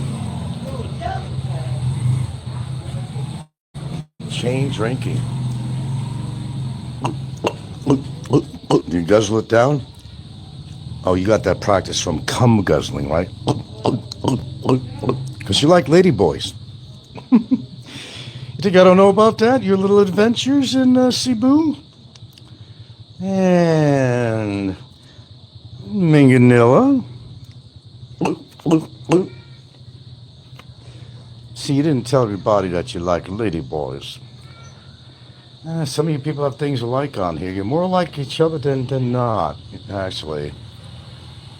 You like that, huh? You know, there's protein in that, you know. There's protein. Do a little... Might give you a couple of grams of protein. You go to supposedly work out. Always a pleasure listening to your show, Abo. It makes me feel so much better about myself on my worst days ever. So I need to ask you a question again. Where's all this money coming from? Oh, Frank buys a house, he buys this, he's buying stuff all the time. Money for lawyers. Money for investments, you say. No, not my investments. No. I can't work out here. No, sir. No, sir. Gotta obey the laws. Gotta obey the laws. But you broke some laws. You broke some laws. I know you did. Minganilla. Abo Minganilla. Hey, ladies and gentlemen, do you remember that guy? Was on. Him and the girl, the cigarette smoking girl. I'll give you a little secret, guys. You know the cigarette smoking girl that Barry had on his show that time? The one that he said, "Do you got friends?" She says, "Plenty." And Barry goes, "Well, why don't you get them together this weekend? We'll have some fun." Do you all remember that? I remember that. I think we all remember that. Well, there's a lot more to the story than that. Would you like me to put another show on, Avo, and talk about that a little bit in more detail? I can do it. Would you like me to tell the audience what really happened? I can do it. Bad boy, Abo. Bad boy. Well, first of all, we understand why you can't get grown-up ass woman. Because nobody wants to touch your sorry little bloody ass. You're a fucking Joey, man. You're a fucking Joey. You're a Joey.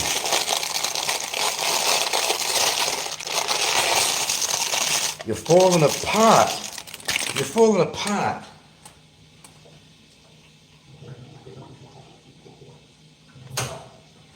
Of course he's thinking twice about coming to the Philippines and thinking about going to another country. Why is that, Abo? Why don't you tell us the truth? And nothing but the truth shall help you, God.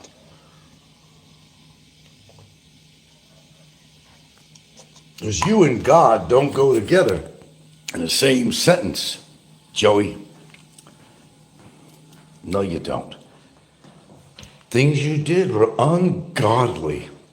Ungodly. Forsaken. Damn what you did in Minganilla. Oz knows the truth, and you knows the truth. Oh, yeah. Frisbee should pay interest on the 250K. Now he's paying his interest by being in jail.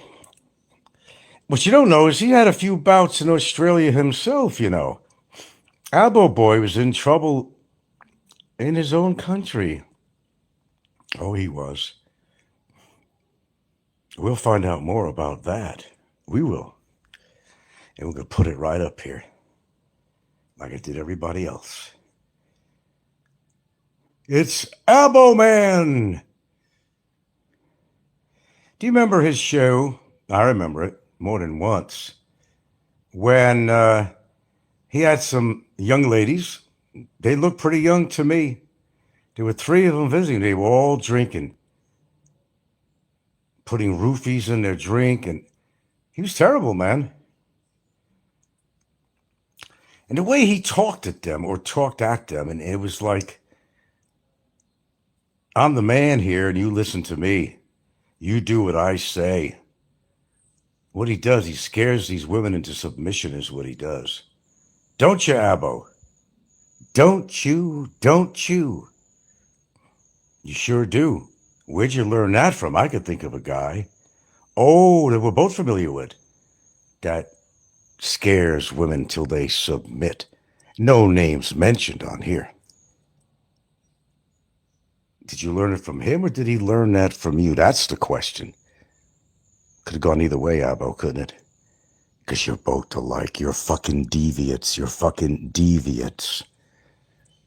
Deviates, I tell you. Deviates. So what about money, Abbo? The bloody man made he spent $2-3 million on a house. And yeah, what about it? What about what I spent on a house? Was it your money, Abbo? Because you don't have that kind of money. You tried your hand at the chips, the coins. Didn't work. How many times you went broke? How about the pizza business with the guy in Seattle? Never happened there. Over in Cebu. Lost the business. In fact, you stole money from your partner in the business. What is that saying, Abbo? That you're a loser. Say it again.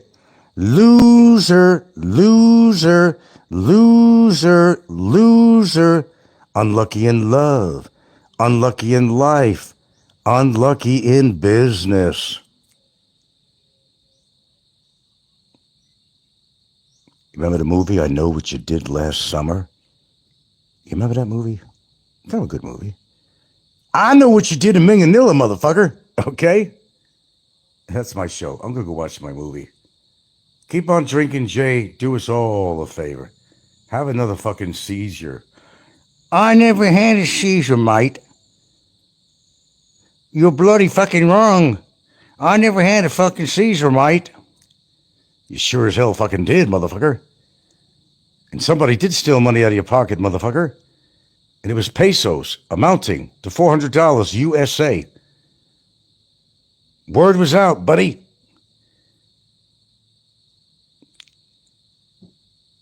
You can't hide all the time, Abbo. Stop hiding from people. You're going to kick everybody's ass, aren't you?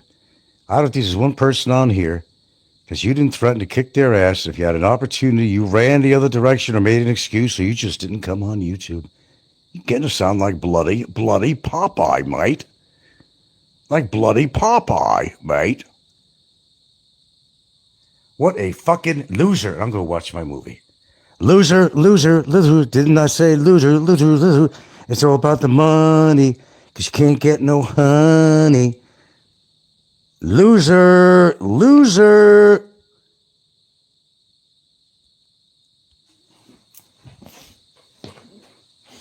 Stories from the dark side.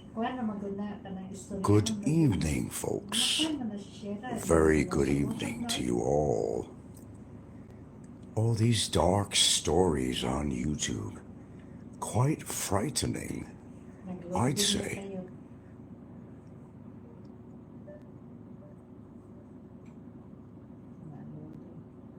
Sometimes we have to look into the darkness of ourselves to see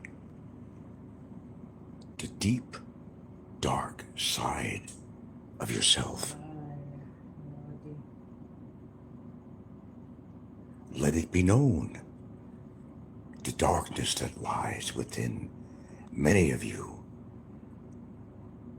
Deep, dark secrets. Ooh.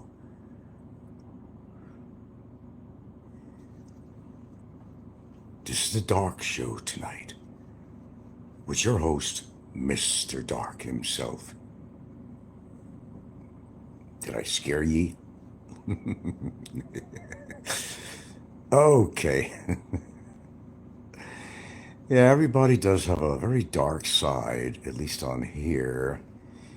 And I've noticed, like, for a decade, at least, the darkness within. The darkness within. I'm just fucking with you, man. I love to fuck with you all the time, you know that. I mean well. But the darkness, the darkness, the darkness, the darkness inside many, many people in a dark world. People trying to find light at the end of the tunnel. Light at the end of the tunnel. Not many find that light. Welcome to my Dark Show tonight. Your host, Frankie. How the hell are you doing tonight, folks? We're in a fun mood. We were in a dancing mood the other day. She showed that to a friend of hers. She's a good dancer. I said, she hasn't seen me really dance. Some people say I'm a dancing fool. Or some people just say, you're a fool. I'll take either one of them. I'm a dancing machine. I'm a rhythm machine. Rhythm master. Anyway, good evening, folks, for my evening show tonight. Good evening, good evening. Master of the Dark tonight. Master of the Dark.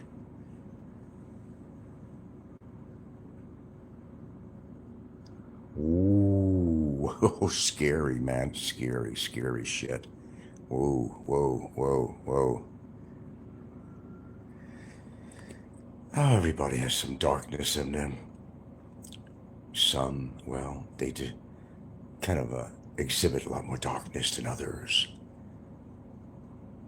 Darkness all around us. Where's the light? Many go through that tunnel, and they can't seem to find the light at the end of that tunnel. Many are confused, chasing their own tails. Tales of the dark, tales of the crypt. It's horrible to live a dark life. Come out into ye light, it is said. Come out into ye light, it has been said.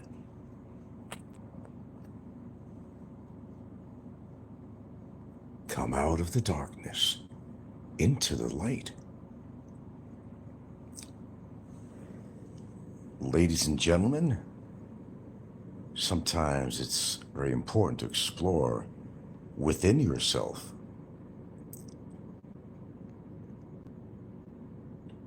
And know that in the short life that you have, you gotta come out of the darkness. Don't let the darkness eat your soul. Don't do that.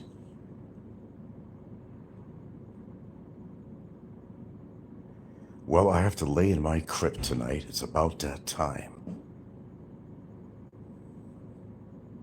I always try to come in here and enlighten my viewers. But I want you to see the darkness of your soul.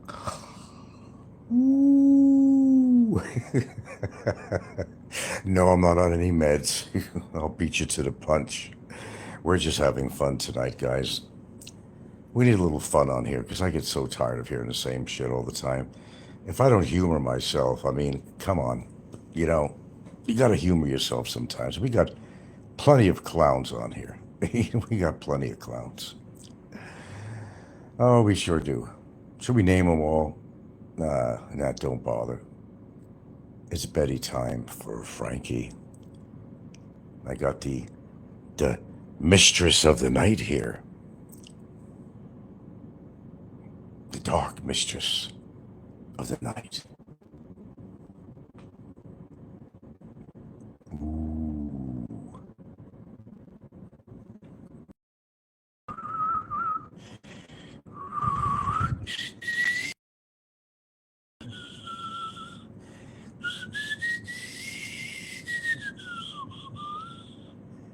Darkness, darkness, darkness. Come into ye light, he said, out of the darkness.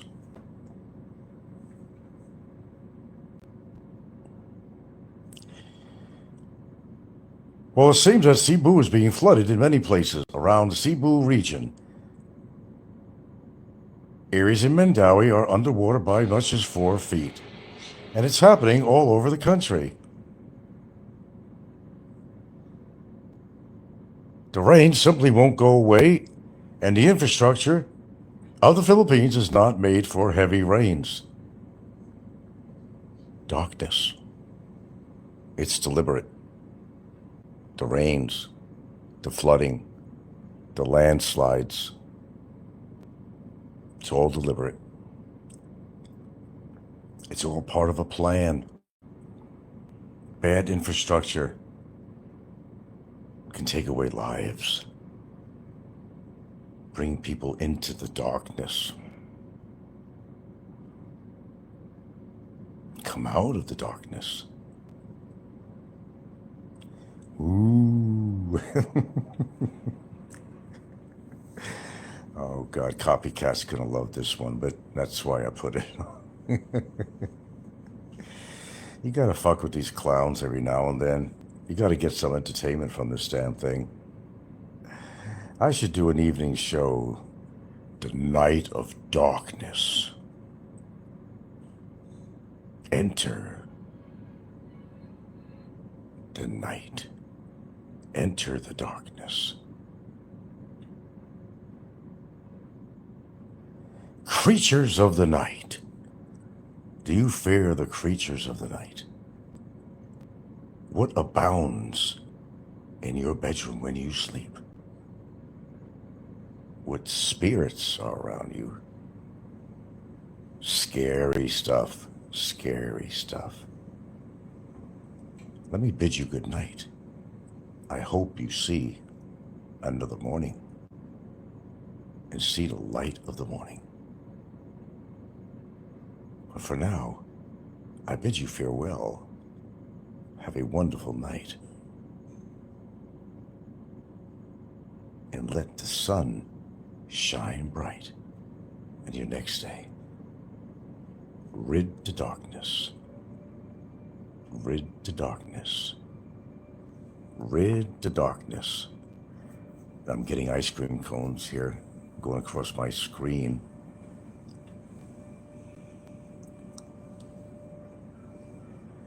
Mistress of the Dark, can you say goodnight to my viewers? Mistress of the Dark? Mistress of the Dark. Watch me. Ooh. Mistress of the Dark. Good evening, everyone. Are we in the dark right now? Yeah, we are in bed. Ooh, oh, where are we? We're going to sleep. Sleep? Who says we're going to sleep? The Mistress of the Dark and the Master of the Dark right here. Ooh. 9 o'clock. 9 o'clock. We turn into a pumpkin if we don't go to bed at 9 o'clock. The siren's going off outside too, folks. How many people love the dark? How many people are afraid of the dark? How about eternal darkness? Eternal darkness. Eternal darkness. Eternal eternal. darkness. Eternal darkness. Eternal darkness. Good night, folks. Ooh.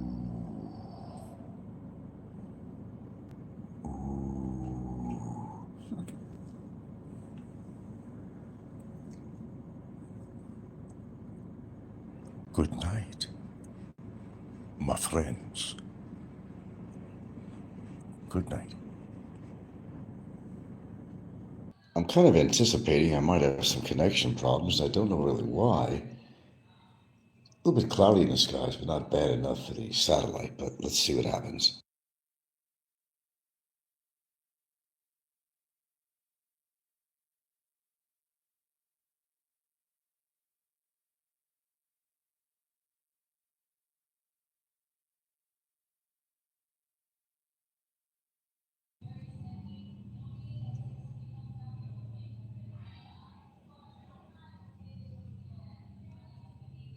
Well, not a big topic this morning, but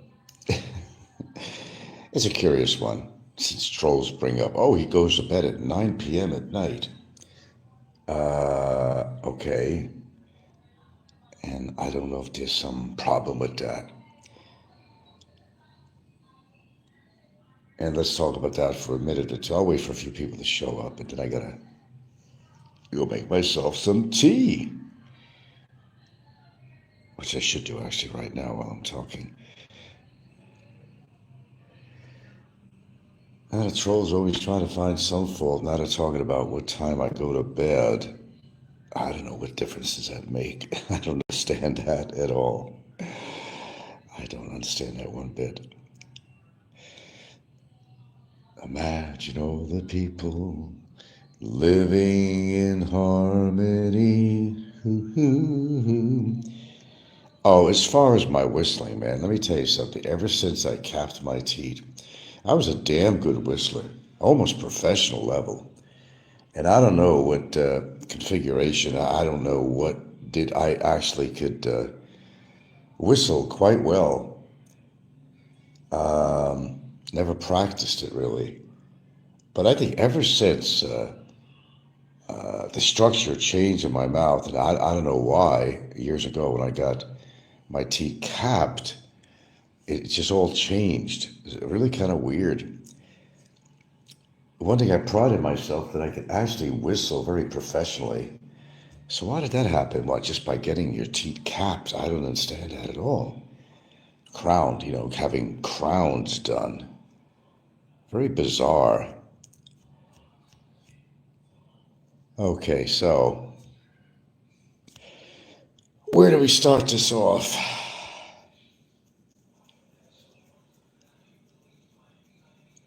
Oh, I don't know. They were whining about saying that I go to bed at 9 p.m. at night. I'm not sure what the problem with that is. Because you're old, you have to go to bed at 9. That's not why I go to bed at 9, because I don't go to sleep. Actually, I don't start going to sleep till about 10:30. I may go physically in bed around 9 o'clock. It's kind of funny when the curfew siren goes off at night over here, which they have in town. They don't want children to walk around at night for their own safety. It's about the time we do go to bed, because usually I'm pretty much done watching TV, 9 o'clock. There's nothing, I don't know. I'm just passing time, really, where there's probably nothing too interesting on TV. And I'll get a little burnt out from watching TV. And we'll just retreat to the boudoir. We have our time for ourselves without the kids, talk politics, talk whatever. We might watch some videos on the phone, but no, I never go to sleep at 9 o'clock at night. I don't do that. Actually, I don't know, 10:30? To be exact, almost 10:38 seems to be a typical time that I will even attempt to go to sleep. But no, I retreat to the bedroom around 9 or so. Basically, it's not an old man thing. It's just that I don't take naps during the day. A lot of retired people do that. I don't take any naps. Nothing official. No. So trolls are whining about, well, Frank goes to bed at 9 o'clock. Well, I go in my bedroom at 9 o'clock, generally, not always. But I don't go to sleep at 9 o'clock. No. My average, I don't know, quarter after 10, 10:30, I'll attempt to go to sleep or something. But I don't, no, not at 9 o'clock. That's too early for me. It's just my wind down time, really, from the day is at 9 o'clock. That's the way I like to do it. Good morning. Good morning. Can you imagine they're bitching about the time? Let me see, my whistling, my dancing, the time I go to bed. Boy. Yeah, I know. You don't have to say anything. I know what you think about that. I don't know what to say about that. It is bizarro world, isn't it, out there? Such concerns about my habits of social habits or sleeping or whether I can whistle, what time I go to bed. I think they got too much time on their hands. That's what I can been able to, that's what I've been able to come up with here. My goodness. No, I don't. I've never slept at 9 o'clock p.m. I mean, yeah, 9 p.m. Nah. Just, that's a wee bit too early for me. So, a question. What time, how old are you, and what time do you go to bed at night? And why? Do you nap during the day? Do you take naps? Do you...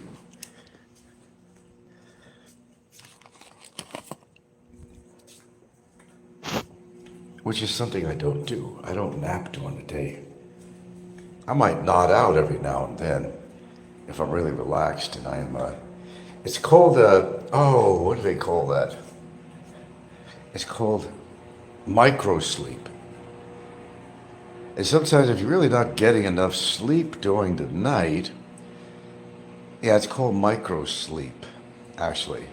That's exactly the terminology. Micro sleep. Where during the day you might sit down in the chair and watch TV or whatever you want to do, and you just kind of nod off for a second or so. You wake up. You might nod out again numerous times. I do that. I do that. I don't have any official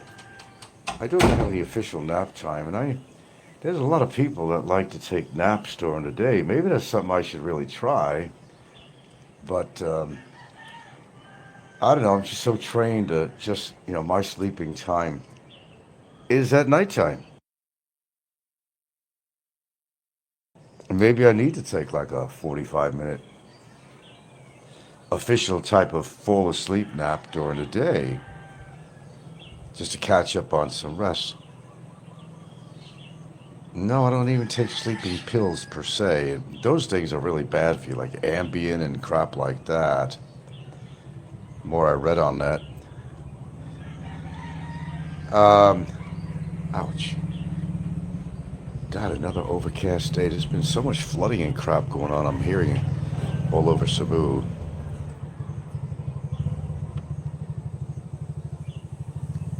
Well, if we get a few more people there, we might be able to get a few more opinions. I'd like to know what time do you go to bed at night? What's your age group? And what time do you go to bed at night or attempt to go to sleep? Do you have a certain pattern? Well, I've read that you should go to bed at a certain time every night and make a habit of the certain rhythm of your sleep, that get used to a certain time. But they also say don't use any television, any blue light, anything from your phone, but that's almost impossible in me.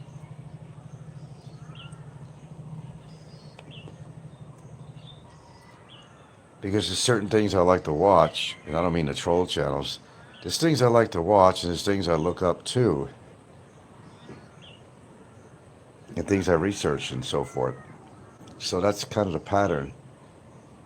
I just don't go to bed. I mean, to me, it's a wind down time. I'll physically go in bed, but I'm not ready to go to sleep yet. So I'll look at some things on YouTube, research some things, come across some interesting shit on there, watch that for a little bit. That's really about it. I don't, no. As far as going to sleep at 9 o'clock at night, no, I can't do that.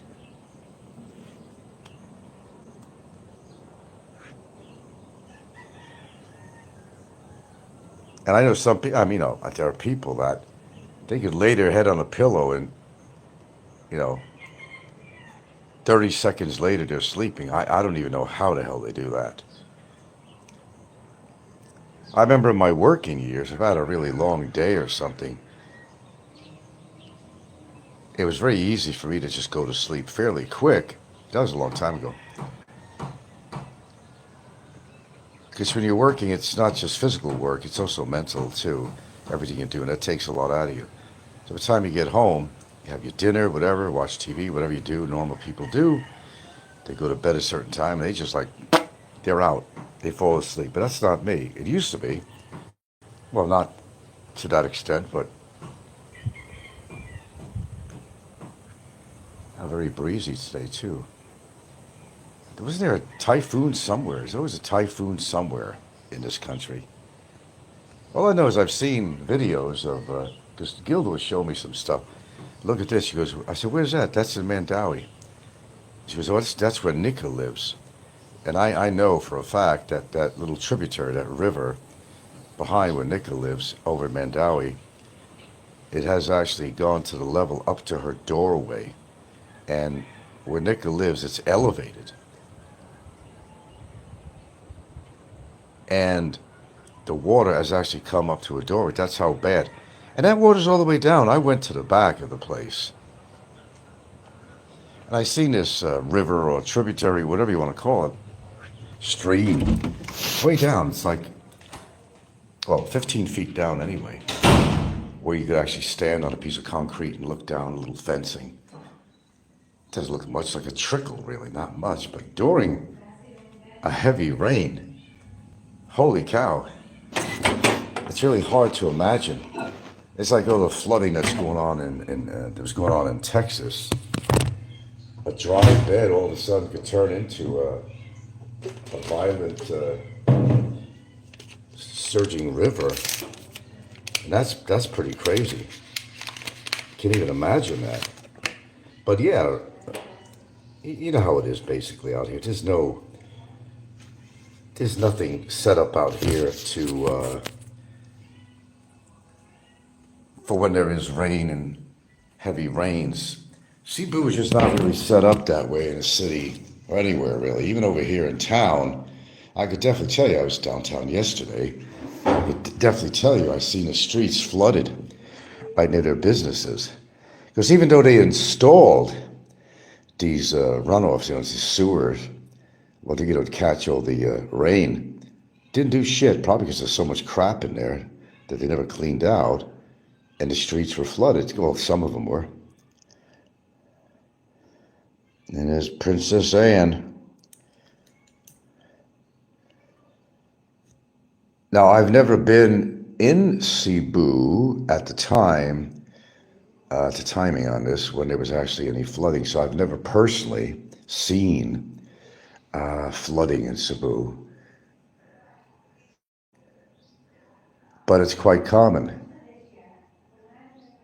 But, it never ceases to amaze me that, as far as the infrastructure, that they can't even, they want to invest the money in bridges and stuff, in other endeavors, but they don't want to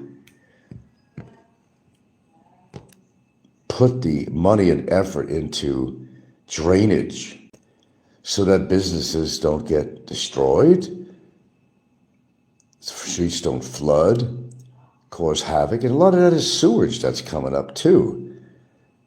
Look, I'm never going to say I totally understand everything about the Philippines, so I'm not one of these people who claims to be such an expert on such. This ET, which means elderly T.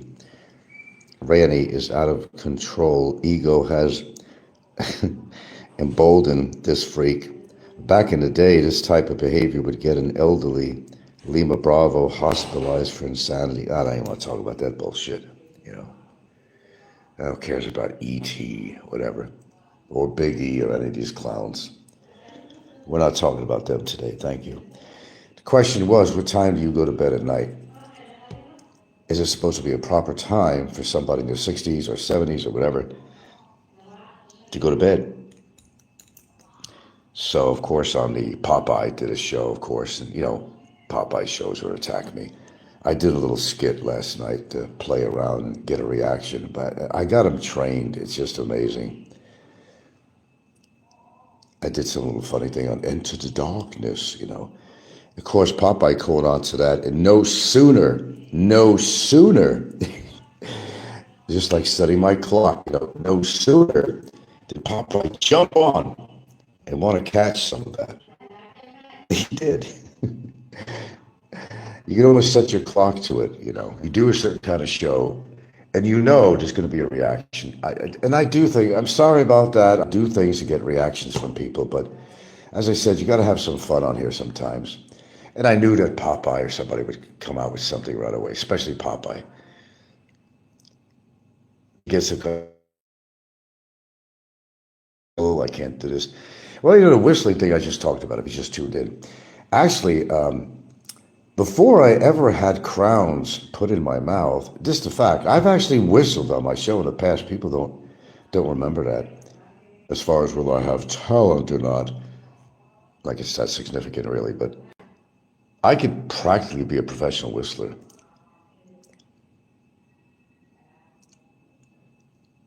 But ever since I got my teeth crowned and capped, it changed everything. I can't whistle for shit anymore. The good, the bad, and the ugly theme. Boy, I could do that like I'm the person. There's a chick actually that does that. If you see this thing running on here on feeds, they have the theme song, and they show all the musicians and what they do to create the sounds for that. I could do that almost perfectly. I was able to. I can't do that anymore. I'm not perfect in whistling, but I can whistle. I was able to whistle pretty damn good. All right, they attacked me on that. Of course. Okay, so they're attacking me on what time I go to bed.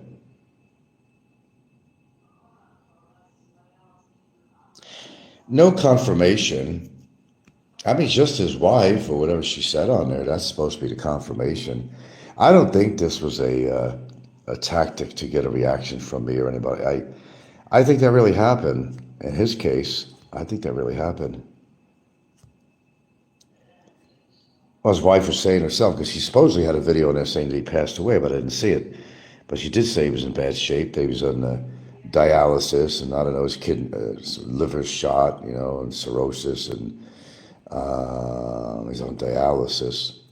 So no, there's been no, official, I don't know what kind of official confirmation you're expecting, or I'm expecting really. They're going to show a death certificate on there. I mean, I don't think that would be cool, but let's assume it's to be true. Gary was a drinker. He wasn't a beer drinker. He was into the hard stuff. So that's very believable. Just like, with Kevin eats and people like that, they're going to drop dead from their obesity. It's believable if it happens, It's just a matter of time. It's not if, it's when, really, with some of these people on here, actually. Ricky and all those. Velo E.T. talk about me other day because he's mad about me. I'm here. Well, Princess Anne, if that's actually you, I'm just assuming, okay? Listen, what do you give a shit about what E.T. thinks about you? The guy is obviously a mental case. Does it matter what he says about you? People talk about me all the time. It's not going to change my life or anything about me. People talk about each other on here. Don't let it get to you, man. They want it to get to you. That's the whole point. They want to get a reaction from you. And when you give them a reaction, I like to give some reactions to certain things. I enjoy, according to what it is, I like to give some reactions to things. But, people on here are very predictable. I did a show last night about Enter the Dark, and we were just clowning around. And I knew that I would get a reaction from somebody, and I pretty much figured it was going to be Popeye. And lo and behold, Popeye, no sooner did I did that and he heard that, boom, he went live. Boom. It's like trained seals, you know. Yeah, Princess Anne, don't, okay. What's that, Pennywise? If you search Gary and Shaw Philippines, her short videos show up in which she asks for prayers and a miracle to happen. She said he was very sick. I saw the short, well, yeah, to that point, but it wasn't supposed to be one where she said that he did pass away? I don't take anything for granted. I usually need more proof than that. But she seemed very concerned and seemed very ill. So, I mean, it's quite possible that that happened. But no, as far as being a total confirmation on this, there's not a total confirmation. No. None that I know of. He could have been sick, having dialysis. That's possible. It doesn't mean that he passed away. He could be just getting dialysis. It doesn't mean he's dead, unless he was on end-stage kidney failure. I mean, well, yeah, there's a promise in there for death. That's for damn sure. End-stage. I don't know all the facts. Just it's possible. I'm assuming that happened because she seemed pretty serious about it. So that's why I gave myself the little poetic license to just assume that, yeah, maybe he did pass away. Confirmation, as far as a really firm confirmation on that, no. So anything's possible. We hear all these stories all the time, Ricky passing away while taking Viagra and having sex, but I would say that's quite possible. Yeah, but I didn't believe that happened, not for a second. Do I believe it could have happened? Yes. In his shape, yeah.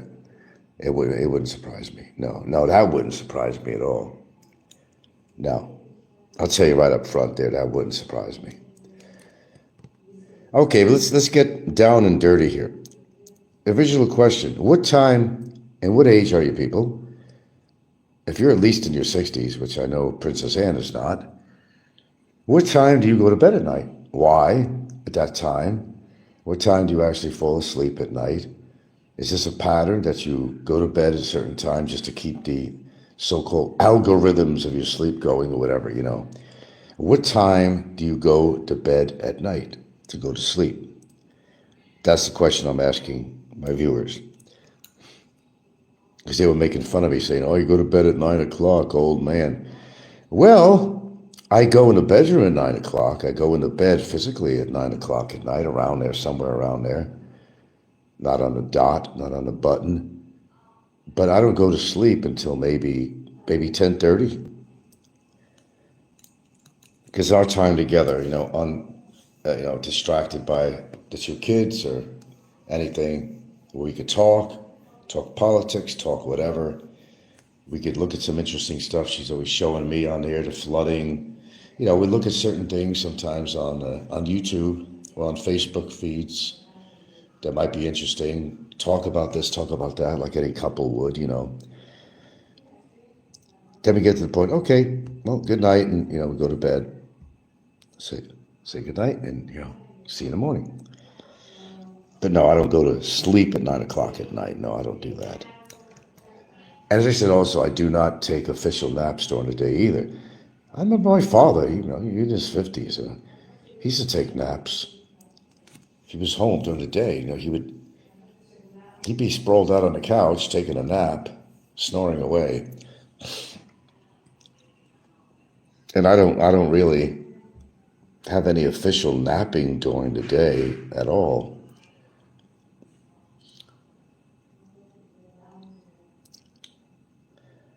Every little nitpicking. Oh, Frank can't whistle. Well, I wasn't trying to professionally whistle, but I said, I'm not a bad whistler, but it's just strange. Ever since I've had a lot of my teeth that were capped, at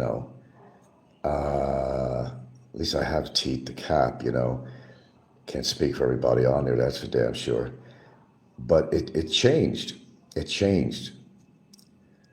Two types of whistle, I call it overhand and underhand. Overhand is when you just whistle, you pucker your lips and go. Then there's underhand where I do something with my teeth. I'm more successful with that, but it's not the same tone. But yeah, the good, the bad, and the ugly. I mean, there's tunes I could whistle. I was able to whistle. I actually done it on some old shows, actually. I was fairly good, I must say.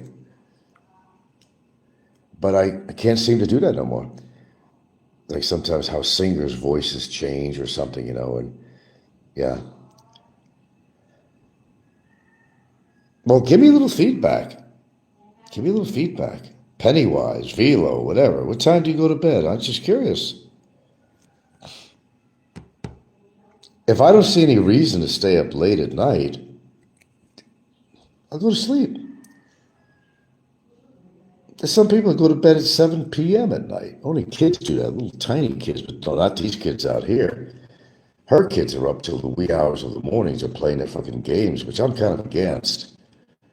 They don't have any certain sleep patterns. The younger ones get up in the morning because they have to be at school. They get, one goes to school at 12 in the afternoon in the lunchtime, believe it or not. The other one has to go to school at 6 in the morning. 6 in the morning. So he's up already for several hours, well before he's even going to school. It's not a good sleep pattern for them. Midnight? Oh, when I lived in Hawaii, there was times I used to go to bed late because I used to listen to Coast to Coast and stuff like that, and which used to go on fairly. Well, that's when I used to actually listen to it. But no, it's been a long time since I would get actually very tired if I had to go wait till 12 o'clock at night to go to bed. There's no reason to go to bed at 12 at night. I don't see any reason. But the thing is, no matter what time I go to bed, I'm getting 6 hours, and that's what I'm getting. 6 hours. I'm the 6-hour man. No matter what time I go to bed, it'll be 6 hours later from any time I go to bed that I'll get up. 6 hours. And it's not really enough. But you also got to get that deep sleep. And I don't really get restorative sleep. That's the problem. And that can affect your health too. And it's probably why I have this micro sleep during the day. Like I said, in midday, if I'm watching TV or something and I'm getting relaxed and comfortable, it's not uncommon to see me just nod out for a couple of seconds and wake up. Maybe 5 minutes later, I'm nodding out again and I'm waking up again after a couple of seconds. It's something called micro sleep is the technical wording for that. It's called micro sleep. It's your body's way of, in a way, kind of compensating and say that you're not really getting the deepest restorative sleep that you can get. That's kind of what's going on with that. Pennywise says, I still wake up just before 6 a.m. So you're getting about 6 hours yourself. And how long have you been doing that? Do you feel refreshed when you get up in the morning? Like, oh, I got restored sleep. Like your arms in the air. Ah, good morning, world. And you're feeling relaxed and you're feeling like you had this deep restorative sleep. You getting any sleep like that? Do you feel really very refreshed when you get up in the morning? I don't really. Not really. Not really. But you do take a nap. How long is your nap? And how old are you, Pennywise? I forgot. Are you willing to say how old you are? I think you did already. How old are you? But you take a nap in the afternoon. I don't do that. I'm still thinking that, I just got to bring myself to do that. I get distracted really easy. That's the problem. I think that's what it is with me. I get really distracted. About an hour, yeah, they say don't take more than an hour or 45 minutes or something. Then it's actually not a good thing. So what do? You set the clock or something, or somebody wakes you up after an hour? I mean, you might be able to sleep longer than that.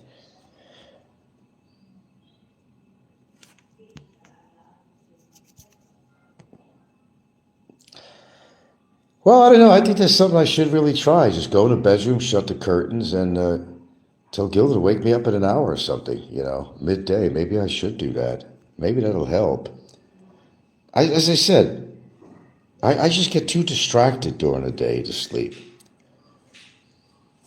30 minutes to an hour. Yeah, that's all you really need, I heard.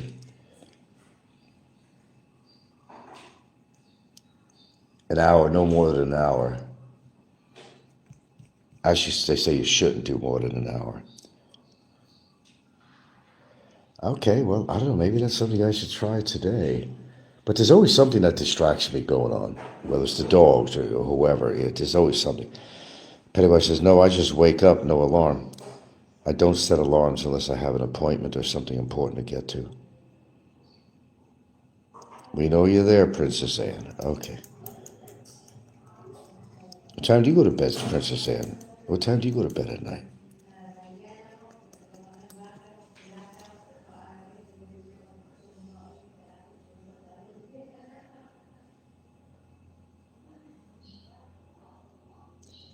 But no, I mean, believe me, there are elderly people out there that go to bed at 7 p.m. I've heard of all kinds of stories.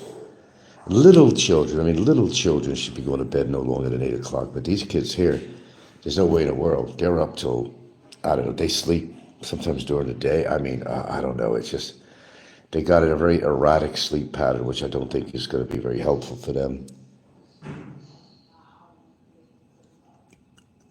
I don't know when they're ever sleeping, except sometimes they fall asleep during the early hours of the night in the living room because they're always doing something or playing games or something or talking to little girlfriends or something on their phone. And that's what they do. But then they wind up falling asleep on the couches in the living room. That's where they sometimes wind up overnight, in the living room. Because they're always gaming and all that shit. I never thought that was a great idea, gaming and all that stuff. It's just I don't think it's just a healthy thing for kids to do. Pennywise says, Frank, I listened to a replay of Big Cabin's stream, and I heard the fairy say he was going to come visit you for a friend meetup. Are you willing to welcome him to? Yeah, not meeting nobody on here. What are you out of your mind? Why would I want to meet these people? People only welcome by invitation. That's it. No drop-bys like Brevis. I wouldn't advise that anymore, to anybody. I would take that as a threat, knowing where it's coming from. So I would not ever advise that, ever. No, I'm not willing to meet Jerry. Why in the world would I want to meet Jerry? He's an asshole. There's your answer.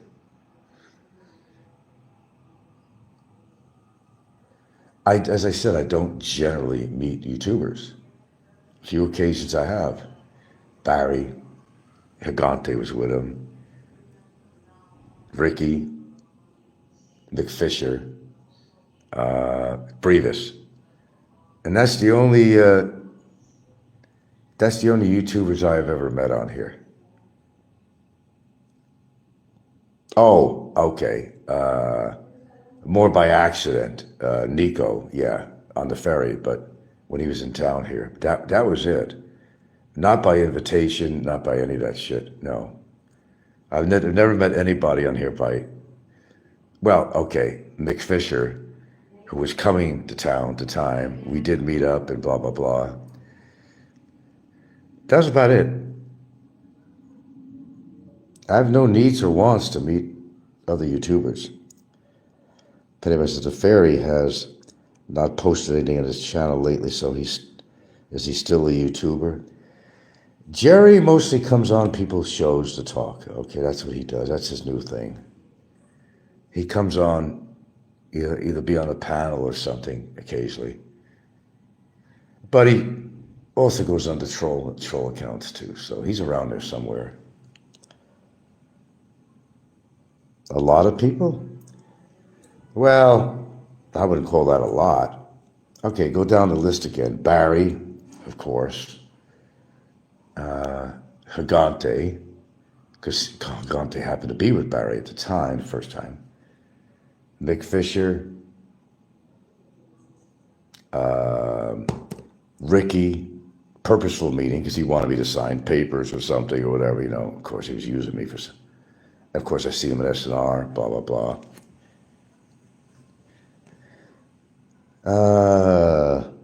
Nico, not a planned meeting. Nico, that was on the ferry. We saw him in town. We figured he was going on the ferry, and he did. I seen him on the ferry. It was not a scheduled meeting or anything like that. None of these were actually, well, yeah, with Ricky it was a scheduled meeting because, he had purposely come over to sign some affidavits or something, whatever, That was the only scheduled meeting of anybody was actually Ricky. A lot of people.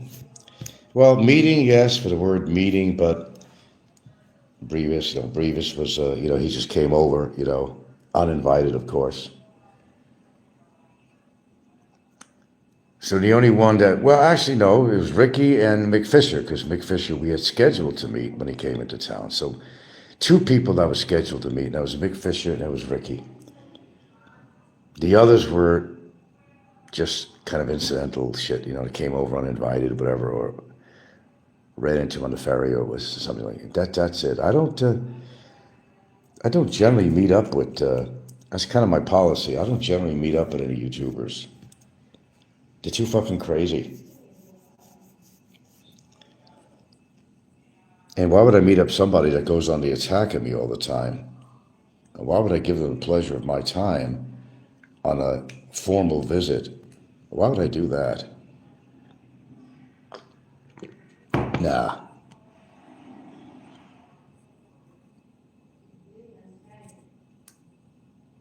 And no, I wouldn't meet Jerry, the fairy.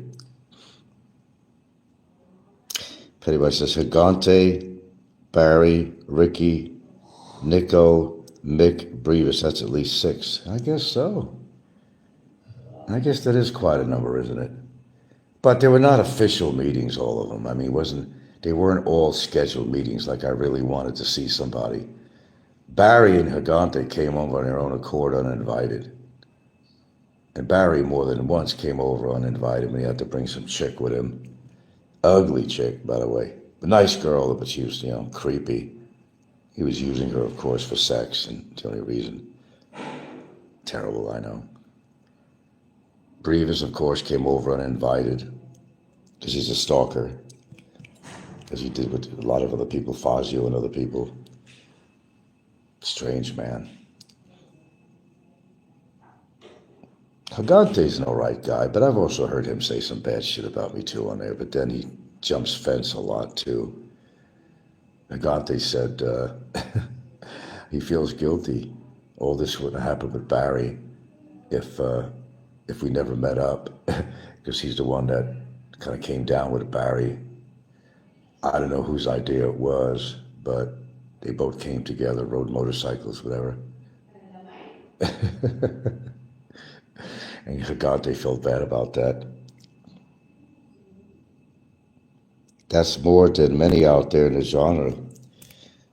Oh, I'm Mr. Socialite. No, I'm really not. Not with YouTubers. No, I'm a very social person, actually, by nature. When I choose to be. It's got to be on my terms, though. That's just it. It ain't on my terms. I don't meet anybody. And I don't normally have a need to meet any YouTubers, though. I wouldn't mind meeting Rod, Amazing Philippines. He don't meet a lot of people. Who else would I ever care to meet out there? There's somebody worth. Well, there's a local guy that lives out here. I haven't met him yet. There's a local vlogger right in town here. He seems like an all right guy. I haven't met. I actually, before I knew who he was, really, I believe I ran into him in a local produce store, and we were talking for a while. I didn't know it was him at the time. I didn't know he was a vlogger. I don't know. Then discovered later on that was him. But that was an accidental meeting before I even knew he was doing any YouTube stuff.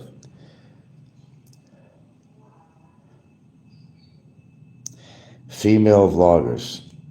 Who? Nah, you gotta say, I don't have an interest really in meeting vloggers. I just really don't. Male or female, it don't matter. I have no interest in doing such. Why would I? Look, I come on here to rap a little bit. I come on here to bullshit a little bit, you know, and I just pass the time or something, but and vent out a little bit. But I don't know. Who is the prettiest Filipino vlogger out there? Well, there's a young chick, 22, Sophia, and what's her husband's name? The one I talked about once, and she's always wearing this pearl necklace. I mean, literally pearl necklace, not sexually a pearl necklace, if you know what that is. Whether she's in the water, whether she's hiking, she doesn't take it off. It's like it's part of her skin. She has a very egotistical husband who likes to work out and stuff, and she wants to be a movie star or something, and she's trying to present herself, I mean, to be so prim and proper. She's actually, they're a British couple, and she's kind of on the attractive side. Sophia and, God, what's his name? Sophia, and it's just really weird. The way she looks in the camera, like, I want to be seen. I want to be discovered. And, you know, she have full makeup on. We're talking about the extended eyeliner, all this shit on. They could be walking in a humid forest or something or whatever. She's got the full war makeup on. I mean, she's got all this eyeliner on. She's got this pearl necklace that she never takes off. And her husband is always without his shirt. He's trying to show everybody all this exercise. He meets up at Filipino. They're out here for an extended stay. They like the Philippines. They're not a Philippines vloggers, but they visit the Philippines. And they're animal lovers too, so always feeding dogs and stuff. And they're traveling around the Philippines. Where they make their money, I have no fucking idea to be able to do that. And I still don't have an idea how some of these people do it. Their parents got money because, you know, she's only 22 and he's older than her, but he's always on camera trying to show people how to do push-ups and he's, you know, she's involved with exercise too because of him, but she wears this pearl necklace, whatever it is, may not be real, but I mean, she's always prim and proper and makes sure her hair is just perfect and she's got a dress on, even if they're walking through some fucking jungle or something or in the water or stuff, she's perfectly made up and then they got to do as an extra, there was some American company doing something on the Philippines culture or something, and they got to be extras in there. Boy, did they overplay that. They were just people in the background. Yeah, well, we've gone Hollywood now, and it's just ridiculous. It's just ridiculous. It was really ridiculous. Sophia and I can remember the name. Santino and Sophia. There you go. There you go. Thank you very much, Santino. I should have remembered his name more so than Sophia. Right. You got to watch that. And I'm not trying to promo it, you know, but tell me what you think about this couple, how arrogant they could be, how, what's the real word? I think, no, arrogant ain't the word. Anyway, they're out there. They're out there, and they want to be seen. He wants to play the real macho partner in there, and he's always doing something with exercise, and she'll do some too, but she's always with a proper dress on, and she's got her eyeliner, eyelash on, you know, she's like prim and proper, no matter what their environment is. Yeah. Frank, did you see Big Cabin videotaping the gay guy in Thailand with the angel wings? I don't know if I did or not. That's what I like, a little dialogue here, guys. I get bored otherwise, you know. But yeah, watch that Santino and Sophie. Just for the hell of it, really. And tell me what you, don't let me influence you at all. Just go back and watch some of their shows. That's all I'm saying. And tell me what you get out of this. That's all I want to hear. You know, a future show of mine, you come on here and make some comments on it. And tell me what you think about this couple. Watch the short. It is suspect. Oh, everything is suspect with Big Kevin. You know, a lot of big fat people sometimes are forced to go to the same sex, you know, because they can't get, you know, the opposite sex. And it happens more often than it doesn't, really. I don't want to watch no European couple traveling. It just amazes me where these people get the money to do. Now, for example, the other show, she still hasn't had her baby, is 8 miles from home. That woman, I thought she was going to pop it out 3 weeks ago. She's still going. Now they're in Moncton, Newton. They're going all over the place. They don't pay for anything. Now, I'm not saying that's something bad. Please understand where I'm coming from. It's not from jealousy. Well, to some point it might be, really. That's a good gig, if you can get it. They get sponsored from everybody. Probably even the meals they eat. Because, you know, these resorts, they want the exposure. And they're willing to sponsor. Because they know that he's, you know, 8 miles from home has a pretty wide audience.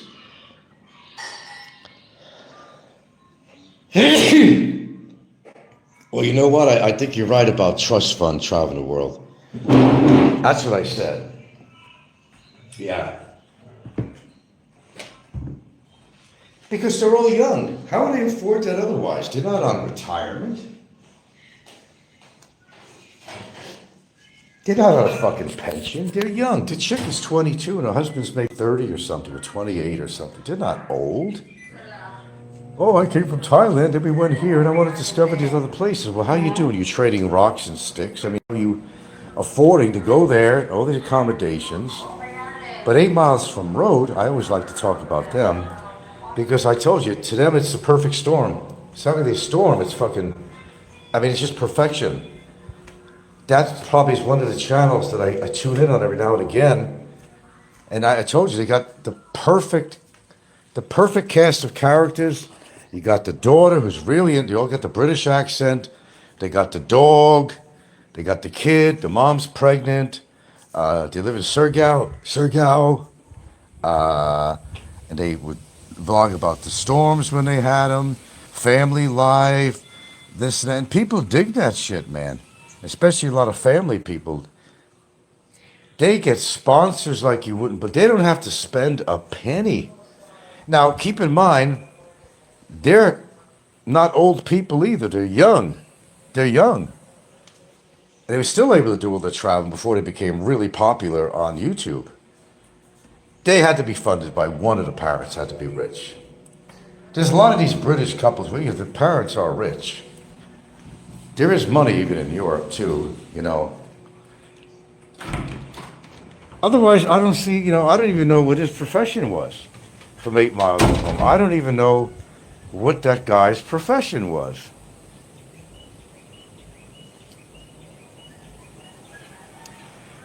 Oh yeah, 8 miles from road. Their daughter is extraordinary. She's very intelligent, very intelligent. But I think she's very isolated in many ways too. They turned her into a vegan. They weren't always vegans. They made a decision a couple of years ago to go vegan. But it is the most perfect kind of channel to set up on here for success. Because you got to think of the elements. You got the dog. It's always part of the scene. Poppy, and a name like Poppy, sounds like puppy, but Poppy, come on, Poppy. And you got the little girl who's very, she's not introverted at all. She's very extroverted, and she's very intelligent, and she seems like you're talking to a regular adult. Extraordinary. Of course, you got the couple with the British accent, and they're also a mixed couple. I'm not sure what his ethnicity is. He's part African American or something, a Caribbean or something. He's not white. And all the elements come together. Then putting together a house, you know, the storms, what they went through, the drama, when the window got crashed in by the wind. I mean, this is like, I call it the perfect storm. You think he's Bangladesh? There might be some Indian. There might be. Yeah, if you look at him, yeah. And there's a lot of Indian people in Britain, you know, there's a lot. Oh, yeah, 8 Miles, female's father lives in Cavite City in a big house he built there. He has money. Yeah, that's what I think it's coming from. And he just moved here because he liked the Philippines. It was uh, only till her, you know, her father came to visit them, and that he just pretty much fell in love with the Philippines. Yeah, he's being supported by the father. That's the backup plan. Could you think of anything more perfect than that? Sir Lankan? Yeah. Bangladesh descent. Not India. Okay, Bangladesh. I don't know. What's the fucking difference? I don't know. He did tell his story? Oh, really? I didn't know that. The father was there actually before? Is that one of the reasons why he came to the Philippines? Because his father was actually living out there? Really? Or her father, rather. I didn't know about his father and nothing like that. Oh, really? Father has a Filipino wife, and he was in the Philippines before 8 Mile got to... Oh, that's interesting to know. Thank you for that information. Kind of helps me clear some things up.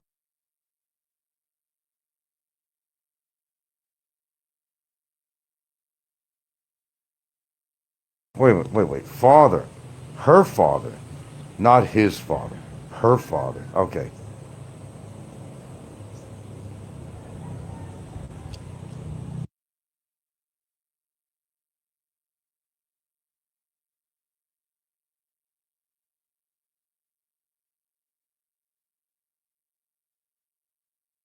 Because if you watch their show, it's no wonder that they have so many viewers. I mean, you almost think it could be some of it. So perfectly choreographed. You can't even find fault. Now, that's rare. I mean, what could you say bad about them? I don't think there's anything to say bad about them at all. They're not doing anything wrong. Not everybody wants to live their lifestyle and be a vegan or something, or feed their kid fucking, you know, tofu. The kids should be having a burger now and then. The kids should be out with other kids playing all the time, and she's not. She's so integrated with her parents, which is not a bad thing, but you don't really see her socialize with other kids. She's like a child adult. His father passed, but I think his mother's still in England. Jolly old England, yeah. And actually, I saw him in the beginning. Well, actually, I saw him when he used to have short hair, and he looked really prim and proper. He really looked good. I don't know what made him decide to grow his hair like some banshee. I don't, what that new image is. Oh, I live in the wild. I live in the jungles of the Philippines, so he's got to fit that image or something. I mean, in this kind of hot, humid weather, I would certainly have, you know, shorter hair if I were him. But, you know, that's his gig, you know. But I've seen him with a really nice haircut, very short. And he looked good. He had a little stash going, but he looked really good. And compared to now, you'd think his father was Bangladesh, but his mom was Indonesian or Malaysian. Oh, interesting. See how things I find out I don't know. Now I have a little better idea. No, I don't mind watching him, but it gets too kitschy, you know. I don't know. It's just everything's so fucking prim and proper, you know. You're not doing anything wrong. I don't know. They get sponsored. They went in some European style place they found in, was it Cebu or somewhere up in Sorao Mountains probably. And the owners of it was this Fox Resorts, that's what it was. Fox Resorts put them up in this very European style home out there, very, very lush, you know, very high class, furnishings, the whole bit. They were in their glory.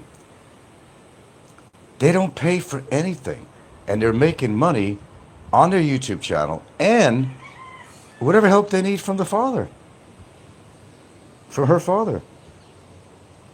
I think his father, okay, yeah, got that. Well, I'll tell you, it's a pretty jolly old good situation if you can get it. Hell yeah. I can see why they're going to continue their show. Now, of course, the other element that's, oh, you're making for you? Yeah?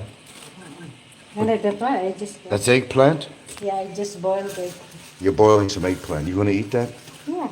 Okay, good. That's healthy. I'm just going to have a thing of cereal, which is really not, this stuff is not really the healthy I have because it has this dried fruit in there, and there is sugar, but it has grains. It keeps me to be a regular guy. Prim and proper, man. Prim and proper. You could tell by her mannerism that she's been well taken care of, you know. But on the other, Sophie and whatever, Santino and Sophie, yeah, that's, again, that's another one that, where's my box of cereal? Where's that? Up there? Yeah, they're, I don't know if it's arrogance, trying to find a word to describe them. I've never seen such arrogance in that way. And that's what makes it kind of interesting to pop in on them now and then, because what are they up till now? He's always going to be showing his muscle. No matter where he goes, he's on the street, and he's got kids doing push-ups. Kind of obnoxious in some ways too, him and his girlfriend. But I try to ask the question on there, they don't answer. I say, what's with the freaking pearl necklace? What the hell is that all about? What's with the pearl necklace? She wears it, she'll wear it to bed, she'll wear it in the water, she'll wear it in a jungle, she'll wear it. It's like it's permanently attached to her neck, so it must have a lot of meaning to her. But even, there's a time that, you know, you take off your jewelry, you know. Now, my rings, I never take off. I shower with them. I go to bed with my rings. I don't take my rings off. It's just something personal. Maybe that's the situation with her. I don't know. Maybe it means a lot to her, and it's just a way of exhibiting a very endearing piece of jewelry that maybe her husband gave to her, and, you know, it's a very personal situation going on with that. But I get a kick out of it, though, because she doesn't take it off at all. Always with the makeup under circumstances where you're not going to wear makeup. That's my point I'm making with that. I think his father was, okay, we got that, Bangladesh. Yeah, you might be right. He does look like he comes from that part of the country or something. It's pretty obvious. They're both very intelligent. I mean, he's very technical, too. I don't know what he did for a living, if he ever even had a job. But, you know, he always seems to figure out all these technical things, you know, different types of solar systems and all kinds of shit. He seems to be very technical. Kind of like a Tim K situation where they come from privilege. The same as Big E. I don't know if you know it. My understanding, he's another one. I think he came from, or his parents from Newport Beach, California. It's a very expensive area. And so did, I think Brevis's family was somewhere in Newport Beach or something.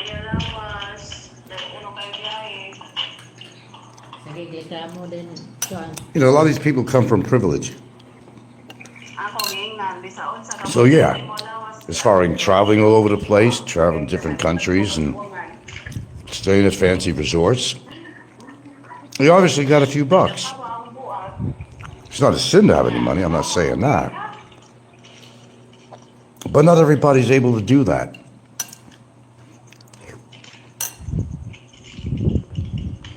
Either by choice or finance.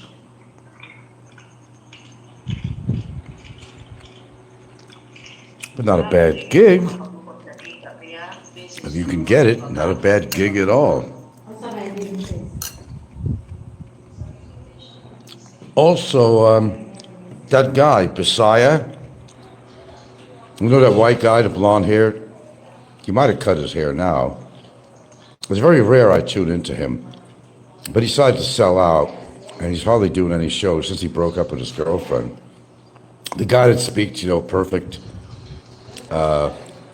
Bisayan, tall guy, blonde hair, kind of a good-looking guy. I guess as guys go, and he surprises people when he starts to speak their language. But now, I think most of his shows is all sponsored. He's promoting cameras. And he's a younger guy. How the hell is he traveling around and stated? Everybody has a resource for money. It's coming from the parents or somebody. Yeah, it has to be. All right, what's the perfect scenario for living in the Philippines? Well, if you're still young, you see, most of us cannot normally afford to go settle in another country unless they have a pension or Social Security or something. These people are far from being retirement age. They're not surviving out here on their good looks, okay? They got a money resource. Some of them are missionaries. And then look at the other guy, becoming Filipino. Look at the status that guy got. They made him an official citizen of the Philippines. He doesn't have to do a visa. He doesn't have to do anything. That guy irritates me. I mean, take that goddamn bandana off, you know, sometimes. I can't even watch that guy. He's got this shit-eating smile.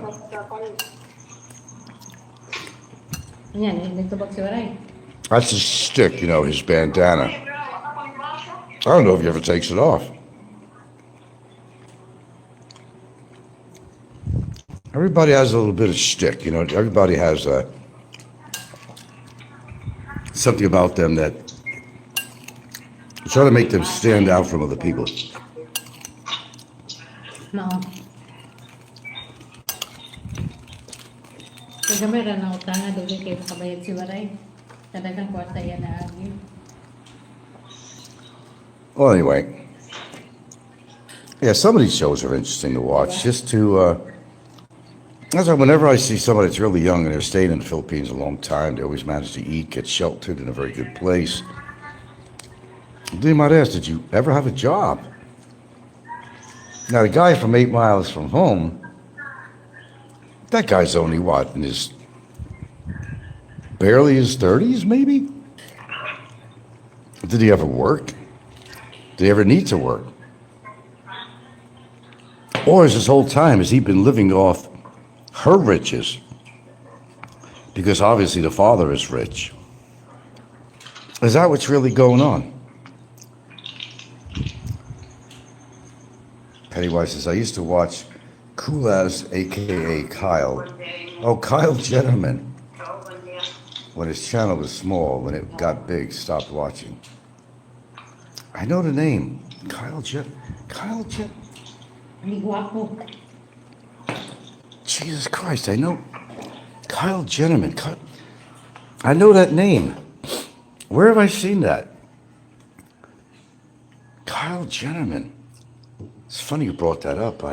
I know the name. Kyle Jennerman. Where did I see that? I know it was a popular name. When was that person on? Yeah, I'm familiar with the name. Oh, him. That's his real name. Okay. I thought it was a redhead band, but okay.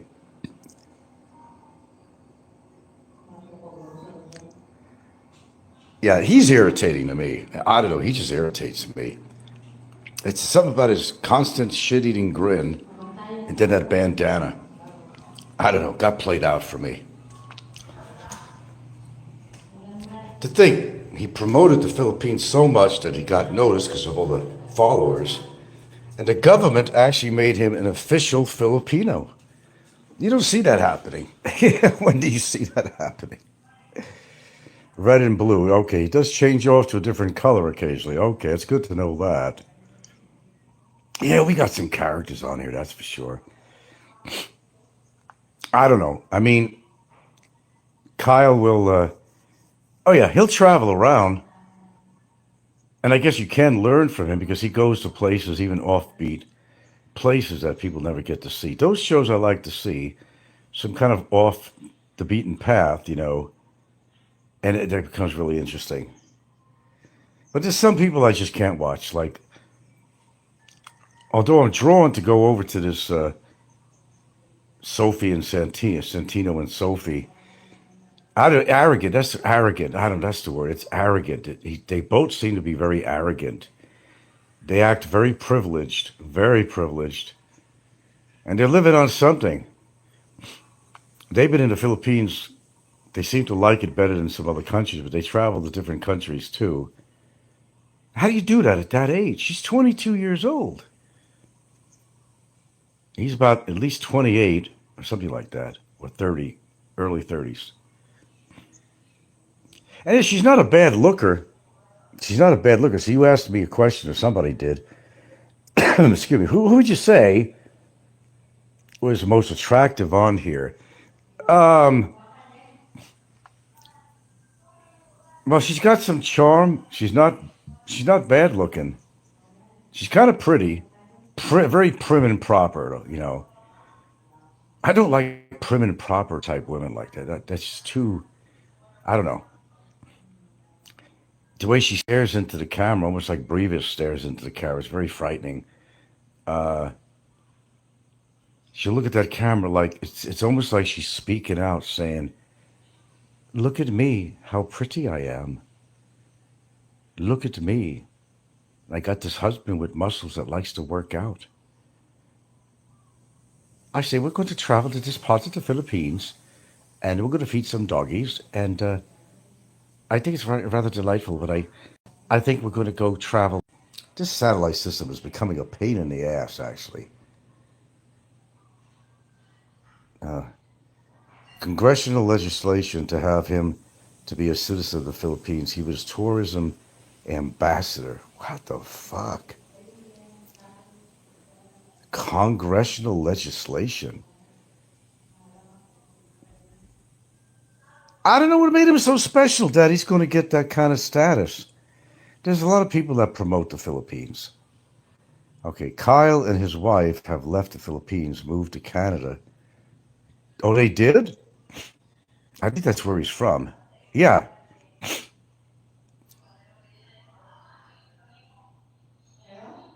Oh, I didn't know that they left the Philippines.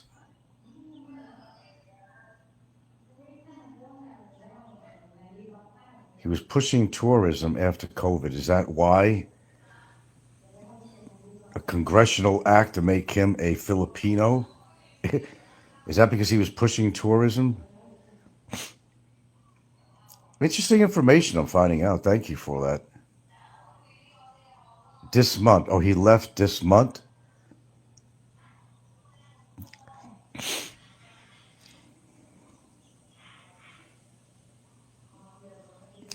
Yeah, that might be a mistake, bringing her over to Canada, leaving the country here. You know how that works. You see it all the time. I never believed in bringing a Filipino over to America, for example, become Americanized. Look what happened with John Blaze. She found a group of Filipinos she hangs around with. She's working 2 jobs. 2 jobs. John Blaze's wife is working 2 jobs. Either she don't want to be around him, or she's the breadwinner in the family. She's gonna be on her way to independence. He taught her how to drive. She got 2 jobs. Yeah, Blaze, he made a big mistake. And yes, I have the actual picture of him. Somebody said I was right. There's an actual picture of him. I have it on my files. I don't have it on here to show you. I can't switch over here. But yeah, he's kind of weird looking. He has a little beard going, a little bit of gray in it. And yeah. What's this? At least 1 minute videos need to start a highlight. I'm not.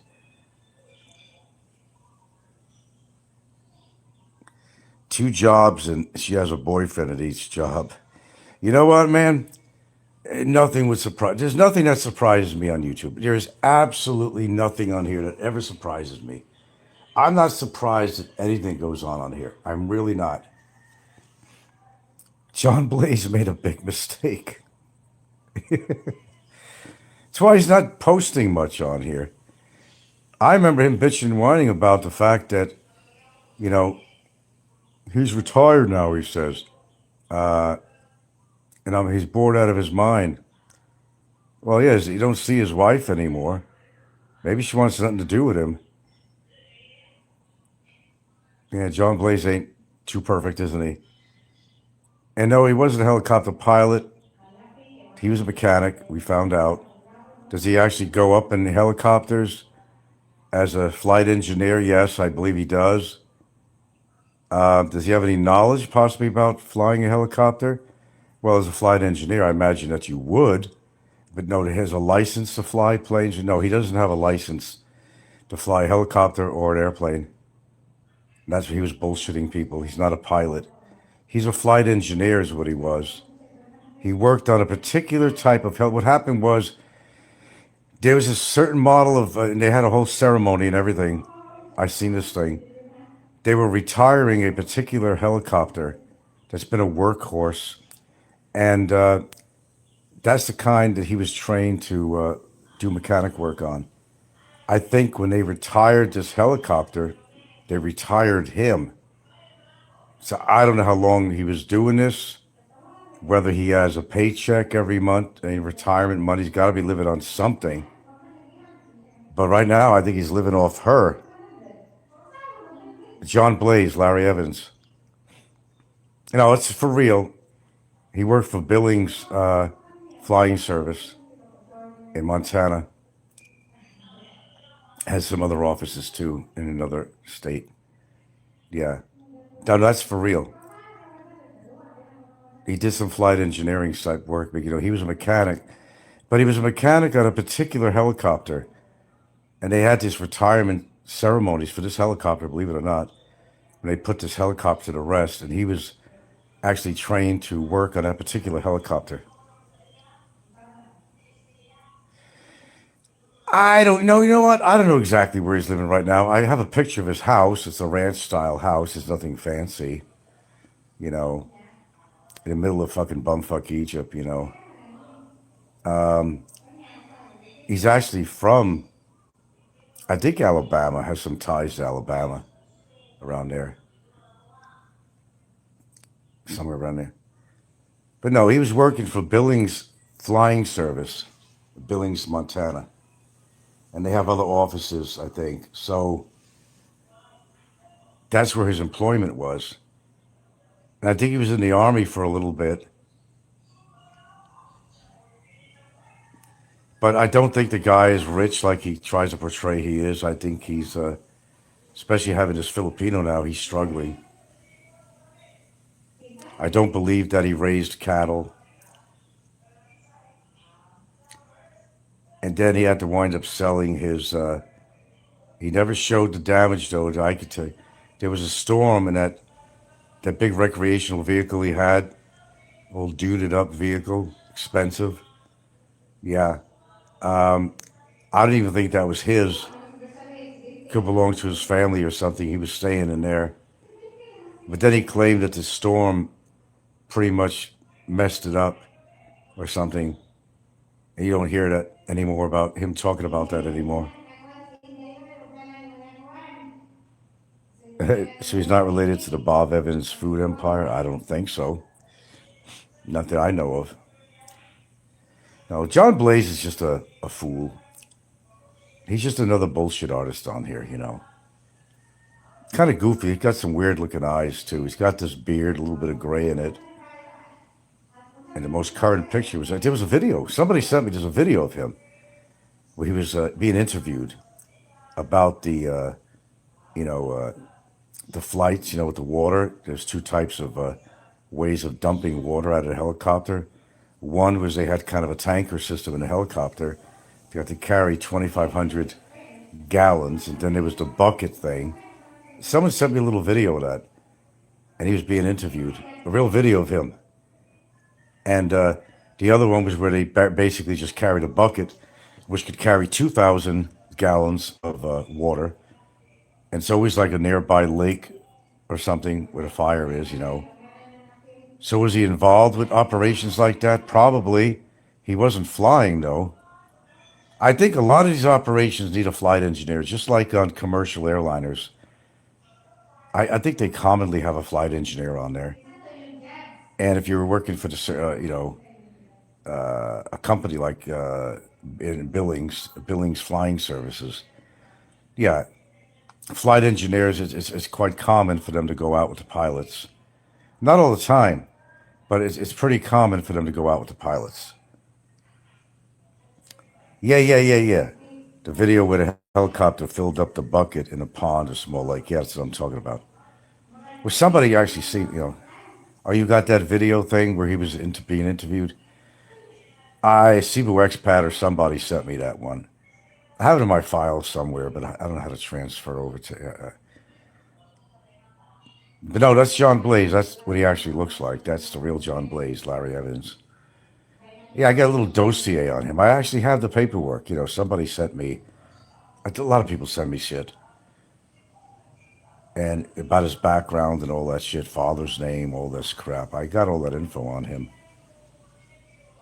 And some of it don't jive with the bullshit he talks about. He had a number of violations for vehicular violations. I know that. I think he drinks and had a lot of misdemeanors and shit. Like, Fazio was supposed to have been some A&P mechanic. I think Fazio did have some training on there. But Fazio's never even been in a fucking craft. He's been in a regular commercial airliner. Fazio he said, oh yeah, I piloted a plane, I don't know, fucking Piper Cub or something. I don't know. I don't buy any of that shit. I never bought anything Fazio said anyway. It was all bullshit. People just want to make themselves sound interesting in an otherwise very boring life, okay? That's all it really comes down to. They're very mundane, boring life. They want to make themselves look interesting. Look at me where I am. Why, I was doing this like Popeye with the service. You know what fucking Popeye did? He said he was a gunner. He was not shit on there, man. He became a security guard. And my understanding is these security guards were bastards. They used to like hassling the drunks and beating them up and shit. Yeah, he became a security guard. Do you remember Popeye put his show on? He was talking very seriously because he was talking about the military and veterans and all that stuff. And he's very somber. Yeah, what I've seen. Popeye was never in a battlefield. He was there in the front lines of anywhere. He was talking like he was in a foxhole somewhere in battle. I've seen things. I was laughing my ass off. Well, not laughing my ass off, but I was laughing, snickering. Popeye never saw any fucking action when he was in the Navy. That's a joke. Popeye cleaned the toilets. Probably. What do you call that? False valor or something? There's another definition, too. Popeye was a screw-up. He always was a screw-up.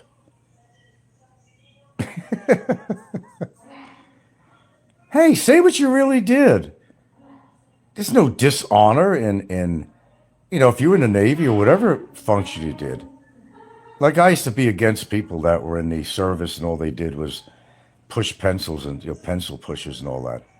Well, in fact, that was a mistake to say that, because to make any operation go, you got to have office workers, you got to have secretaries, you have to have offices, you have to have people do the paperwork. So yes, they did contribute it. And I apologize for that, because I said that in the past, and They played an integral role. Somebody's got to do the paperwork. Somebody's got to be in the offices. So they did contribute.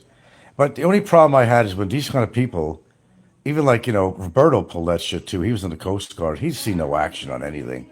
They used to give out tickets to fucking people, in boating when they're drunk or something, or check their permits for this and that. He didn't do shit. Roberto didn't do shit. They didn't see no fucking action at all. The only action Popeye's seen is when he was flushing the toilets to watch the water go down the drain, go down the toilet. Then he became a security guard, a glorified security guard. That's all he did. The only battles Popeye had was in Olongapo fighting off the bar girls. Yeah, there's that Leah and whatever show that's on. They find lost to relatives and stuff. And almost every single story. What do you think it is? Olongapo, Subic Bay, that area. These were Navy guys that were getting their rocks off. They took advantage of the Filipino prostitutes. Whenever they came in for shore duty or whatever, it's so known for that. Do you know how many children were conceived by Navy men and otherwise coming into Subic Bay? It's a phenomenal number. So on that Leah show, where he's finding people that are looking for who their real parents are, these parents didn't give a shit about them to even inquire whether or not, the guys would come in on shore leave or whatever, and they get laid, and they never knew whether the girl got impregnated from him. They didn't care. It was just a recreational activity. He shot his wad, and he left her to go fuck another whore. That's what they did. That's what these people do when they're on leave in the Navy. That's what they do. Shit, you see, I was in Hawaii. When guys had shore leave back in Hawaii during the war, holy crap. They'd be fucking whores left and right. There was a line in a particular area in Honolulu. There was a line at a particular place or bar where the bar girls hung out on. There was literally, because they only had so much shore leave, there was literally a line around the block for these guys to get laid. If they really want to lay another chick after somebody came in her too, that's even gross to even think about that. Sorry I even mentioned that. It's kind of graphic. Keep that out of my mind. But what do you think Subic Bay was? Yeah, Leah and Blair, yeah. Who names a boy Blair? I know. The Blair, remember, was the hottie on The Facts of Life. Yeah, I remember that. You know she was a hottie? I didn't think she was a hottie. That's where, then they come on Leah and Blair show, right? They want to find their daddy or mommy or any relatives, okay? If the dad had any inclination to know they were fucking all these women, buy him some stockings or chocolate bars, whatever, they didn't give a shit. They didn't want to know if they impregnated a woman. They didn't want that responsibility. Oh, they want to know their parents. Okay, I understand the curiosity of knowing, well, I wonder what my biological father's like. Now, understand something. It was a biological father. There was no fatherhood going on, no fathership. The guy didn't give a shit. He just got his load off, and that was it. He could care less about finding a possible child if they didn't even inquire or try to look up the girl's name just out of curiosity as the years went by. Hey, I remember I fucked this one, I fucked that one. Do I still got their names? Oh. Hey, let me look it up just for the hell of it, just to see. Just out of curiosity. They didn't even do that. Because they didn't give a fuck. But unfortunately for the children, it's always unfortunate for them not knowing who their father is. Go to Angeles City. There's actually a video, it's been out for years, about the prostitutes of Angeles City. It's very sad. Watch that. Just put in those words. You'll find that video. It's very good. And what these prostitutes have gone through, they have children from all these guys coming in to get their rocks off. Angeles City is known for whores. I remember a little kid was very sad saying, my father's name is John. I'm going to meet my father. Very sad. These guys, all these fucking sexpats come here, get their rocks off. They don't care whether they impregnate somebody, but that's what happened with Subic Bay, especially. Do you realize how many fatherless, motherless children are in the Philippines from these guys just want to get their fucking rocks off? It's sad, really, when you think about this. Kids deserve to know who their parents are, but understand something, too. They build up this, they'll sign up for this DNA testing, Oh, I found your father. He's been living around the corner from you the whole time. What the fuck? Practically, right? Yeah. They didn't care. But out of curiosity, people would like to know who their parents are. Sure, I understand that. One guy was a big Navy hero, was a big-time Navy guy. I mean, a big-time. I forgot his position. He was a well-known guy, very well-known in the Navy. Even Popeye would know this guy. I wish I could remember that show and know his name. Popeye would have to know this because everybody knew who this guy was. 40 years of service, too. A lifer in the Navy. Held a big position, too. But yeah, curious to know who their parents are. I'd be curious too, in a situation like that. But don't think that these people love you. Some of them don't even want to be found. They might up meeting up and, it was nice to meet you. And, the girl or boy's crying or something, I met my daddy. And mommy's alive too. Hey, guess what? You got 6 half-brothers and 3 half-sisters too. Hey, welcome to the family.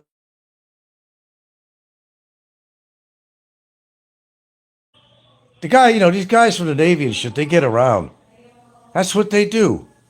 That's what they do. They get shore leave, and they take what little money that they make, shit-ass money, spend it on a horse. What do you think Popeye used to do with his buddies? You remember his age-old story? The round table session, where some whore would go under there sucking everybody's cocks. Boy, Popeye was proud of that. He was proud of that. Oh, Pennywise, I didn't realize you were.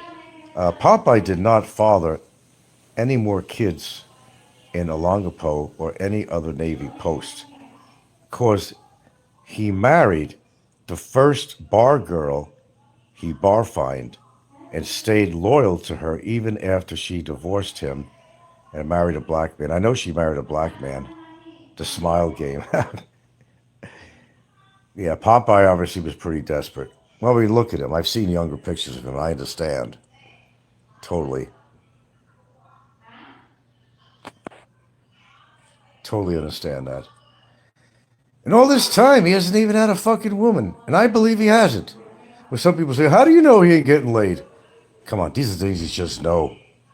His personality, his demeanor, his looks, everything about him. I think Kevin should give up his pocket pussy and send it to Popeye. That's what I think, unless Popeye already has one. He probably watches Pornhub, or he just watches pictures of my girlfriend. I think he's attracted to her. I name a few people I know I think he's attracted to her. Not a bad-looking lady. Well, I think so anyway. Let me tell you something. They only wish they had what I have. Sure, she's not the total same as when I met her. I think she's probably about 10 pounds heavier. Still looks good. But thank goodness for that. They get married. People get married together with somebody a long time and they just fucking fall apart. We're talking 50, 60 pounds later. They figured I got somebody. I don't need to take care of myself anymore. Oh, I don't want that. I just speak right up, No, aiming for their own health, too.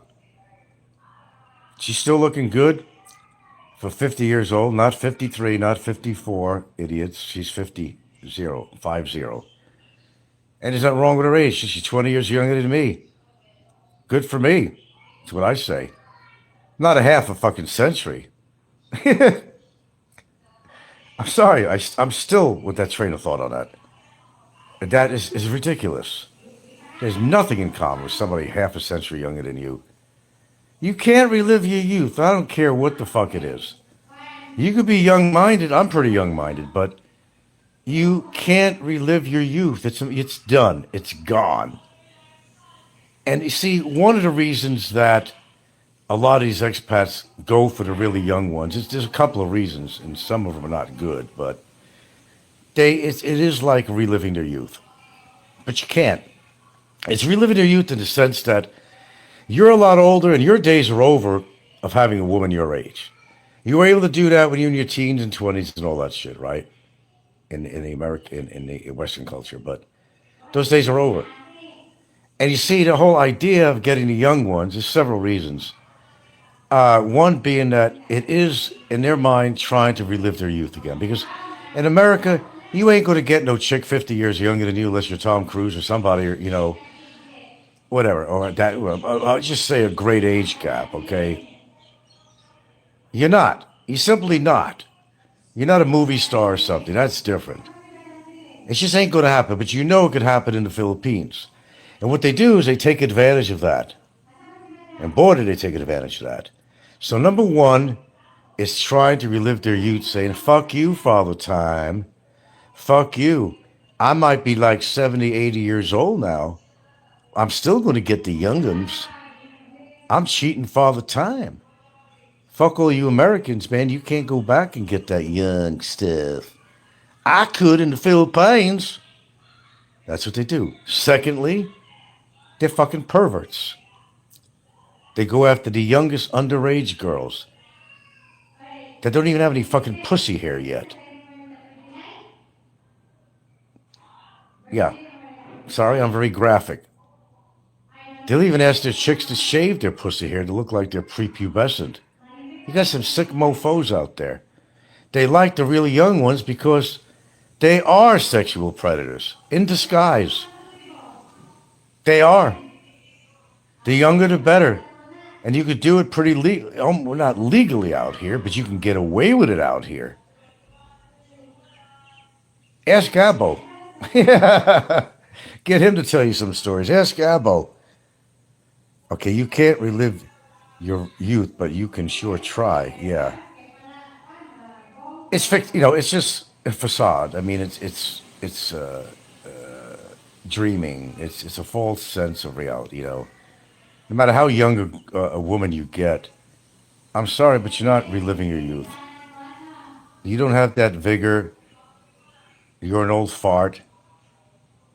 And if you can get a woman that young, it's pretty obvious that either she's just into sex with a foreigner because it's different, or she's a slut for her young age, or she's just looking for money. It's one of the three or all above. Come on, reality time, folks. Come on, take a reality, break here. The greater the gap, you know what's going on with that. There's no question about it. There shouldn't be any question about it. At all. No, but you can't relive your youth. You relive your youth. You can't do that. It'd be nice if you could, wouldn't it? If I could relive, I'd be maybe 25 years old. I settle for being 25 to 28 years old. If there was a possible way of doing that. But getting older doesn't mean you're old in the sense that how you carry yourself, how you walk, how you talk, okay, your demeanor, how you dress. You don't have to be old in the sense of being old like Popeye is. That's old. And someone like Don C., that's old. They don't do anything for their appearance. And, as far, I got a lot of grays in there. Not as much as you think. I do use that just for men. I do it for me. Because when I'm looking good, I feel good about myself. You can't fight older age. You can't fight that. It's going to hit you. But it doesn't mean you got to play the part. It doesn't mean you got to dress like an old man, act like an old man, talk like an old man. Like, talking like, well, I'm 70 years old. Me and Martha, Well, we went to the bingo hall the other day. They even have that voice, too. What's with that? That's not me. You hear me talk. You hear a lot of vigor in my voice. You hear a lot of energy in my voice. Most people would not know I was over 70. If they never met me, they would never know. I'm not Popeye. He speaks of old age. He smells probably of old age. Old age men smell. They have an old age smell. He probably reeks of a fucking old age smell.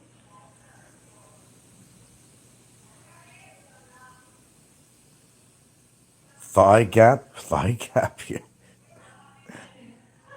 Look good, smell good, and be the best version of yourself. Very well put, Pennywise, if I say so myself. That's right. Look good, smell good, and be the best version of yourself. Because that's all you can do. You're not going to stop the clock. You know how many times I ask myself, how the hell? I'm glad I reached my age. Lucky for me. But, yeah, I ask myself all the time, how the fuck did life go by? As you see, my brother's just died recently, but it's been over a year or more. I mean, time is going by so fast. I have a daughter that's like, shit. Gonna be turning like, 45? I'm like, what the fuck? Are you kidding me? I got a daughter that's almost like middle-aged. It's mind-boggling. Because there's something, I don't know if it's the brain or something. You know, when you were a kid, even your summer vacation, which might have been only a month and a half or two or whatever, seemed like forever. And when you were a kid, time went by so freaking slowly. But then you hit a certain age, you hit your 40s or so, and time just whizzes by. It whizzes as fast as a horse under that round table in Subic Bay with Popeye getting his blowjob.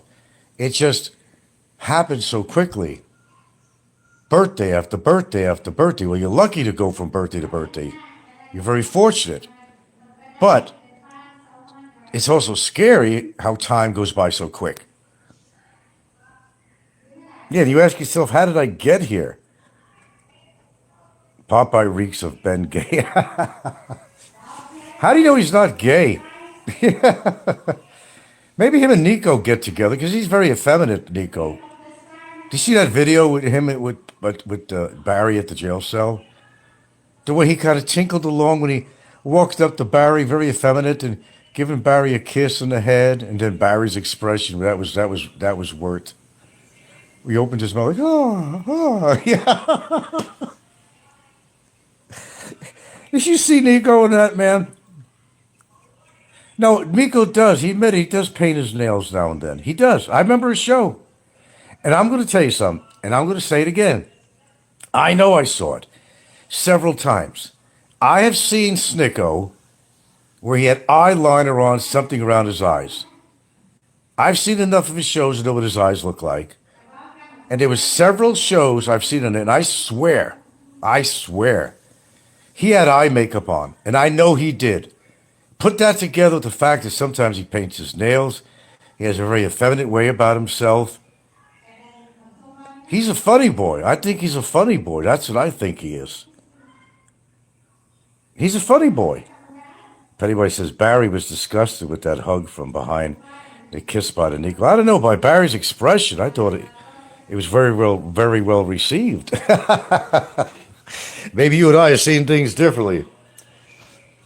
I don't know. Maybe that's why I'm still on. I don't know. I ask myself the question. Maybe that's why I'm still on this fucking boob tube here, because I do find certain things on here really, really entertaining. I mean, I honestly do. Maybe that's what really keeps me here. It's not what everybody says or thinks why I'm on here. I think I am truly entertained by this. We got so many interesting characters on here. We've seen the arrogance, we've seen the cockiness, we've seen the hate, we've seen the goofballs, we've seen the liars with lifestyle they're living. We've seen people with harems. We've seen, I mean, the entertainment is out there if you need it. It's all out there. Everyone is a character. Big E's a character. They're all characters. Kevin's a character. You gotta love it. You gotta embrace it, really. You gotta actually embrace it. I know sometimes it's hard to do that, but sometimes you have to embrace it. Because it's fucking free entertainment. Hey man, I give free entertainment all the time. And I know it's entertaining to a lot of people. That's why they watch. That's why they do shows about me. Everything I do, I'm in the limelight. I'm in the spotlight.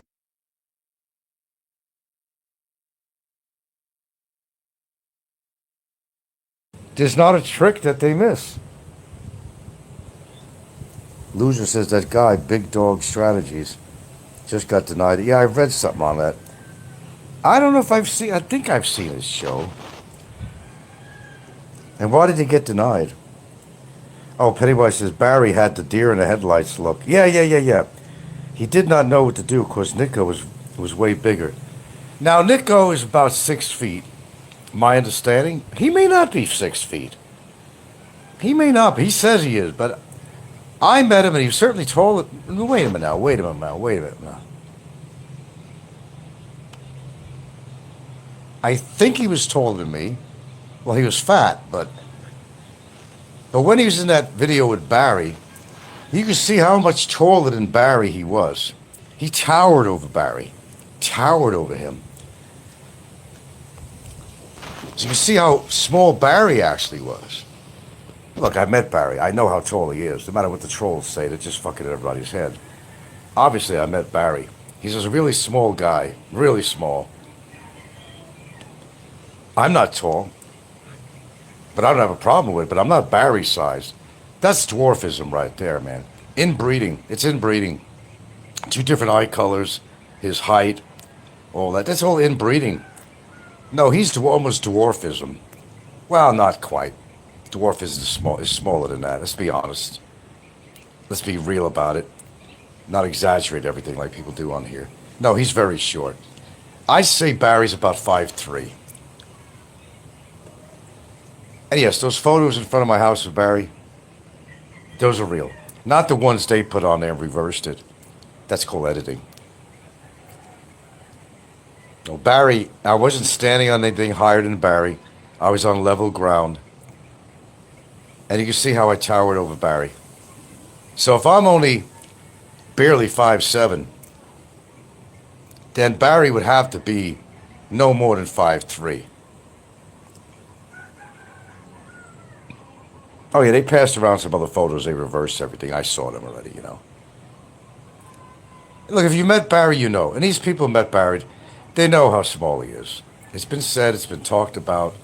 Ricky knows how tall he is. All these people know how tall Barry is.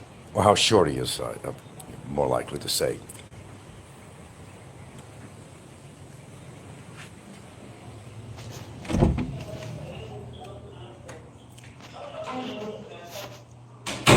You're eating your eggplant. Oh, you're peeling it. You're peeling it. You're so appealing, Gilda, while you're peeling your eggplant there. Nothing more than feelings. Pennywise says that I'm a loser. Did Big Brr return to the Philippines? I don't hear much of Big Brr anymore. What happened to Big Brr? Big Brr. I don't know, probably got arrested or killed or something. Who cares?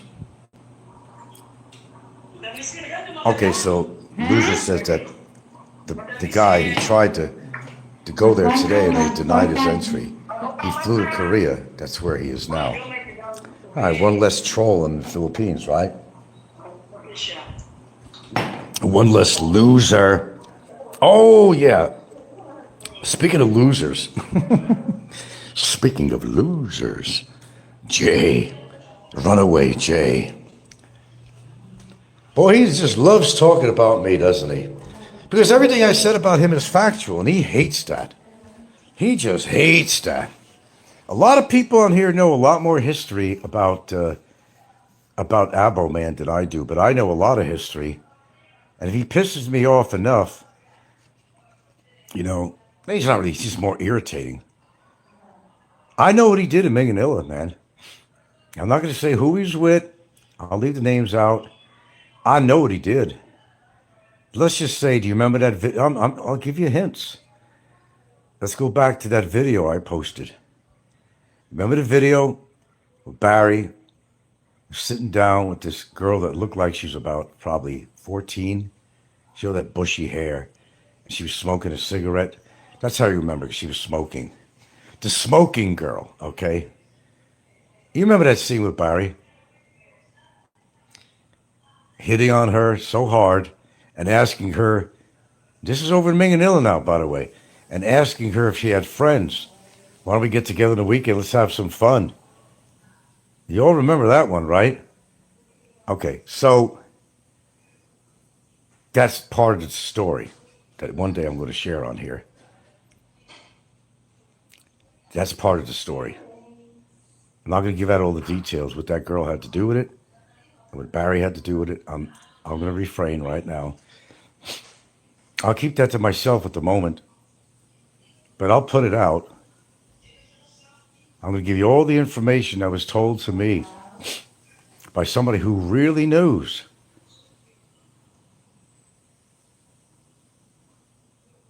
It came out. So, Abo Man, he's not innocent. He's not innocent at all in that department. Not even close. That guy's a piece of shit. He's disgusting. Irreprehensible. He is absolutely a person who, no morals, nothing. Just his drinking and his chain smoking, living with mommy. How embarrassing is that? You're in your 50s and you're living with your mother. Who the hell lives with their mother in their 50s? Who the hell, unless you're a fucking loser? And he's a fucking loser. I don't think there's any question about that with anybody out there. But he did some pretty shitty things, man. He did some pretty disgusting things. He couldn't get a business together. Tried with the pizza place in business in Cebu. That failed. Even ran away with their money, too. I don't know if you heard that story before. It's real. There's lots of stories about Abo out there. He's got quite a history, actually. He's 50 now, and he's not going anywhere with his life. He's already in his 50s, okay? He's not going anywhere in his life. Same as Snicko. He ain't going anywhere in his life either. See how a lot of these people have things in common on here? Snicko's not going anywhere in his life. And certainly, Abo doesn't have what it takes to. No woman, unless he will buy her time, is going to spend any time with Abo Man. And he knows that, and it pisses himself off. If he gets pissed off, maybe he's just mad at himself. But there's no reason for a woman to be interested in Abo Man.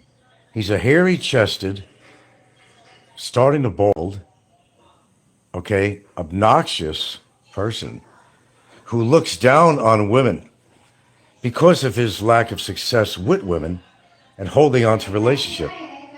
And it goes further than that.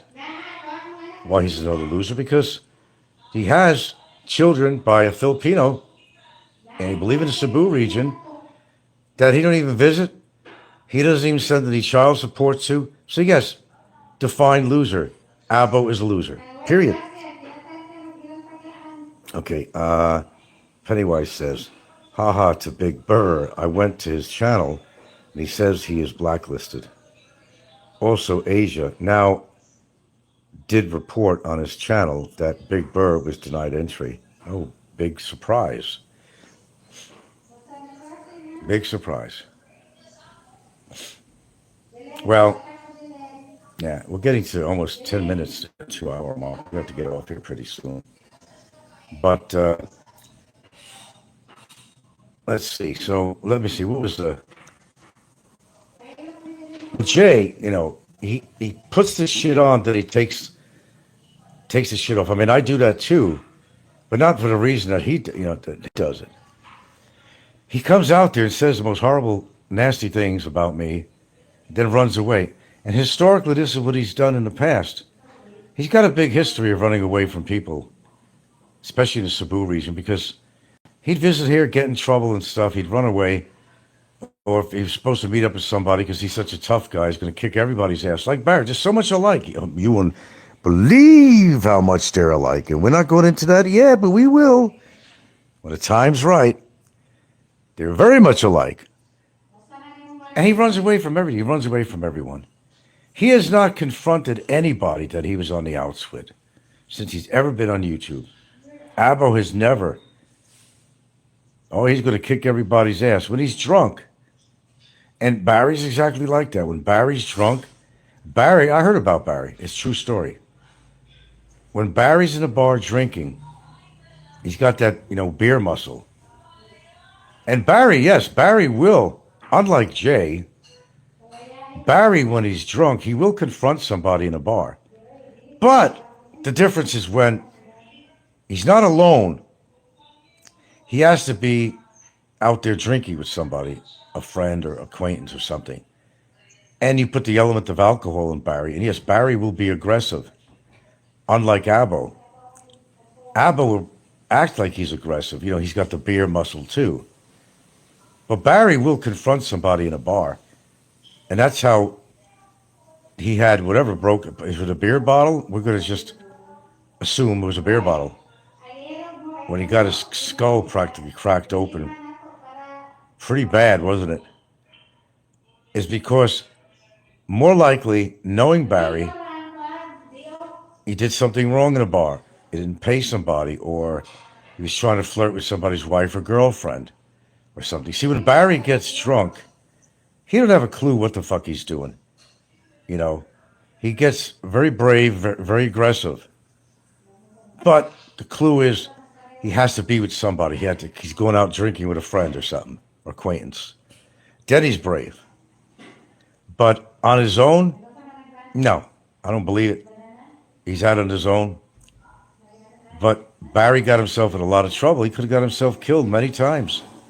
Whoever hit him over the head, but whatever object it was he got hit over the head with, he blames it on me. As much as I like to take credit for that, I just really can't. I just can't. I'm sorry, but I'd love to take credit for that, but I can't. But somebody got pissed off at him, obviously. The same as somebody got pissed off at Kevin.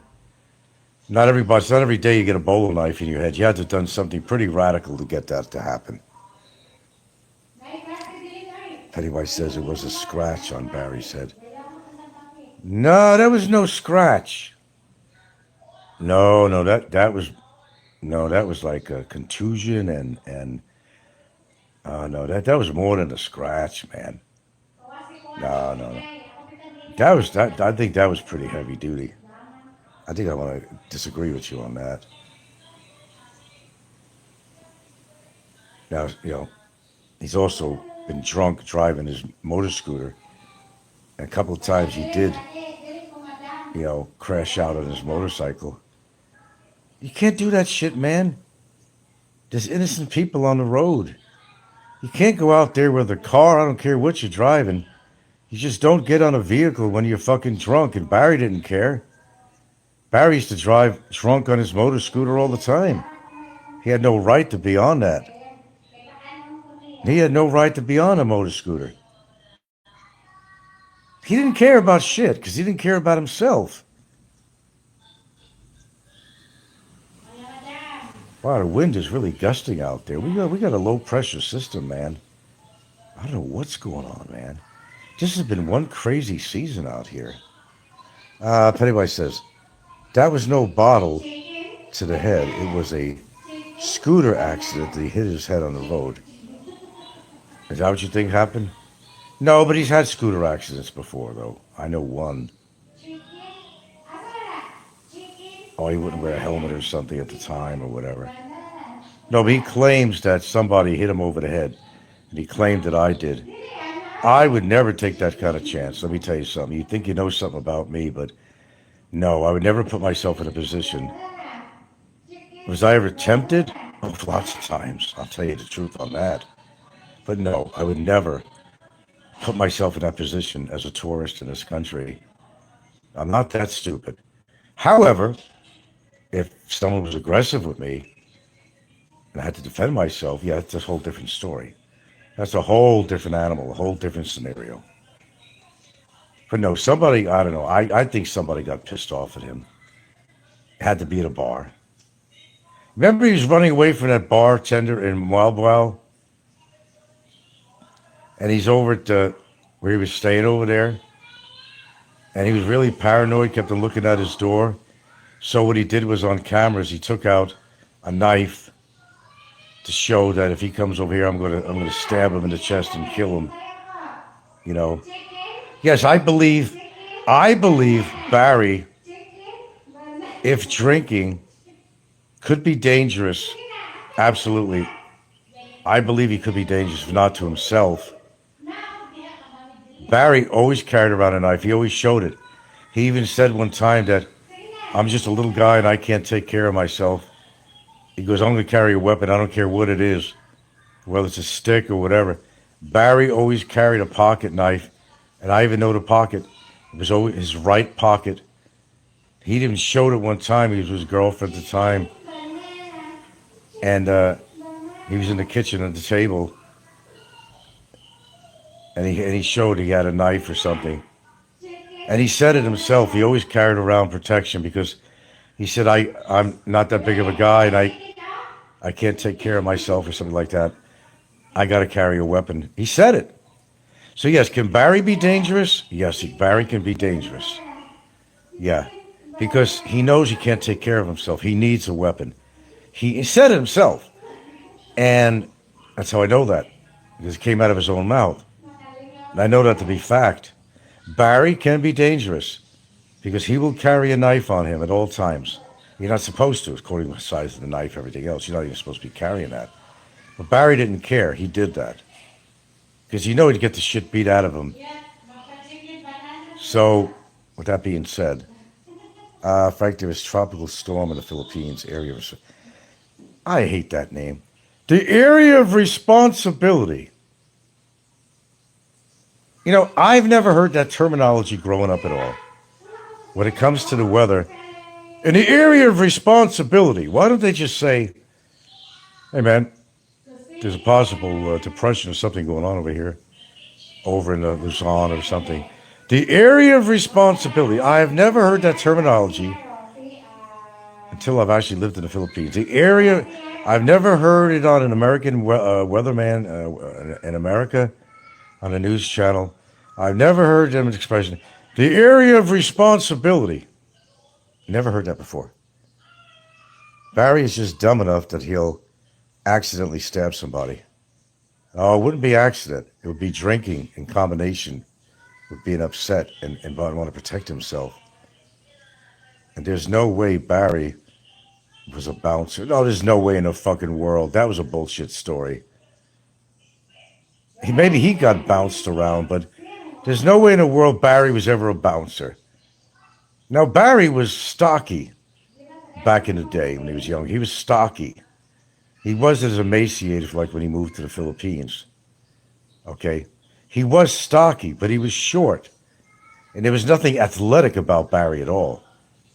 He wasn't a football hero like he claimed and all this other shit.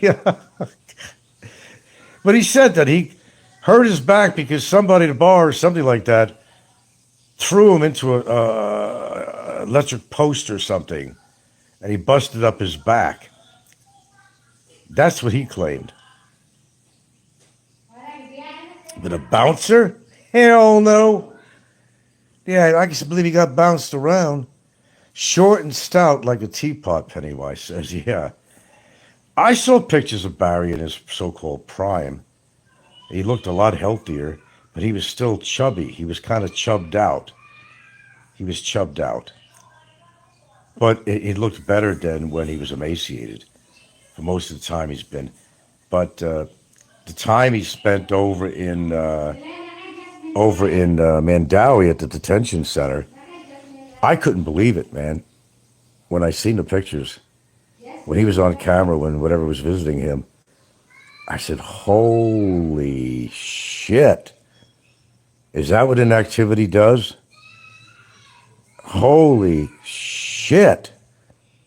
he blew up like somebody put a pump on him and just psh, psh, psh, psh, psh, blowing up that fucking balloon, man. Psh, psh, psh, psh. What he looks like now, I don't know. Maybe he's a martial artist now and everything I heard. He's working weights, he's getting buff, and, maybe he lost a lot of weight because, unless he's got somebody on a regular basis, coming over to bring him real food. I don't think his girlfriend is getting there every day because that's quite a distance from where she lives. I'm sure she comes over to visit and brings food. I don't think anybody else is really coming over to see him. But there's like a snack stand in there, a commissary of some sort. But it's all like potato chips and all that junk food, Coca-Cola and Oreo cookies and shit like that.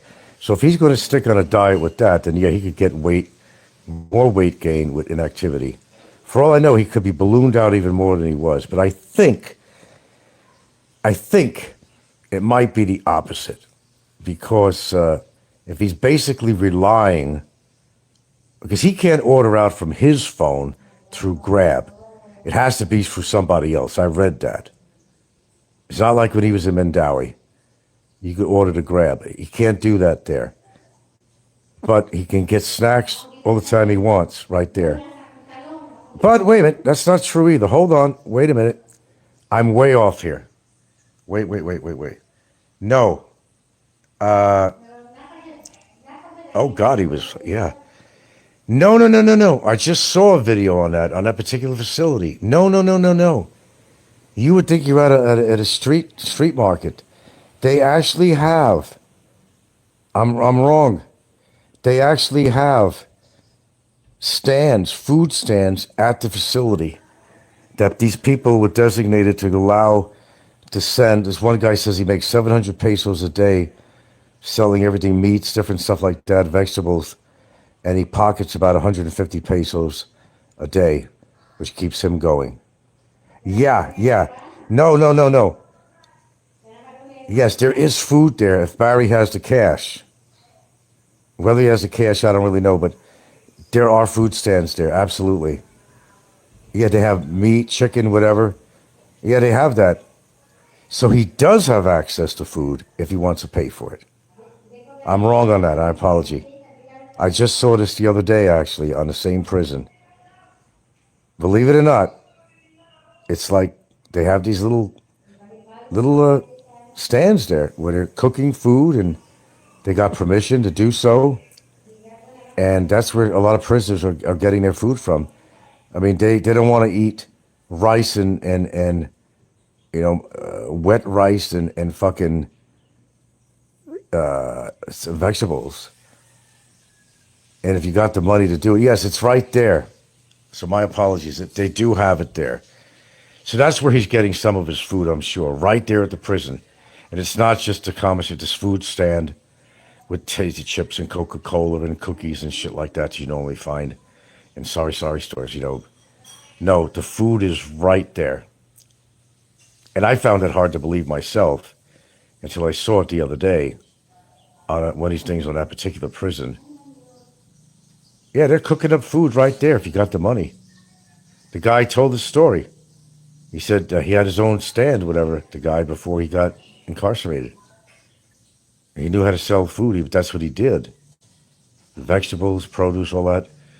So now, this is one of several that actually have these food stands right in the prison. Got permission to do it and all. And yes, you can get meat, whatever they're cooking up, pork or whatever. He gets it brought into him. So 700 pesos a day is approximately what the guy brought in. But because he had to pay for this and that, he makes only 150 pesos in his pocket a day, which is, for being in prison, is pretty good. You can, at least buy some stuff, So there you go. You learned something new. Okay, I got to get off at the 2-hour mark here. It's been a pretty good morning show, I'd say, this morning. Thank you very much. Yeah, so I'm a bad whistler. And what else am I from a Popeye show? You get to know people so well on here that you know what triggers them. Man, I got it down. I knew Popeye was going to do a live when I did that. I came on last night. If you didn't see that show, it was short. I took it off. And what was it? Creatures of the Night or something. The Dark Man or something. Like I said, you got to have some fun on here, guys. Oh, what's the purpose? You have your serious moments, but it's just nice to have a little fun on here. They all float, Pennywise. They certainly do. You have a good day too, Pennywise, and everybody else, 22 watching. Thank you very much. Not too bad. If you don't believe in karma, my friends, start believing in it, because it's fucking real. And yes, karma is a major fucking bitch. Jay is so hoping that I get deported, and other people too. Well, don't hold your breath. We're not anywhere near there yet. And let's just say I know things that nobody knows on here, that I will not talk about. I know exactly what's going on and why there hasn't been a resolution. I knows exactly why. Even my attorneys told me. That's how much I know.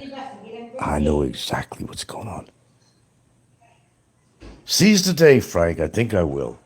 And we got a beautiful, cool morning that I'm going to appreciate like fucking hell. Oh, look at this. You see from my window here, I think I'm fucking around. Watch this. Do you see the trees? Look, look, look, look. Look, look, look, as Barry says. Look, look, look. Watch it when it gusts.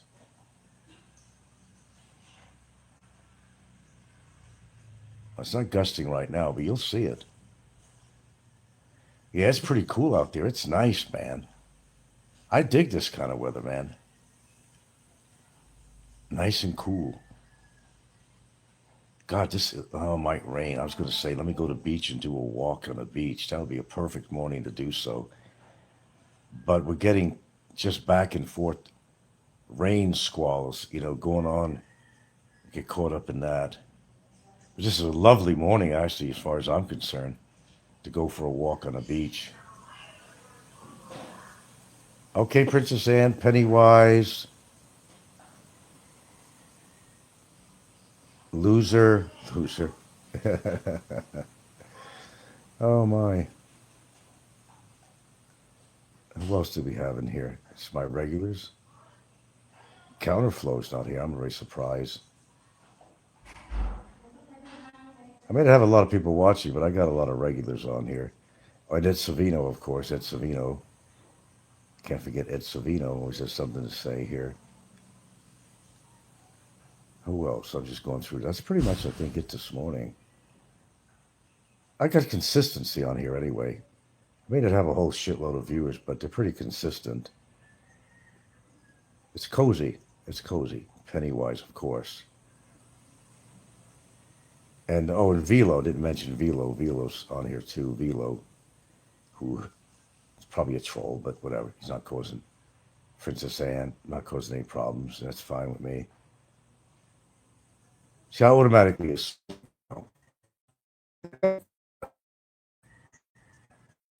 So it's like this, guys. You know anything about me? I tell you what, make a deal with you. Just ask me. Yeah. Oh, what's that? Everybody says Big Cabin got from his hotel neighbor. Free is good, right? He was mooching again. Well, that's what he does. He mooches.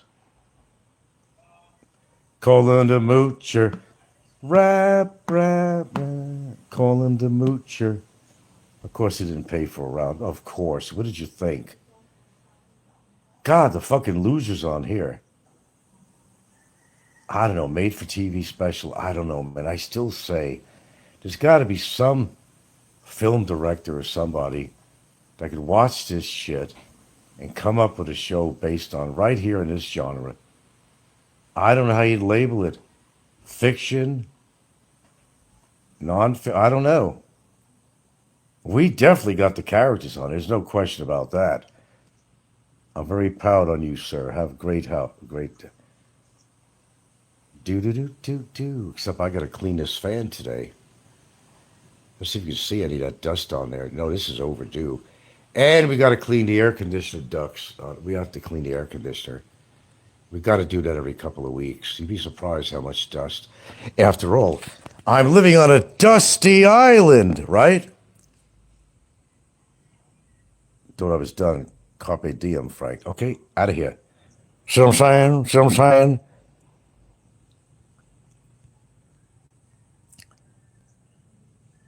My children disappointed me. There's some guys that haven't spoken to their children in even 15 years. I have experienced this myself. I did what I felt was the best that I could do by my children. I had these big hopes and dreams for all of them. I had one biological child, adopted two. And I wanted to add in from my last show, making money in the Philippines. Well, unfortunately, as a foreigner, I can't really get involved with certain things, but doesn't mean you're Filipino can't. And people were laughing, or Jay, well, of course, Jay, saying, what can you make on water dispensers? Well, let me tell you something. We got 6 in Santa Fe, we got 3 in Bantayan Town, that's 9. Each one of them make an average of 3,000 pesos per month.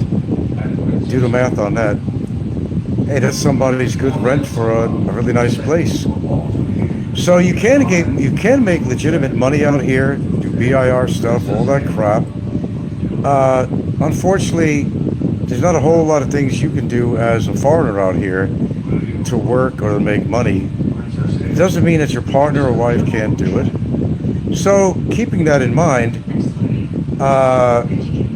no, we're not making 50 cents. Now you have to, of course, buy the machines. Okay, then of course you have to supply water. And that's your initial expenses on that.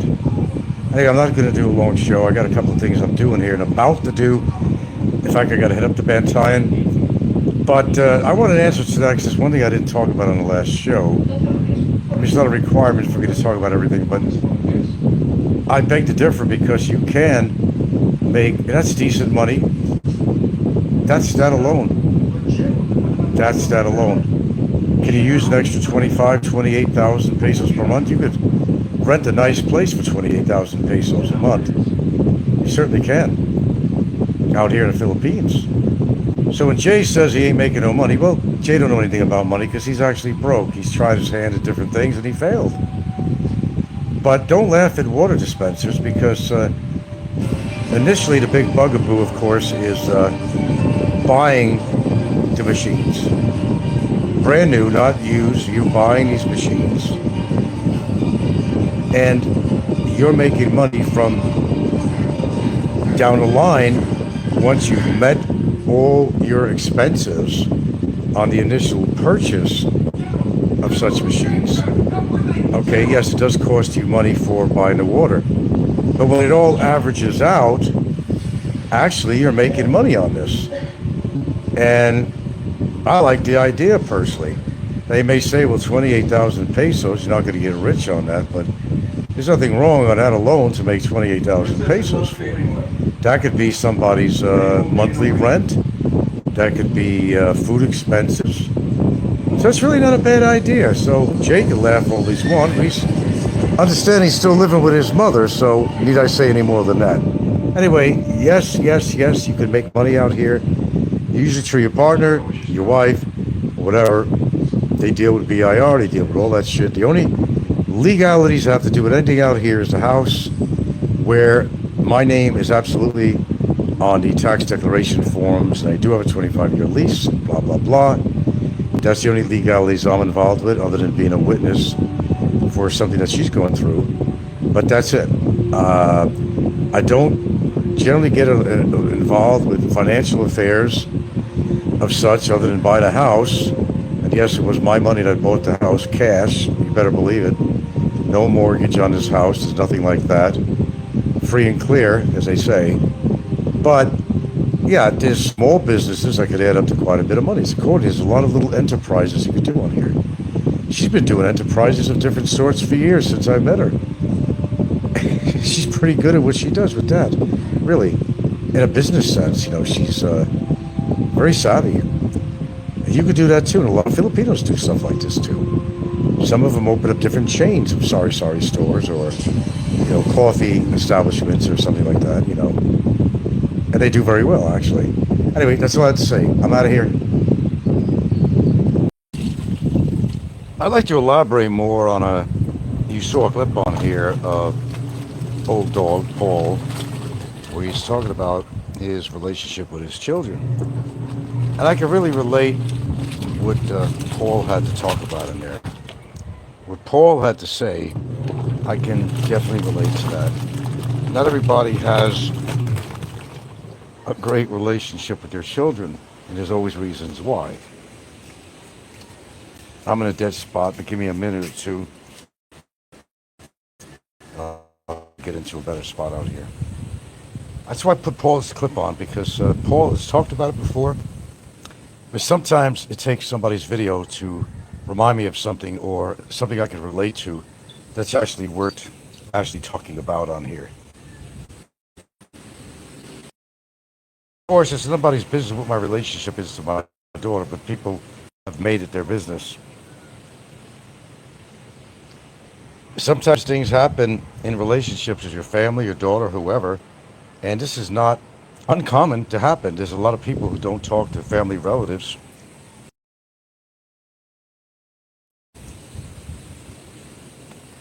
But I want to elaborate a little bit on how this shit works.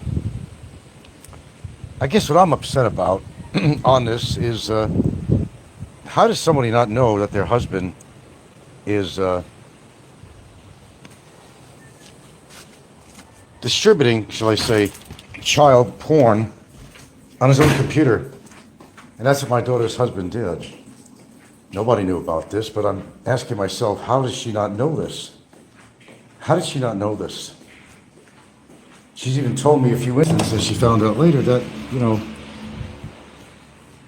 by the way, if you can fix the volume on that TV, it's the same problem again. I got it all the way at 8.5, and that's a little bit too high. Boy, I still smell that peppermint on you, man. It's just fumigating the house. I don't know, for the dog, it's about 1,000 times over. Yeah, it is peppermint smell. So getting back to what Paul had to say on his show, and it doesn't matter how many shows I'm doing over here, I got something on my mind, I'm going to say it. I'll drop everything and do something, that's just who I am, but I will tell you, I can relate a lot, because everybody has their own story about what happens, what they think happened, or anything like that. People do have problems with other family members. It's not uncommon at all. In fact, it's very common. It doesn't have to be your children. It could be brothers, sisters. It could be your parents. It could be cousins or other relatives.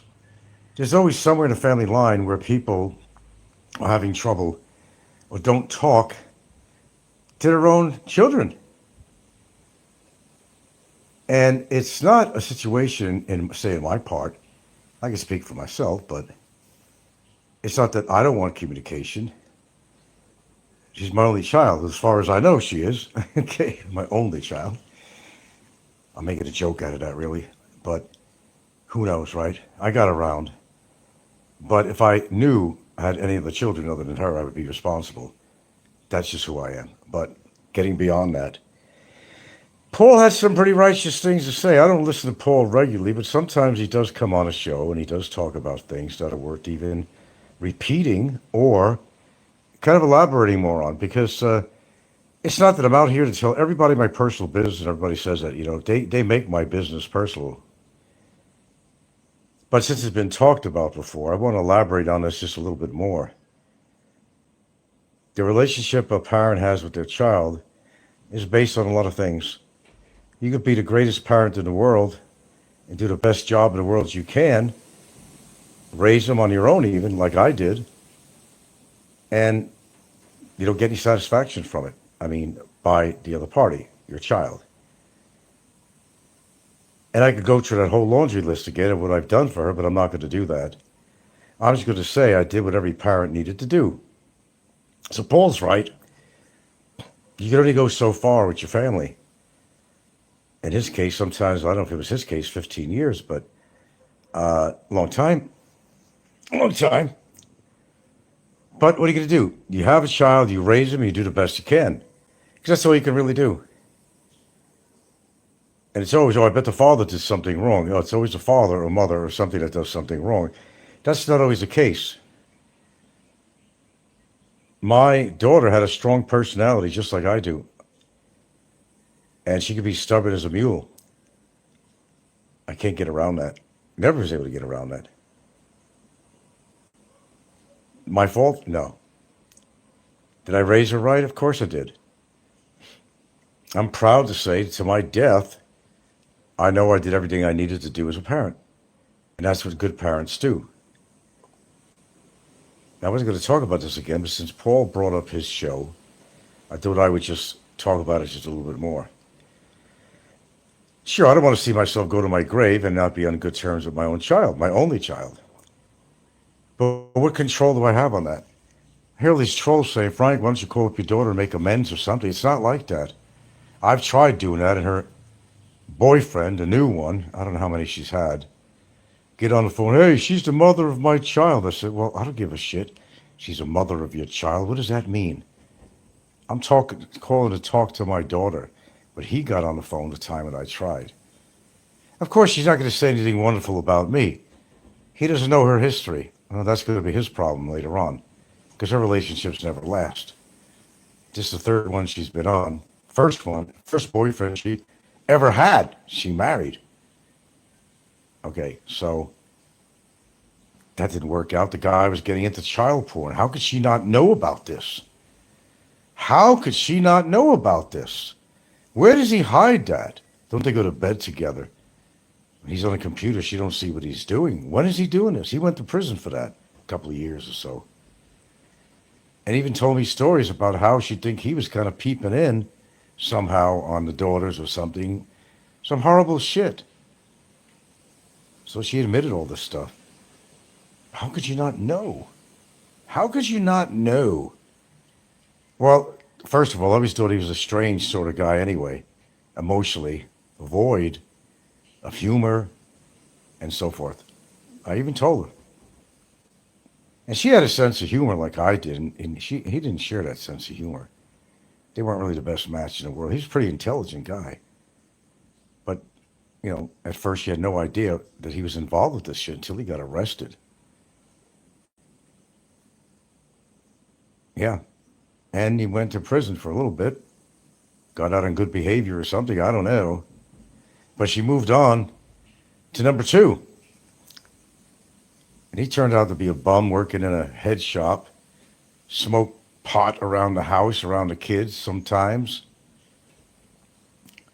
Even brought a girlfriend over the house that he worked with in the head shop and claimed it was just a friend of his, but he was actually having sex with her. Had the nerve to bring her over the house. She couldn't see through that at first. Couldn't see through that at all. I don't know. That's pretty strange. He didn't work out, so here comes number 3. Now she has a baby with this guy. So you got to look on both sides of the fence, folks, and understand, you know, the dynamics of the relationships. Hold on, I got to check on something here. Did my sweetie come? No. No, she ain't back yet. You got to understand the dynamics in a family relationship. And I don't care if it's your daughter, your son, cousin, mom, father, whatever it might be.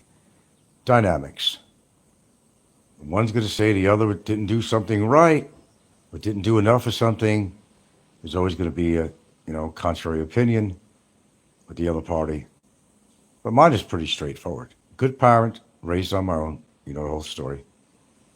Did all the things a mother would do other than breastfeed. If I could breastfeed, I would have done that too. There's nothing I wouldn't have done. But you see, the kids grow up. And there's no guarantee in life that you're going to have this wonderful, lasting relationship with your own blood, with your own children. As I said, there's no guarantees in life, so taxes and death and idiots on YouTube. I added that third one in. You do your best, and that's all you really can do. Yes, I have made efforts to contact her by email, even sharing some stuff with her, even sharing some of the horrible things on YouTube that's been shared. I said, do you feel this way the way they do? Of course, she won't write back on that. But you see, she also won't change her email address. She also will not change her phone number. Because, I don't know what you call it, subliminally or subconsciously, whatever, she wants to have that contact. And I'm sure she watches my YouTube channel. It's her way of being in my life without being in my life. Do you understand what I'm saying about that? It's her way of being without being part of my life. She wants to know if I'm alive or dead or in a hospital. She cares. I know she does. But she's so stubborn that she don't want to admit it. A lot of people have relationships with their children that way. They're estranged, but they still care. But they don't want to show. They're too stubborn to show that they care. She would have just gotten rid of her, not even used my last name anymore, what she was using. She would have got rid of her email address. She would have gotten rid of her phone number. But she's never done that. Why? Because she wants some kind of contact. She wants to know what's going on with me. That's what you call a stubborn child. Very stubborn. But meanwhile, I'm getting older. And she's probably listening to this broadcast too. I wouldn't be surprised. And good if she is. I'm getting older. I just turned 71. I missed out on all the years with her. I missed out on my own grandchildren that I would have liked to got to know. But the one thing wrong that children do, and wives done that too. Wives do that too. They deny, for example, a wife that separates or divorces from her husband, and there's children involved. You're not going to see the kids. And it's a tool that they use, and she's used that tool against me. That's why I'm pissed off at her, to be honest with you. It's not even totally the thing she's done, but it's denying me the relationship with my grandchildren. Oh, you're right when you guys talk about that on here. Oh, yeah, Frank don't even know his grandchildren. Well, that is not my fault. Never did anything wrong with the grandchildren. Never did anything wrong with her. It's her doing. It's not mine. It's not mine. Yeah, it is sad. I got 4 grandchildren. Actually, 5 now. 5. 5, because she just had a baby half a year ago or so. Maybe more now. With the new guy. The new guy. The new guy. Maternal instinct going crazy. And she always said herself that she would even adopt. I mean, it's when your maternal instinct goes crazy. It's quite a responsibility. But nevertheless, there's always 2 sides of a story.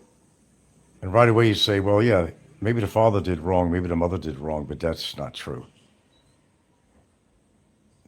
You can only carry a child so far, hold her in your arms when she's an infant, and guide her through life while she's a developing young woman into an adult. I guided her the whole way. I went out of my way, a lot of ways. I was her white knight on a horse. She didn't realize how much I was of a white knight. And we discussed that situation before. I saved her from a psychologically damaged woman who couldn't have a child, that basically was trying to kidnap her away from me. Not because of something I did or didn't do, because the woman couldn't have a child on her own. She saw an opportunity to discredit me. She's like, trolls do that to people on here. It was a horrible situation. I'll admit that. It was horrible. Horrible. But, I went through it. I succeeded legally, as I usually do. Got her back. And I guess she understands what's happened. I've done a lot for her, but no matter what you do for your kids, it doesn't mean that it goes with appreciation. I mean, you think that's the way it should be. Yeah, it's the way it should be in a perfect world, but this is not a perfect world. Sure, I'd like to be in my daughter's life while I still have a breath to breathe. And in my grandchildren's life, but she probably poisoned their minds too, and that's wrong. There's nothing to poison their minds with. There's never anything I've done so terrible. I know why she's pissed off at me to begin with, but she never got over it. It was radical in some ways. No, it had nothing to do with physicality, nothing to do like that. But I know why she's pissed, but she never got over it. Remember, you only got one true parent, blood parent, your father or your mother. You got two. And they're not going to be around forever. It's your child. In a perfect world, your child's going to live longer than you. Hopefully, in a perfect world, but it's not always a perfect world. I could pass away at any time in my life, and she has to live with a lot of regret, and I know she will. But when somebody is that stubborn, how do you deal with somebody that's stubborn? Just listen to Paul, what he had to say about a few things anyway. It's not the first time Paul in the Philippines has talked about this. I've heard him once or twice or three times. But he decided to do another thing about that. And that's why I kind of brought this up again, because I could relate to some things that Paul had to say. That you could only do so much for your child. You could only put yourself out. Even to the point of embarrassment to put yourself out. Almost kneeling down to them, hey, be in my life. But you can't control what they do. You can't control their psychology. You can't, no matter how much you try. Of course I feel a void in my life. Of course I do. I think that's affected me in very strong ways. Maybe that's why I don't put up with a lot of bullshit. Because that's probably one of the deepest, darkest things that has happened to me. And even during that time, there was an event that happened that I did talk about me being the white knight on the horse, and I actually was, to get her out of a situation that was pretty bad, but she never understood that. It's to this day, she never fully understood what was going on. Sometimes you can't get through the people, but I've been through a lot with her, but I've always been there I'm still there for her, right today, right now. She will not call me or contact me. Well, she probably would have difficulty calling my number. It's kind of complicated from there. I don't think she understands country codes or anything, but she does have my email address. Mine has never changed in a long time. It's the only reason I never got rid of a new email, because I get trolls writing me. I've kept this email address, the one I have from Hawaii, because that's the only line of communication that I have with her at this point. So you can make up all the things you want and theories of what you think happened in relationships between me and my daughter and all that, and vice versa, but there's a reality and there's facts to a situation that a lot of people, unless you've lived the experience, would not understand. Of course, I love my daughter, absolutely. Of course, I miss her a lot. I never get to really know my grandchildren. I've known them for a very short period of time, relatively short.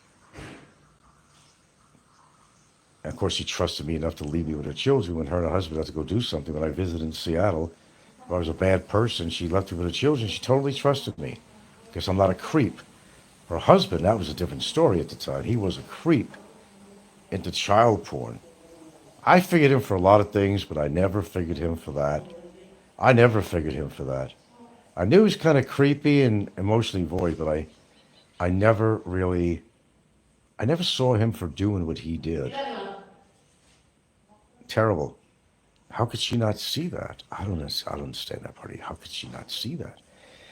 Anyway, the lady's home. Just went out on the shore. She wanted to go to Van Tye, and I didn't go. Take care of a few things there, but she's back now, and I got to get off. I just want to leave you with this thought. I'm sure there's somebody out there that don't have a good relationship with some member of the family. There's always a reason. There's always got to be a reason. Nobody just avoids you all these years for nothing. There's always got to be a reason. You're right. There is a reason. There's got to be a reason why Frank doesn't talk with his daughter. There's plenty of reasons. Highly personal, and maybe goes a little bit more than what I talk about on here. There's a few things I won't talk about and regarding her. But understand something. You could only do your best to raise your children, and you hope that they grow up to be a very smart, caring parent of their own, that they pick up some values that their parents have taught them. But when you have a broken home, which we did, I'll leave off with that, where the mother is no longer in the house and the father's raising the child on his own, you don't have that female influence. So I had to play both parts. It was not easy. I don't know how easy she thought it was from her angle or perspective, but it was not easy for me. It was not easy. But you know what? Like anything else, I put something to my mind and I take care of it. And that applies to legal things, you name it. Yeah, I take control, I take the reins, and I go with it.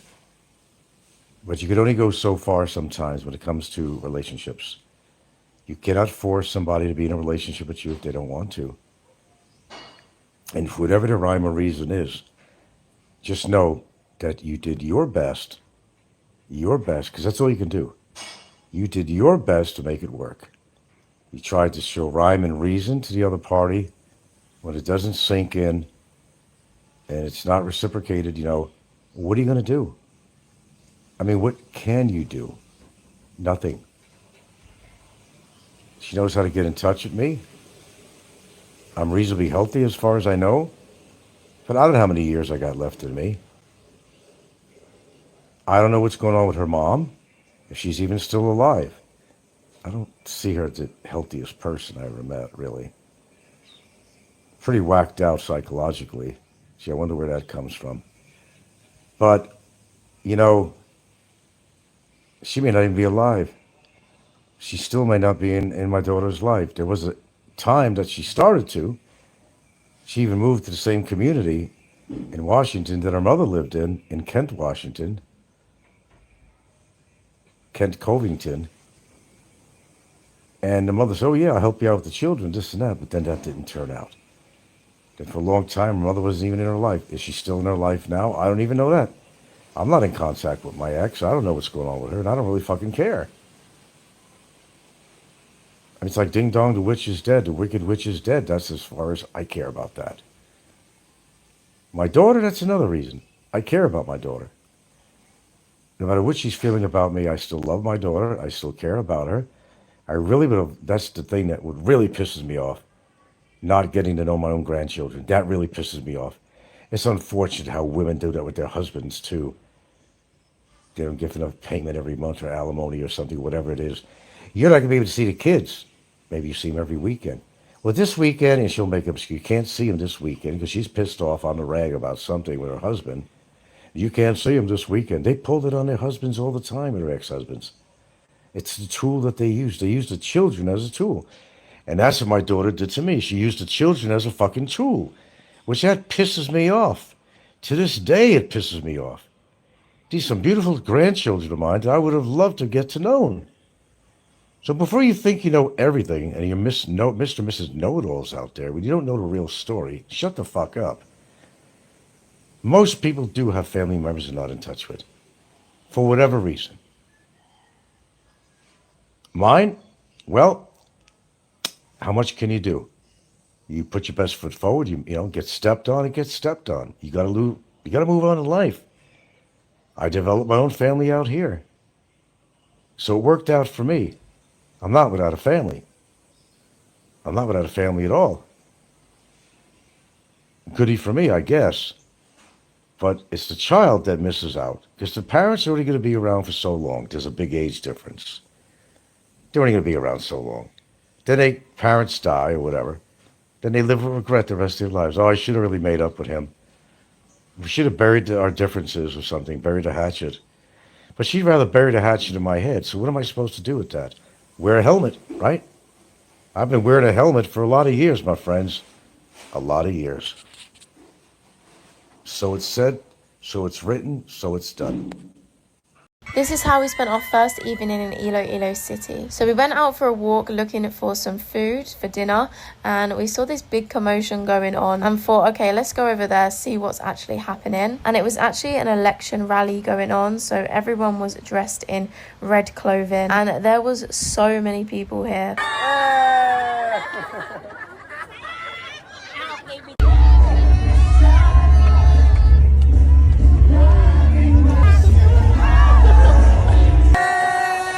Everyone was so friendly. We kept making friends with so many groups of people. We got some manganasal with this group of girls that we met. And yeah, it almost felt like we were celebrities as everyone was coming up to us asking for pictures. And Iloilo is actually known as the city of love. So that symbol means love. But yeah, this was such an unexpected and spontaneous night, meeting all these amazing people in Iloilo City and being a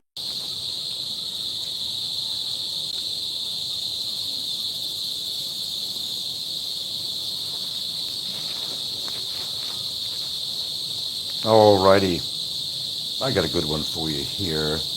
For those that like to watch other YouTubers and make your own evaluations, are foreigners supposed to be treated extra special when they're out here? They all think they're Hollywood movie stars and people are taking pictures of you like you're celebrities. Pretty weird. Well, there's an attitude, basically, with some foreigners. You know, the ones that are looking for, you know, women out here, for example, are thinking they're all rock stars. But I have an upload coming up here pretty quick. I got an upload. Santini and Sophia, and I talk about them every now and again on here for a good laugh. She's a rather, yeah, I guess she's a rather attractive girl. She's only 22 years old. I guess they're not married, they're engaged. And her husband works out. You'd have to see this video. They went to Iloilo. They're traveling around Philippines. They're trust fund babies, basically. We've talked about that. How nice, huh? Yeah, nice. If you can do it, yeah, that's pretty cool. I don't think anybody will disagree with me on that. Okay, so here's this couple, and they put a short. They put a short on, and basically they're visiting Iloilo, you know, doing a tourist thing. But he likes to, the husband, well, the boyfriend likes to present himself because he works out. He's always wearing a muscle shirt, or he's always, you know, whatever, trying to teach people how to do push-ups or something. I don't know. You just have to watch this guy. I just want to know what you think about this. That's all. It's an opinion. It's just an opinion on this. And I don't really particularly want to promote their channel, but I've never seen such. I've seen arrogance on here, but I've never seen it to this level, actually. So she's 22, and he's around, I don't know, 30-ish or something like that. And everybody's running up to them getting autographs, and she's the one with the pearl necklace on, and you'll see that in the video. And I talked about that, so I'm not lying about that. And she's always, you know, heavily dressed up with the eye makeup, the whole bit on there. It's a funny couple to watch, actually. That's why I'm telling you to check them out, because I think they're hilarious in their own way. They don't realize it, but they're actually very hilarious. And they're in this video visiting Iloilo. And number one, the biggest mistake, and they're trying to learn about the Philippines, but the one thing you don't do is go to a political rally. They went to an election rally, and I'm surprised they didn't get arrested, because in this country, I don't know if you know that, but if you're not Filipino, you can't be any kind of rallies, you can't be at an election rally. I don't make the laws, I'm just stating what I know about that. So henceforth, this couple who figure they can go anywhere and do anything they want, they're at this election rally trying to get attention, and he tries to draw attention, so does she, to the public. Like, look at us, we're a Hollywood couple, where people thought that they were some kind of celebrities. Now, is it because they're white? And that's the question. Are expats treated as celebrities? Simply because you're Caucasian. Is this what these couples are trying to project, and why? There's a lot of questions, actually. This couple seeks attention no matter where they go. Remember, they're trust fund babies. They're very young. And I guess you just have to really watch the show in order to understand what I'm talking about. Extraordinarily arrogant. Extraordinarily. And somebody's playing Bruno Mars in the background here.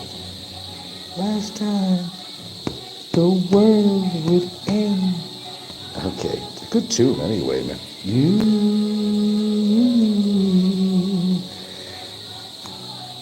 ended. Okay, well anyway, enough of that.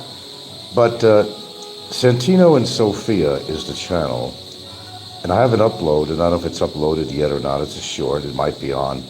Just go watch that small clip and just get an idea what this couple's all about. They hit the Philippines with Storm. They're doing some good things, like, you know, they feed the puppies and feed the dogs. They've done good stuff like that. He likes to work out. He wants everybody to know I'm a he-man, and look at my lovely woman, and, you know, I'm going to teach you how to do push-ups. He's like a really arrogant guy, very self-centered, and so is his wife. It's like if you ever met a perfect couple, and I don't mean perfect in a lot of ways, I mean perfect because they're both absolutely arrogant and self-centered.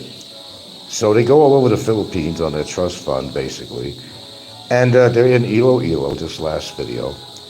And in this video, they're at a political rally, which you're not supposed to be meshing with the people at a political rally. But they took them like they were some kind of celebrity couple. Everybody's taking pictures of them, and they were loving every minute of it. Arrogant. I don't know, there's a lot of words I could describe them. Arrogance is one of them. I gotta talk about things like this because I find a lot of the expats, especially the ones that are on the trust funds that come to this country, as feeling very privileged over other people. And they want all this attention. And she's a pretty gal. I think she's pretty.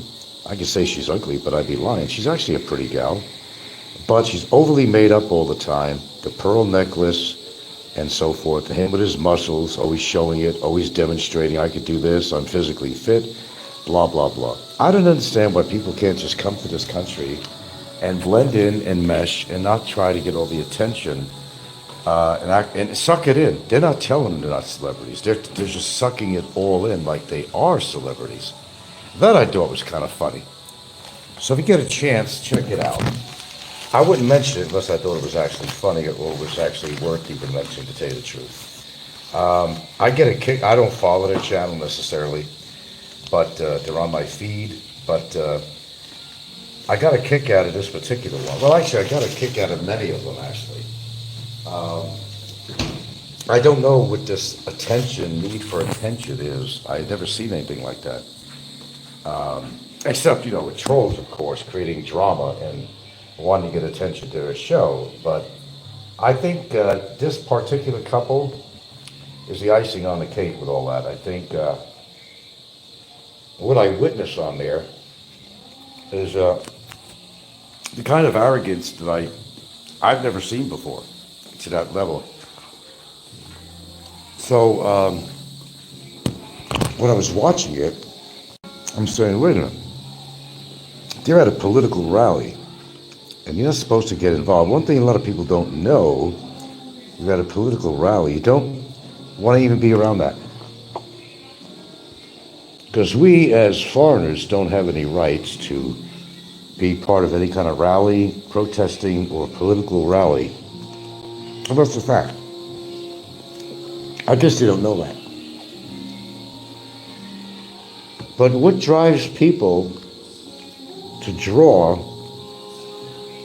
so much attention to themselves? In this country, I say the opposite. Don't draw a lot of attention to yourself. It's probably the best thing you can do. But I guess, they're just really discovering the Philippines. They've been spending a lot of time here, going different places, which is cool to see nice places and all that, discover Philippines if you have an interest in. They've been other countries, of course, they're trust fund babies.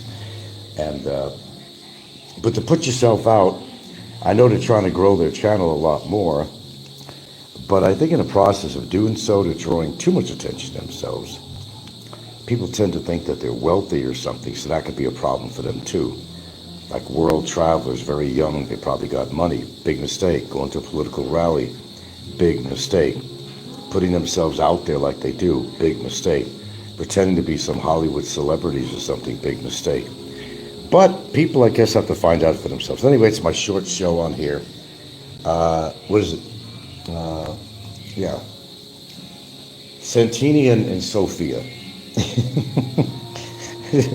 Just check it out. And check some of their videos out. Don't just look at the short that I uploaded just a little while. I don't know if it's uploaded yet, but you'll see what I mean. They really think they're Hollywood celebrities. They had a chance to be extras in a movie that some U.S. production company was doing on the Philippines culture or something like that. So they got a chance to be on camera. And I swear they were talking like we made it to Hollywood. And I'm like, oh, give me a fucking break, man. No, there's no jealousy going on here. I'm laughing. I've seen arrogance on YouTube, obviously, on this genre, but I've never seen arrogance to this level. So Yeah, you got a chance. Check it out. Tell me your opinion.